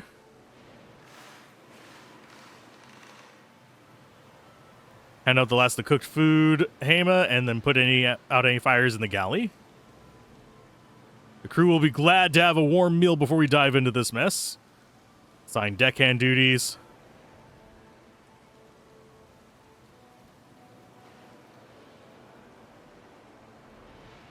Crew lash barrels to the rails to catch drinkable rainwater. They can only tend to these barrels when they're on deck, however, and must seal them before going below. Crew strikes some sails while folding others to reduce the surface area. It dramatically improves the ship's handling in the heavy winds.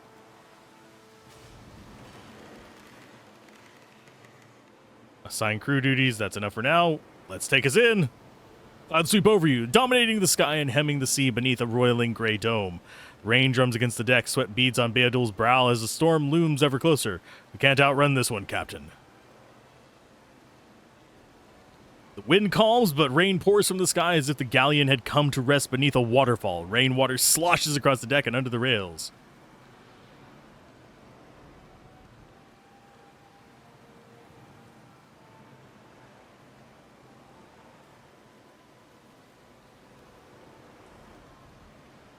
This protects the crew and the sails, but can be dangerous to the hull and risks the helmsman.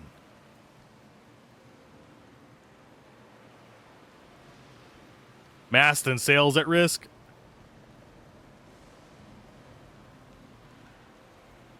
The most passive tactic against the storm, the crew strikes the sails, goes below decks before securing all the hatches, protects the crew and the mast, but leaves the ship drifting at the mercy of the sea. The ship may roll in particularly rough seas.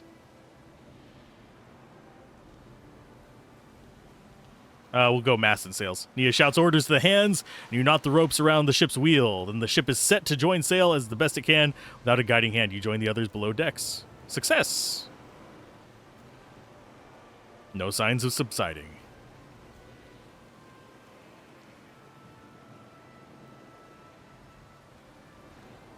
Do that one again.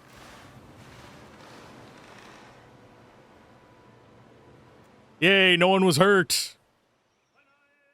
That was the main goal there, not to let allies get hurt. I don't think we ever did one of those before. So let's hit this one. Not that we're particularly struggling on any resources. We'll be fine.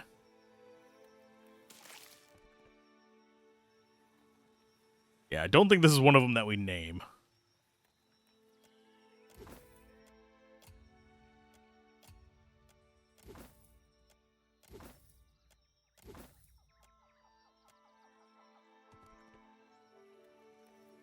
Yeah, I'm just curious where the ones that we name are.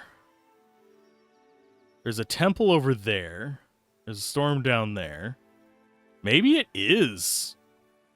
Like there, and there. Because I don't know if we'll actually have a good luck with the Hall of the Unseen. That's just O'Hara, that's fine. That's Valerian. They shouldn't chase us. They're just a trading company ship. We don't want to piss off Rodel. We could probably take him. I just don't want to.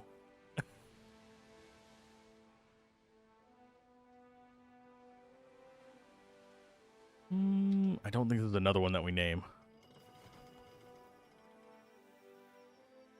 Tangaloa's Maw.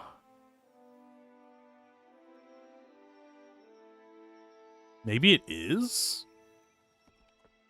Let us find out. Fetid vegetal... vegetal? The smell of decay alerts you to the swamp before you stumble upon it. Extends far into the distance, overgrown with ancient trees and vines. Solid patches of ground are few and far between. Crossing the morass will likely demand many miles of arduous travel. Forge ahead into the swamp. With patience and some careful maneuvering, you will manage to keep yourself and the others out of the stinking morass and on dry ground. Why is it checking against Yidwin's athletics? They're not even the most athletic of the bunch. Might just be that they're the least athletic of the bunch. Come upon a particularly boggy stretch surrounded by dense trees with not a single patch of dry ground in sight. With no way forward or through, you forge ahead into the bog.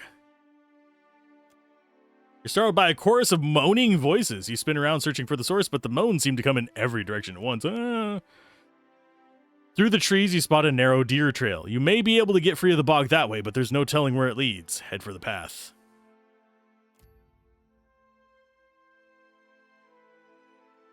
With some quick thinking and a good guide sense, you lead the way safely to the path. You pause to catch your breath before forging on, but don't have long to rest. The moaning grows louder and closer. You're surrounded. We got to fight with some moaning myrtles.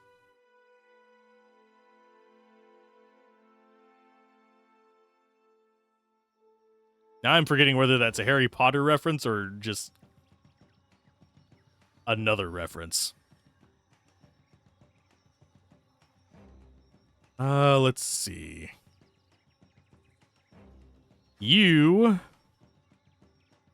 are gonna stay put up here. There are more. There it is. It's just skeletons. That's not scary. Okay, so we have one to the southwest. We have two to the north. Oh, yeah, we only have one to the northeast and one to the northwest. No, two to the northeast, one to the northwest.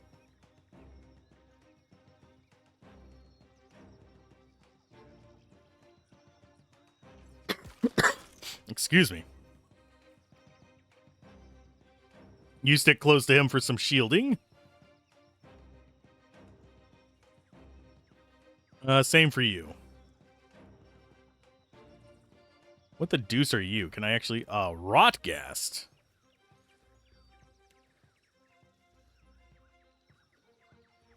That one's going to take a little bit more punching to get rid of.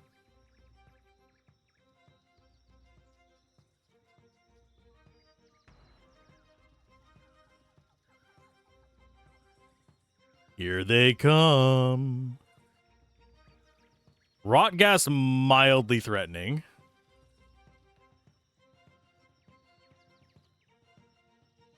Eater, can you actually get to that guy? Yes. Oh, not quite. Damn you.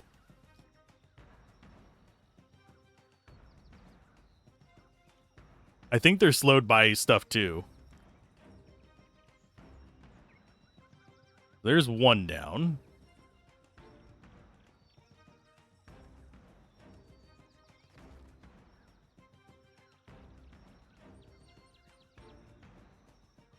Hi, guy.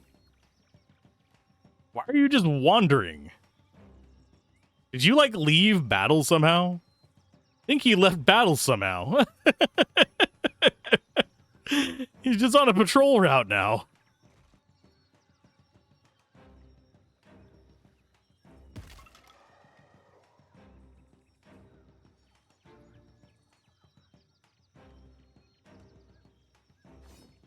There he is. Now he's back in battle.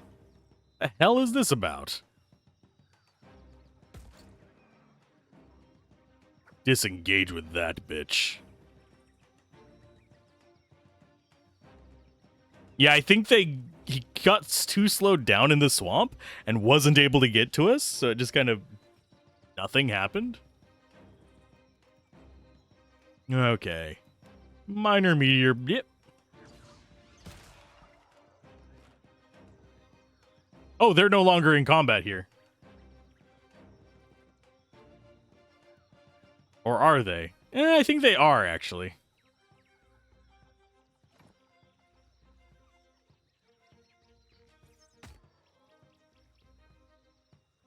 And he's going to be slowed down even more by the sludge. They're already super slow. What do you have on you that's causing you damage?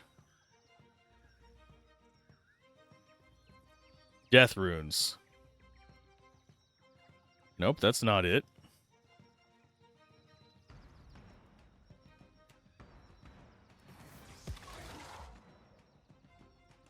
That works. They weren't in range to get bumped to the other one.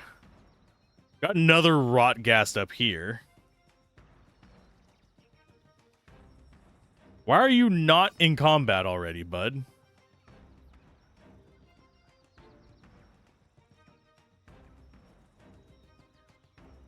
Tentacles... there?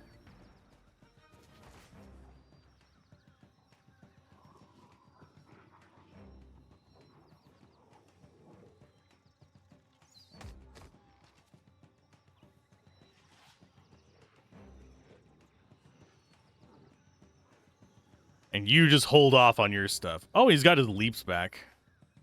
Oh, we lost our food thing because we had the dream. That's bullshit.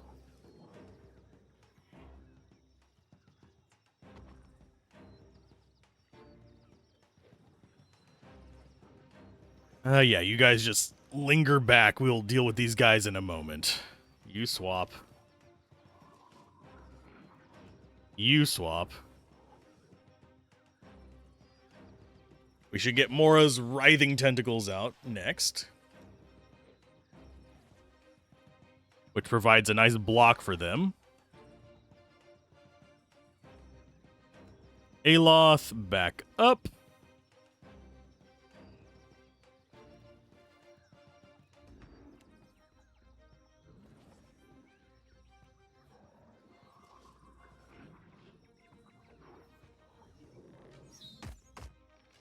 That's not too bad. We're just trying to, like, pester them a little bit.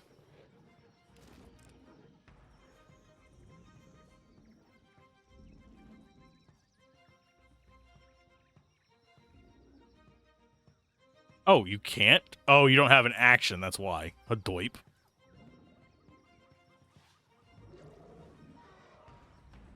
Oh, he jiggled. That's gross. And he is immobilized because he's gotten hit by the tentacles. But Marius, you're just not going to be useful, so you're just going to sit there and possibly draw some... Oh, there's more coming after us from the south. Hi, guy. They're just coming from everywhere.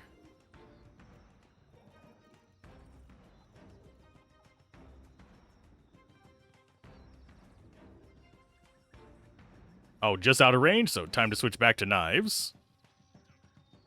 Because we need to kill that guy quick. You guys stick up here with... You go after him.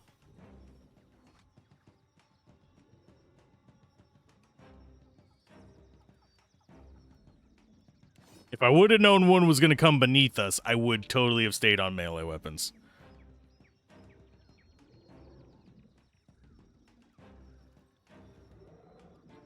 Let's go with Chain Lightning.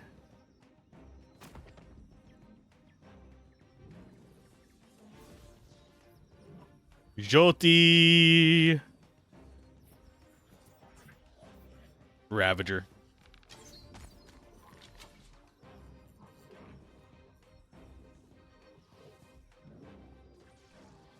That was not nearly as much damage as I hoped for. I do wish there was more environmental interactions in this, though. Such as water making prone to lightning and stuff. That's one thing I really love in DOS 2.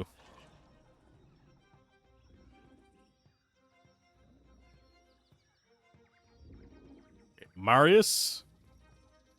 Running down here. We need you near us for now.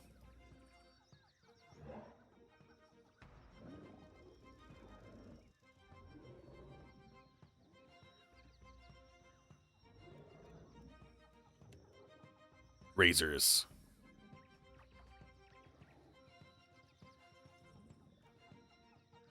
And more razors. Just in case he tries to move.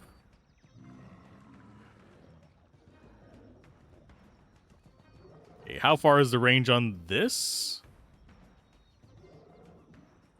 Death March. I don't know what that does.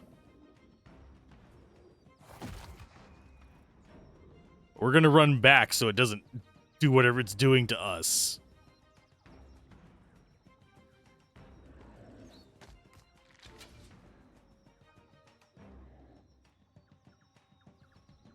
Because that guy's going to take his sweet-ass time getting up here.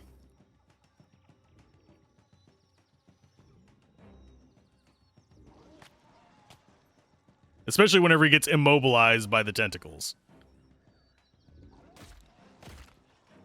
Okay, so he should be able to get picked off before he gets close to us. This guy might do his rage thing. We shall see.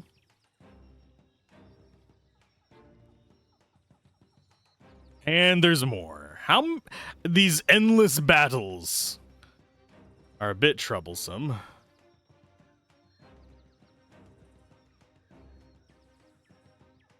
And yes, I do see you coming up on us. I don't know why our characters aren't actually reacting to it.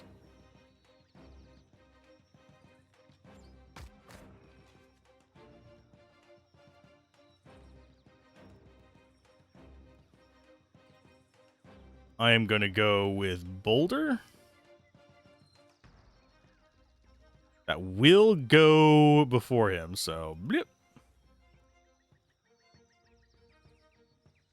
kill that one. Another one down. Get up here and protect them. Taking good positions, I think.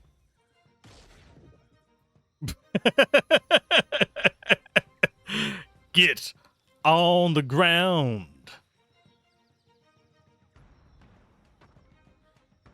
And yes, I want him dead before he gets close because he leaves that sludge trail behind him, which sucks. The slog zone thingy. We'll go for another one.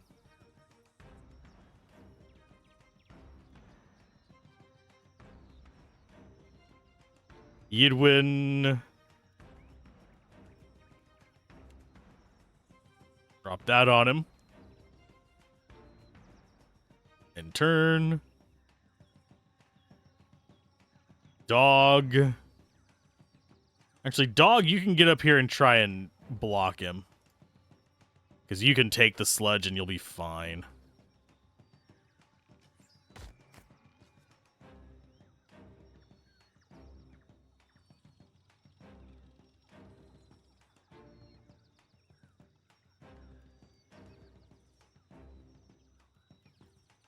You just wait. Same for you. Because we want that stun ready as soon as possible. Because I do not remember what the sludge do.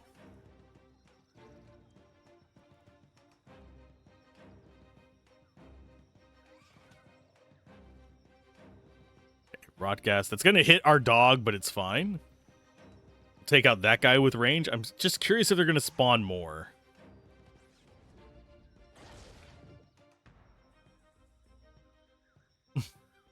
Just keep knocking him down.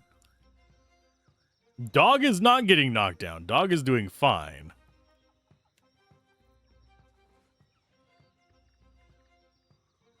And you go for... I don't think that's going to hit the other guy.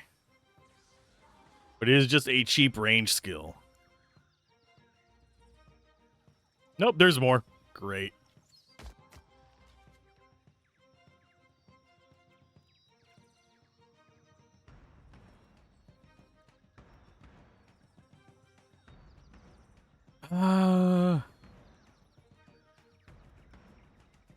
In turn. Yeah, we have enough ranged firepower that we can stop the ones that are coming up if they keep trickling like this.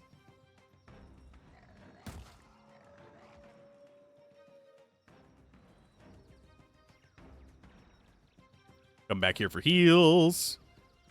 We're almost out of spells, my bud.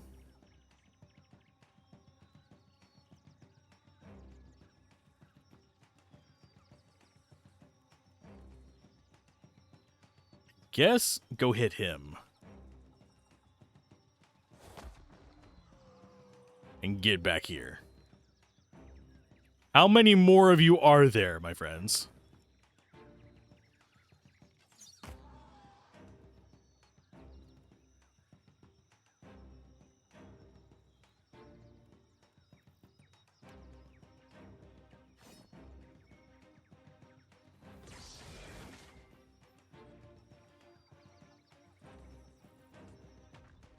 I think we can take him before he gets up here.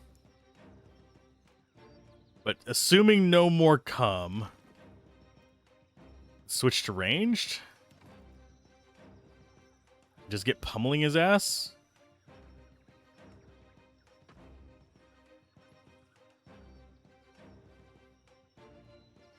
And Marius can just go tank.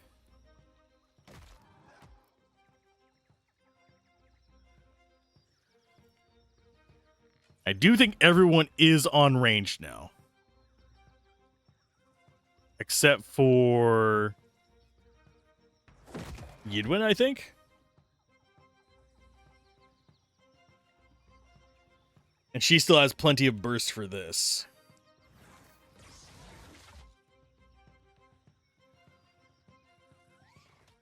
It is going over there like there's another enemy. We're just not seeing it. But it's not question marked.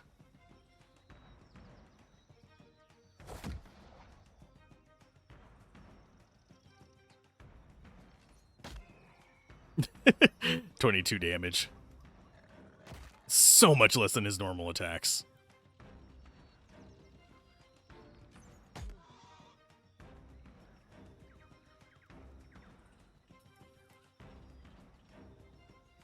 Oh, we're not going to do channeling.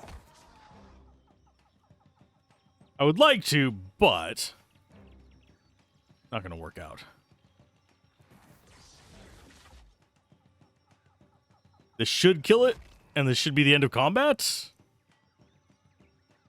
Oh, and the rain is coming down hard. Great. There we go.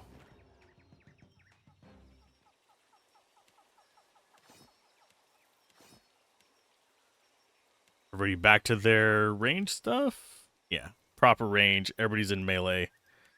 Needs to be in melee. Now to loot all the garbage, which is probably just a bunch of flesh and swords and shields from the skeletons.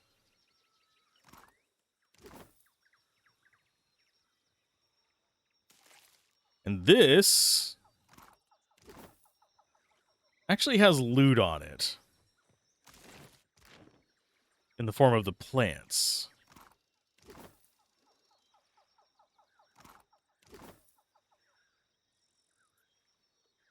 I'm just wondering where they all came from. That's a lot of stuff. Out we go. If there's more plants here, I don't care.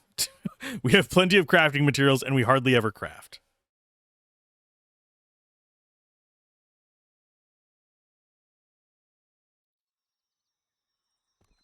Okay, so we got Forgotten Catacombs and Ruined Tower. I think Forgotten Catacombs might actually be a location. Ruined Tower we know is just something for us to plunder.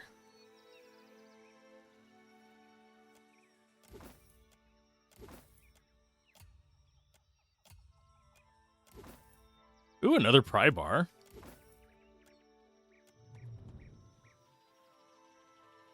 Now the question is this actually a location? It is! Okay, we actually go in. Lush, narrow valley lies below you. You spot an overgrown stone structure built into the valley's side in the distance. Before the stone structure spreads a broad field peppered with ancient plinths and mounds of cracked stonework. As you move closer, you discover that stone structure is actually the entrance to a crypt, though the doorway is thick with mud and as damp as sweat-slick skin. You continue down into the dark. Another cannibals! No, I don't think we have more than one set of cannibals. If we do, it's going to be a major quest, not just a minor encounter.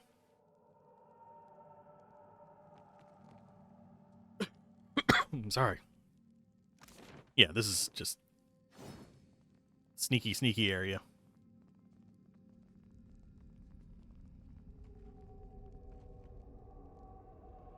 Revenant Ogre.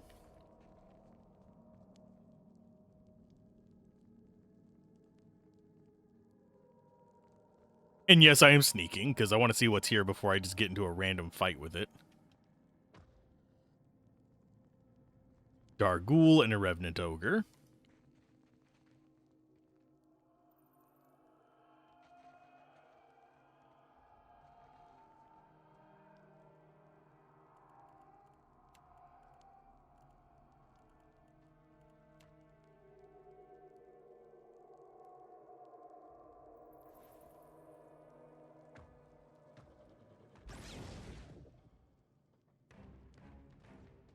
Hey, it hit him. Can't see him, but it hit him. Hey, Eldrin. Dargul. It doesn't seem like the ones in here actually have noticed us yet. Which is good for me. Why are you... Oh, because you got hit by the fireball. So did Eater. Fine.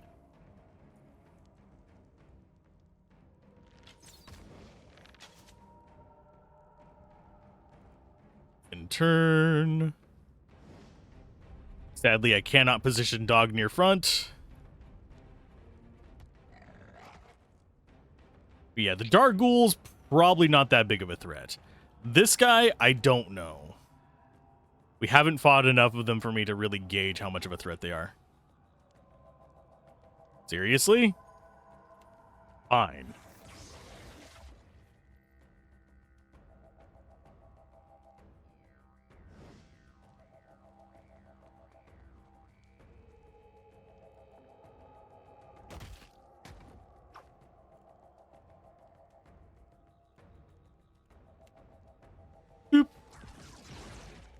Almost got him down in one turn. Something else just engaged with us.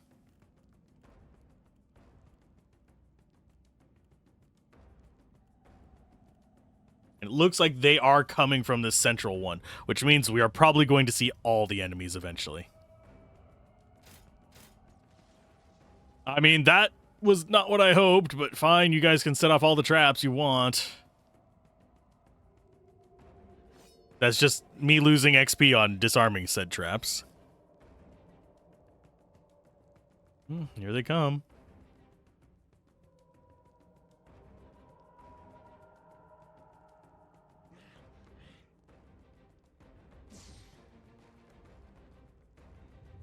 Numbing strike. Yep, the other ogre is live as well. Great! This is gonna be rough. I was not expecting it to aggro everything. Oh, that's just another... That's a Vampire. Oh, that's not good. They charm. Okay, so Vampire's a little bit tougher of an enemy. Is that the ogre? Nope.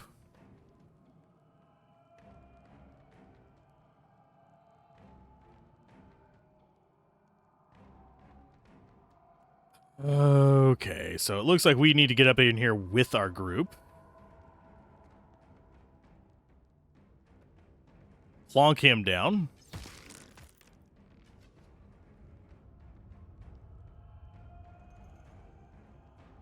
Get dog.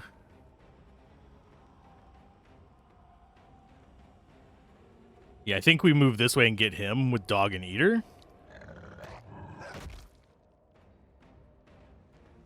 To say Dargul, Death Guard Fanatic.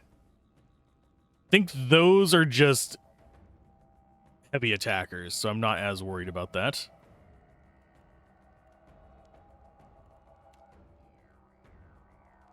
Drop tentacles there. Actually, no, I want you past him before I drop tentacles.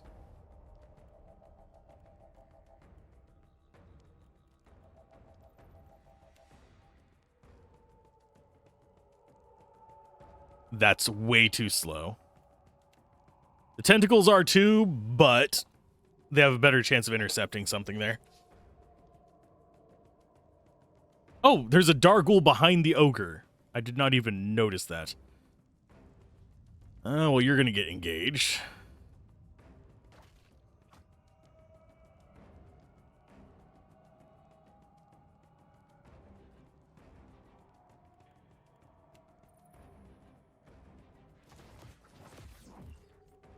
Okay. And you get in on this. Okay, so they are coming in on our tanks. That's a good thing. As long as they're not coming in on our casters, we're fine.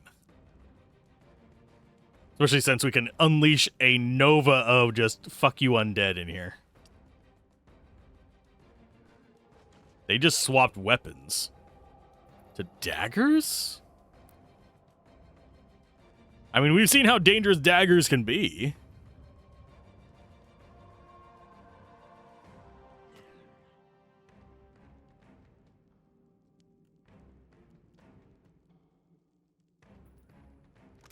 That is slashing. Oh, no, it's raw damage. Yeah, do it.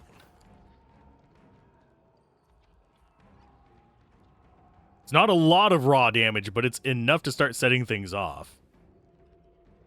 So I want him to get in here. And mess with... Who is the one doing... I think it might be the Fanatic, but I don't know which one is doing things that make them afraid.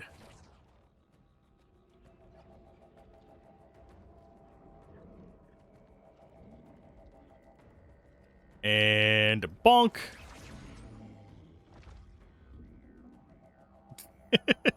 Just because that's a super effective opener. We'll be starting with the burns next.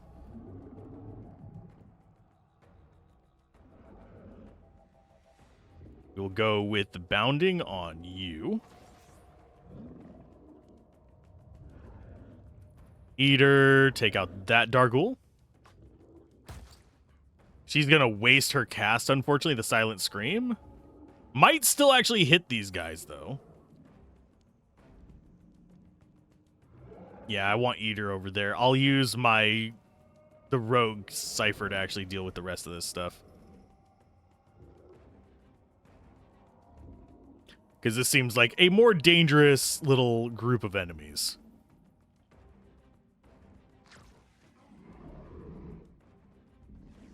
Nope, it didn't hit because there wasn't a target there.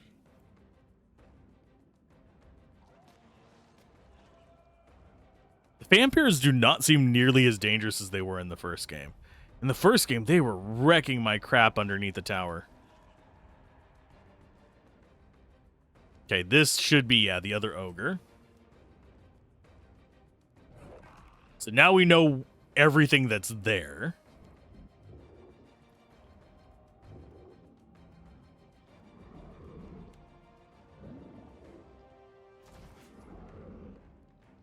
And turn.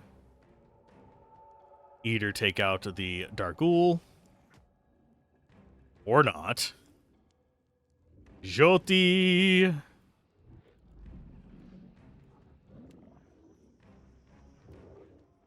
Yeah, cast that on them. Stab.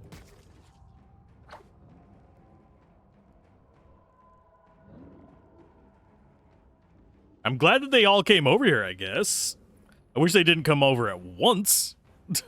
Makes collecting the loot easier. Dog, bite the vampire.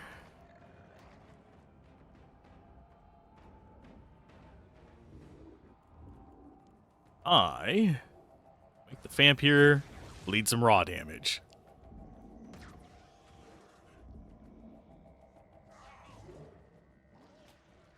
That fanatic is probably the source of fear. Yeah, Shroud of Darkness is coming from him.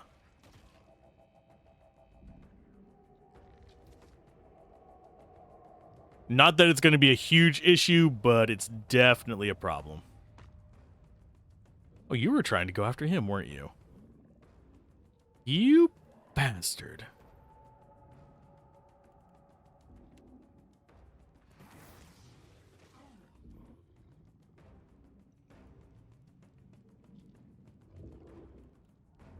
Next target. Definitely up there.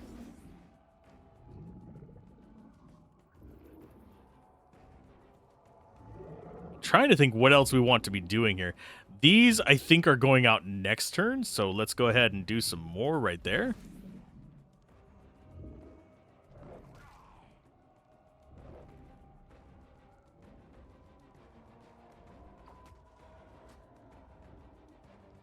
What are you immune to? You are not immune to anything. What? No pen, just because we just didn't get penetration on the attack. Oh, he's in melee mode now. Bitch, please. Bleed.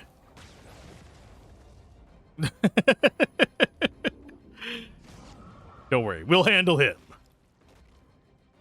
He's not on fire, unfortunately.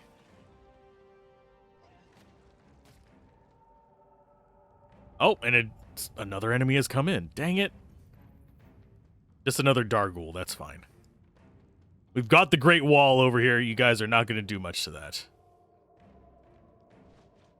Ouch. Oh, you immobilized my priest, you jackass. Here's some more tentacles for you.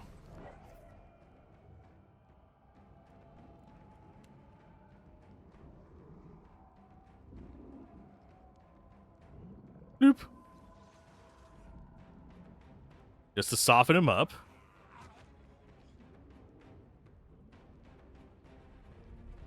We are on Eater. This guy is just not going down.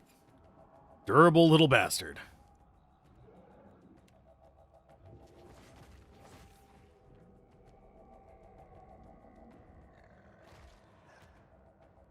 Okay, so he should go down from the attack from my main character. Jyoti can take this one out. Jesus. Probably should have just relied on the tentacles to do that, but I did not want things right next to her, because if she goes down, our whole revival plan goes down as well. I don't mind wasting the writhing tentacles as much as I mind wasting my healer.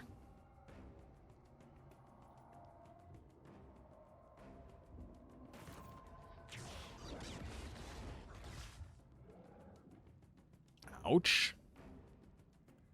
Now listen here, you bastard.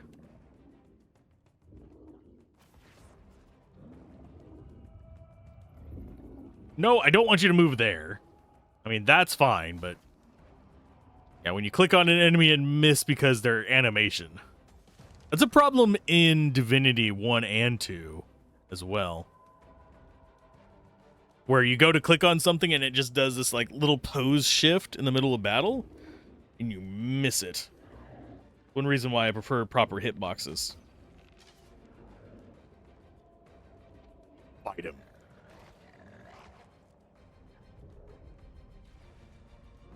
Yep. Good for the stuns.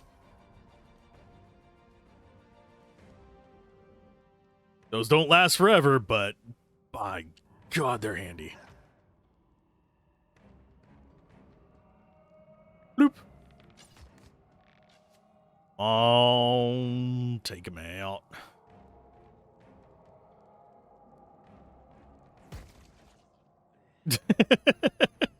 Okay. So they triggered a bunch of traps. Which is unfortunate.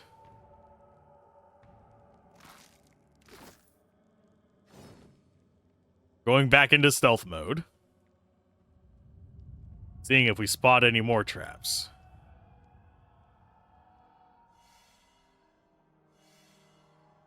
And that is a sigil of atrophy. Soil here has been disturbed recently. We will go in there in a minute. I just want to destroy that sigil before it can apply itself to all of our units. I'm really surprised these aren't lootable, the coffins. Okay, as far as how to get rid of said things, want long range. You get to come out here.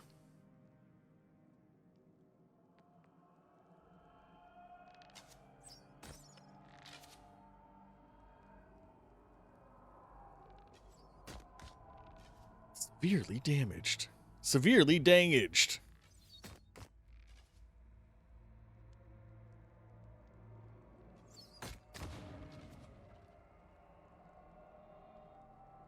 Oh, did that actually remove the traps?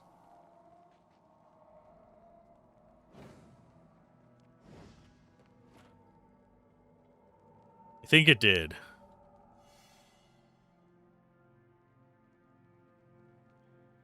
So what have we found?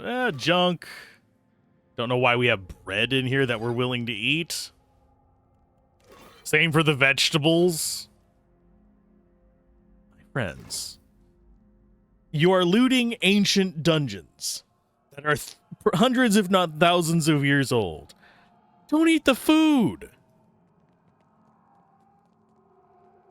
Good Lord. But that's another tomb ransacked. Question becomes, do we continue on, or do we wait until next time to do the other two islands? Because having like an idea of what quest I want to start on next time helps quite a bit. I do have more work I need to get done. What do we name this island? Don't eat rave food. Da da da da. That's one of the three. That means Hall of the Unseen And this subterranean temple over here are the other parts of this.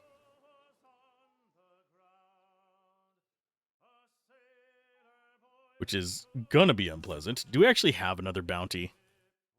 I think we have already done all 3 of them. No, we haven't done Desiwa the Shark. And take her ship's triumph.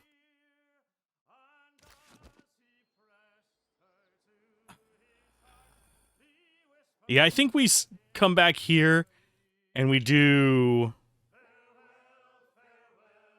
the other 2 locations here, which I'm fairly certain is Hall of the Unseen and Subterranean Temple. We maybe take out a few more ships and do the other bounty and then head back to Nekataka and start doing main quest again. Or at least getting the queen to get the food and all that stuff kind of squared away. But for now, we're going to call that a stream. So if you guys enjoyed it, be sure to give it a like if you're over on YouTube or a follow if you're over on Twitch. And I will see you guys next time. Bye.